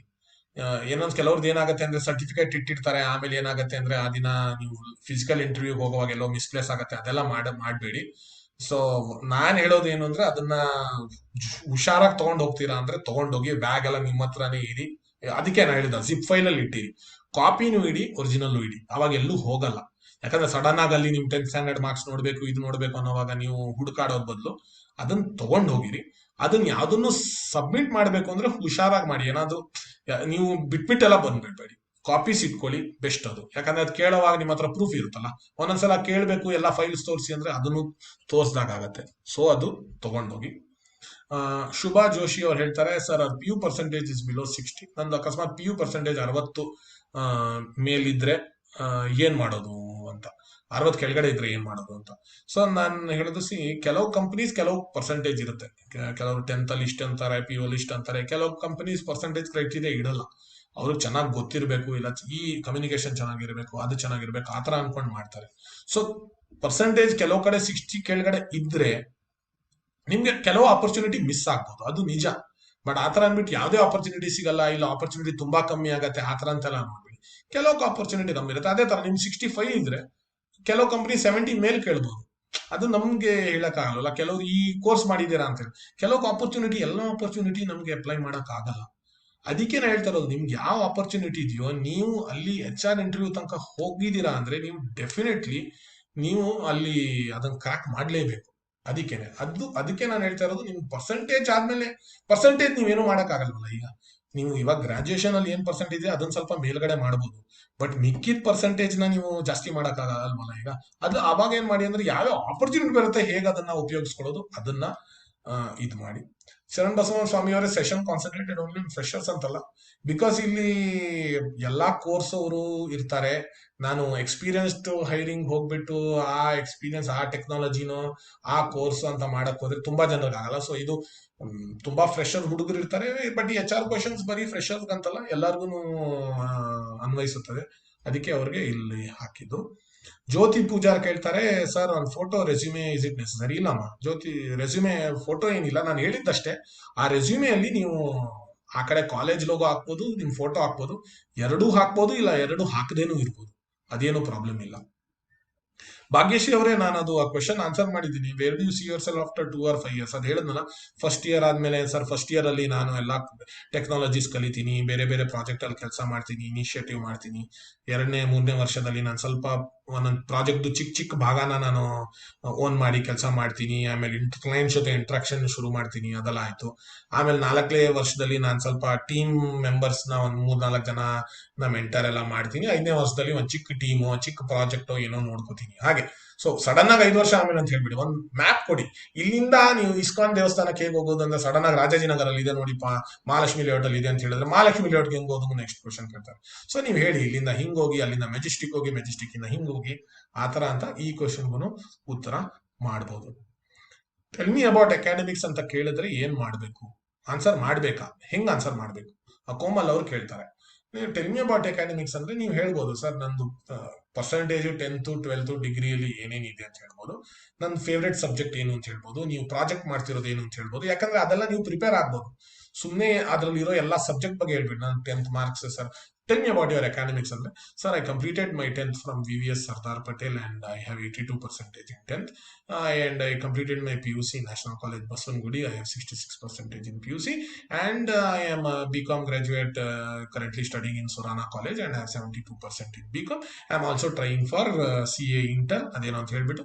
And my favorite subject is statistics, and I have also done a tally course. So ಅದನ್ನೆಲ್ಲ ಮಾತಾಡ್ಬೋದು. That is about your academics ಅಂತ ಹೇಳ್ಬೋದು ಕೋಮಲ್ ಕಾಂಬ್ಳೆ ಅವರೇ. ಸೊ ಹಾಗೆ ಅಕಾಡೆಮಿಕ್ಸ್ ಪರ್ಸೆಂಟೇಜ್ ಹೇಳ್ಬೋದು, ಸಬ್ಜೆಕ್ಟ್, ಕೋರ್ಸು, ಅವಾರ್ಡ್ಸ್, ಪ್ರೈಸಸ್ ಏನಾದ್ರು ಬಂದ್ರೆ, ಟಾಪರ್ ಆಗಿದ್ರೆ ಅದ್ರ ಬಗ್ಗೆ ಎಲ್ಲಾನು ಸ್ವಲ್ಪ ಮಾತಾಡ್ಬೋದು. ಅದನ್ನ ಮಾತಾಡ್ಬೋದು. ಇನ್ ಯಾರಿಗಾದ್ರೂ ಏನಾದ್ರು ಬೇರೆ ಪ್ರಶ್ನೆ, ಬೇರೆ ಕ್ವೆಶನ್ ಏನಾದ್ರು ಅಂತಿದ್ಯಾ? Thank you Komal. ಭಾಗ್ಯಶ್ರೀ, ಪೂಜಾರ್, ಶರಣಬಸವ, ಬೇರೆದೇನಾದ್ರೂ ಪ್ರಶ್ನೆ ಆ ತರದ್ ಏನಾದ್ರು ಇದ್ರೆ ಹೇಳ್ಬೋದು. ಯಾರು ಇಲ್ಲಿ ಯಾರು ಗೊತ್ತಿಲ್ಲ. ಸೊ ನಿಮ್ಗೇನೋ ಡೌಟ್ ಇದ್ರೆ ನೀವು ಕೇಳಿ. ಬೇರೆಯವ್ರು ಏನು ಅನ್ಕೋತಾರೋ, ಬೇರೆಯವ್ರಿಗೆಲ್ಲ ಈ ಡೌಟ್ ಇಲ್ವೋ ಇದೆಯೋ ಅದೆಲ್ಲ ಯೋಚನೆ ಮಾಡ್ಬೇಡಿ. ನಿಮ್ಗೆ ಏನ್ ಡೌಟ್ ಇದೆ ನೀವು ಕೇಳಿ. ಆ ಥರದ್ದು ಇನ್ಯಾರಿಗಾದ್ರೂ ಡೌಟ್ ಇದೆಯಾ? ಇಲ್ವಾ?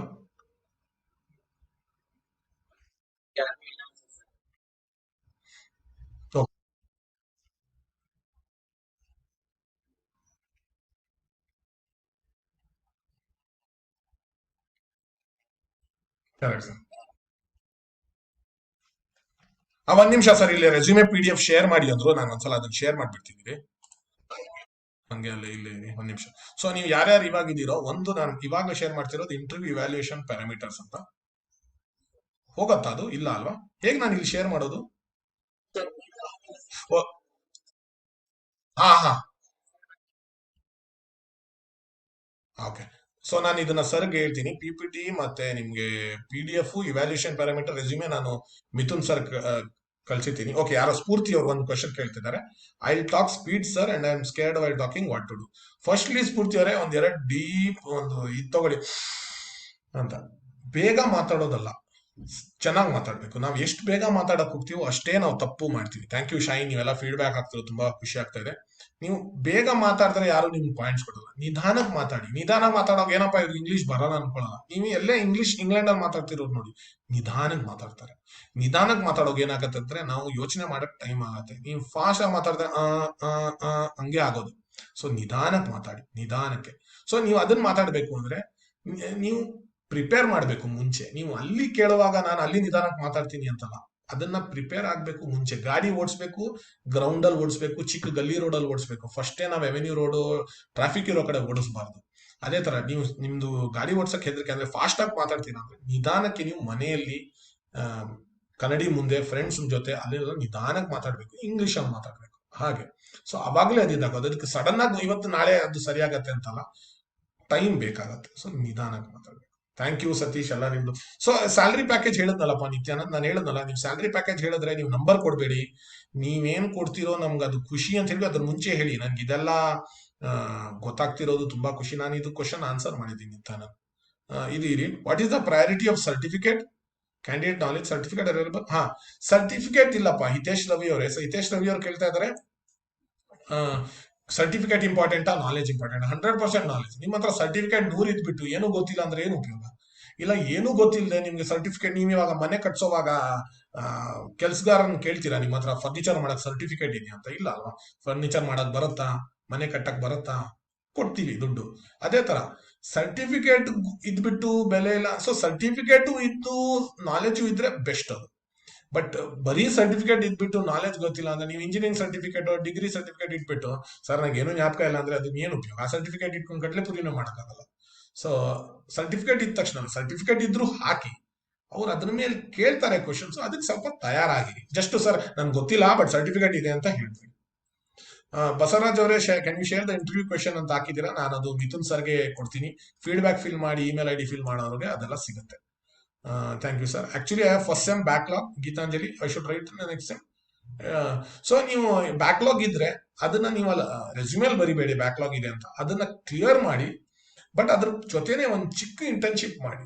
ಚಿಕ್ಕ ಇಂಟರ್ನ್ಶಿಪ್ ತಂದೆ ತಾಯಿ ಫ್ರೆಂಡ್ಸ್ ಅಲ್ಲೋ ಅವ್ರದ್ದು ನಿಮ್ ಪಕ್ಕದ ಮನೆಯವರು ಎಲ್ಲೋ ಒಂದ್ಸಲ ಕೇಳ್ಕೊಂಡು ಒಂದು ಚಿಕ್ಕ ಇಂಟರ್ನ್ಶಿಪ್ ಮಾಡಿ. ಇಂಟರ್ನ್ಶಿಪ್ ಖಾಲಿ ಬಿಡ್ಬೇಡಿ. ಬಟ್ ಆ ಬ್ಯಾಕ್ಲಾಗ್ನು ಕೊನೆಯ ತನಕ ಇಟ್ಕೋಬೇಡಿ. ಬ್ಯಾಕ್ಲಾಗು ಕೂಡ ಅವಾಗವಾಗಲೇ ಕ್ಲಿಯರ್ ಮಾಡಿ. ಬ್ಯಾಕ್ಲಾಗ್ ಇಡಬೇಡಿ ಎಷ್ಟಿದ್ರು, ಬಟ್ ಬಂತು ಅಂದ್ರೆ ಬ್ಯಾಕ್ಲಾಗ್ ಇನ್ ಅವಾಗ ನೆಕ್ಸ್ಟ್ ಸೆಮ್ ಅಲ್ಲೇ ಕ್ಲಿಯರ್ ಮಾಡಿ. ಅದು ಲಾಸ್ಟ್ಗೆ 8th ಸೆಮ್ ಅಲ್ಲಿ ಕ್ಲಿಯರ್ ಮಾಡ್ತೀನಿ, ಈ ಸಲ ಕೊರೋನಾ ಬಂತು ಎಲ್ಲರಿಗೂ ಪಾಸ್ ಮಾಡಿಸಿದ್ರು, ನೆಕ್ಸ್ಟ್ ಇಯರ್ ಹಂಗೆ ಆಗತ್ತೆ ಅಂತ ಅನ್ಕೊಂಡು ಇಟ್ಕೋಬೇಡಿ. ನೆಕ್ಸ್ಟ್ ಇಯರ್ ನಿಮ್ಗೆ ಅವ್ರು ಪಕ್ಕ ಬರೆಸ್ತಾರೆ, ಅದಕ್ಕೆ ಬ್ಯಾಕ್ಲಾಗ್ ಇಟ್ಕೋಬೇಡಿ. ಅದನ್ನ ಹಂಗ್ ಮಾಡಿ. ಹ್ಮ್. ಸೊ ತುಂಬಾ ಜನ ಕ್ವಶನ್ ಕೇಳಿದ್ರು, ತುಂಬಾ ಜನ ಇಲ್ಲಿ ಫೀಡ್ಬ್ಯಾಕ್ ಹಾಕೋದು ತುಂಬಾ ಖುಷಿ. ಅಲ್ಲಿ ಫೀಡ್ಬ್ಯಾಕ್ ಫಾರ್ಮ್ ಅಲ್ಲೂ ನಮ್ಮ ಮಿಥುನ್ ಸರ್ ಹಾಕಿದಾರಲ್ಲ, ಅದನ್ನ ಅದರಲ್ಲೂ ಫಿಲ್ ಮಾಡಿ. ತುಂಬಾ ಖುಷಿ ಆಯ್ತು. ಈ ತರ ನಾನು ಅದೇ ಹೇಳೋದು, ನಮ್ಗಿದು ಬೇಕೇ ಬೇಕು. ಇದು ಈ ಇನಿಷಿಯೇಟಿವ್ ಇದೆಲ್ಲ ತುಂಬಾ ಒಳ್ಳೇದು. ನಮ್ ರಾಜ್ಯದಲ್ಲಿ ಇರೋಷ್ಟು ಕೆಲಸ ಇಡೀ ದೇಶದಲ್ಲಿ ಇಲ್ಲ. ಬಟ್ ಅದೇ ನಮ್ ರಾಜ್ಯದಲ್ಲಿ ಇರೋ ಕೆಲಸಗಳು ನಮಗ್ ಸಿಗಲ್ಲ. ಯಾಕೆ? ಬೇರೆಯವರೆಲ್ಲ ಅವ್ರವ್ರ ಭಾಷೆ ಅನ್ಕೊಂಡು ಒಟ್ಟಿಗೆ ಇರ್ತಾರೆ. ನಾನು ಹೇಳಿದ್ನಲ್ಲ, ನಾವು ಕೂಡ ಹಂಗ್ ಒಗ್ಗಟ್ಟಲ್ಲಿ ಇರ್ಬೇಕು. ನೀವು ಇವತ್ತು ಕೆಲಸ ಹುಡುಕ್ತಿದ್ದೀರಾ, ಕೆಲವರು ಈ ಕಾಲಲ್ಲಿ ಇರೋರು ಇರ್ಲಿ ಬಿಡಿ. ನೀವು ನಾಳೆ ನೀವು ಕೆಲಸ ಸಿಗತ್ತಲ್ವಾ, ಅವಾಗ ನೀವು ಕೂಡ ಇಂಟರ್ವ್ಯೂ ಮಾಡುವಾಗ ಸ್ವಲ್ಪ ಕನ್ನಡಿಗರ ಮೇಲೆ ಅವ್ರನ್ನ ಸೆಲೆಕ್ಟ್ ಮಾಡೋದು ಸ್ವಲ್ಪ ಜಾಸ್ತಿ ಮಾಡಿ, ಅದೆಲ್ಲ ಮಾಡ್ಬೇಕು. ಬೇರೆಯವರು ಏನು ಇಲ್ಲದೆ ಇದ್ರು ಅವಾಗ ನಮ್ಮ ಭಾಷೆನ ಅಂದ್ಬಿಟ್ಟು ಹೈರ್ ಮಾಡ್ತಾರೆ. ನೀವು ಅದನ್ನು ಜ್ಞಾಪಕ ಇಟ್ಕೊಳ್ಳಿ. ಇವತ್ತು ಹೇಳಿದ್ನಲ್ಲ ಮಿಥುನ್ ಸರ್ ಮತ್ತು ಅವ್ರ ಟೀಮ್ ಇದನ್ನ ಮಾಡ್ತಿರೋದು ಏನಕ್ಕೆ? ಅವ್ರಿಗೊಂದು ರೂಪಾಯಿ ಇದ್ರ ಲಾಭ ಇಲ್ಲ ಏನಿಲ್ಲ, ಮಾಡ್ತಿರೋದೇನಂದ್ರೆ ಕನ್ನಡದವರು ಆಗ್ಬೇಕೇನೋ ಹೆಲ್ಪ್ ಆಗ್ಬೇಕು. ನಾವ್ ಅವ್ರಿಗೆ ಕೆಲಸ ಕೊಡ್ಸಕ್ ಆಗದೆ ಇದ್ರು, ಯಾಕಂದ್ರೆ ಅವ್ರದ್ದು ಕಂಪನಿ ಅಂತಿಲ್ಲ, ಅವ್ರು ಪಾಪ ತುಂಬಾ ಒಳ್ಳೆ ಅಕಾಡೆಮಿಕ್ ಪೊಸಿಷನ್ ಇದ್ದಾರೆ, ಅವ್ರಿಗೆಲ್ಲ ಕೆಲಸ ಕೊಡ್ಲಕ್ಕ, ಬಟ್ ನಮ್ಮಿಂದ ಅವ್ರಿಗೆ ಬೇರೆ ಬೇರೆ ಕಡೆ ಕೆಲಸ ಸಿಗ್ಲಿ ಅಂತ. ನಾಳೆ ನಿಮ್ ಕಂಪನಿ ಆಯ್ತು, ನಾಳೆ ನೀವು ಒಂದು ಪ್ರಾಜೆಕ್ಟ್ ಲೀಡೋ ಟೀಮ್ ಲೀಡೋ ಏನೇ ಒಂದು ಹೈರಿಂಗ್ ಅಲ್ಲಿ ಹೋದ್ರಿ, ಕನ್ನಡದವ್ರು ಬಂದ್ರೆ ಒಂಥರ ಆ ಏನೋ ಒಂದು ಸಾಫ್ಟ್ ಕಾರ್ನರ್ ಇಟ್ಬಿಟ್ಟು ಅವ್ರಿಗೊಂಥರ, ನೀವು ಅನ್ಕೊಳ್ಳಿ ನಾವು ಹಂಗಿದ್ವಿ, ಯಾರೋ ನಮ್ಗೆ ಹೆಲ್ಪ್ ಮಾಡಿದ್ರು, ನಾವು ವಾಪಸ್ ಅವ್ರಿಗೆ ಹೆಲ್ಪ್ ಮಾಡಕ್ಕಾಗಲ್ಲ, ಇನ್ನೊಬ್ರಿಗೆ ಹೆಲ್ಪ್ ಮಾಡೋಣ ಅನ್ಕೊಂಡು. ಅದನ್ನ ಒಂದ್ ಮರಿಬೇಡಿ ಯಾವಾಗ್ಲೂ. ನಿಮ್ದು ಒಂದ್ ಕೆರಿಯರ್ ಒಂದ್ 40 ವರ್ಷ ಇರುತ್ತೆ. 40 ವರ್ಷದಲ್ಲಿ ಪ್ರತಿ ವರ್ಷ ಒಂದು 10 ಜನರಿಗೆ ಹೆಲ್ಪ್ ಮಾಡಿದ್ರು ಒಬ್ಬೊಬ್ರು 400 ಜನರಿಗೆ ಹೆಲ್ಪ್ ಮಾಡ್ದಾಗತ್ತೆ. ಅದು ಮಾಡಿ. ನಮ್ ಕೆಲ್ಸ, ನಮ್ದು ಏನೋ ನಮ್ ಭಾಷೆ ಅದನ್ನ ಉಳ್ಸಕ್ಕಾಗಿರೋರು ಈ ಕಾಲಲ್ಲಿ ಇರೋರು, ಆಮೇಲೆ ನೀವು ಯಾರೇನ್ ಹೆಲ್ಪ್ ಮಾಡ್ತೀರೋ ಅವ್ರನ್ನೇ. ಹಂಗಂತ ಬೇರೆ ಭಾಷೆ ರಿಜೆಕ್ಟ್ ಮಾಡಿ ಅಂತಿಲ್ಲ, ನಮ್ಮವ್ರಿಗೆ ಸ್ವಲ್ಪ ಸ್ವಲ್ಪ ಪ್ರಾಮಾಣಿಕರು ಇರ್ತಾರೆ, ಸ್ವಲ್ಪ ಆದ್ಯತೆ ಕೊಡಿ ಅಷ್ಟೇ. ಅದೇ ಅಷ್ಟು ಹೇಳಿ ನಾನು ವಾಪಸ್ ಮಿಥುನ್ ಸರ್ಗೆ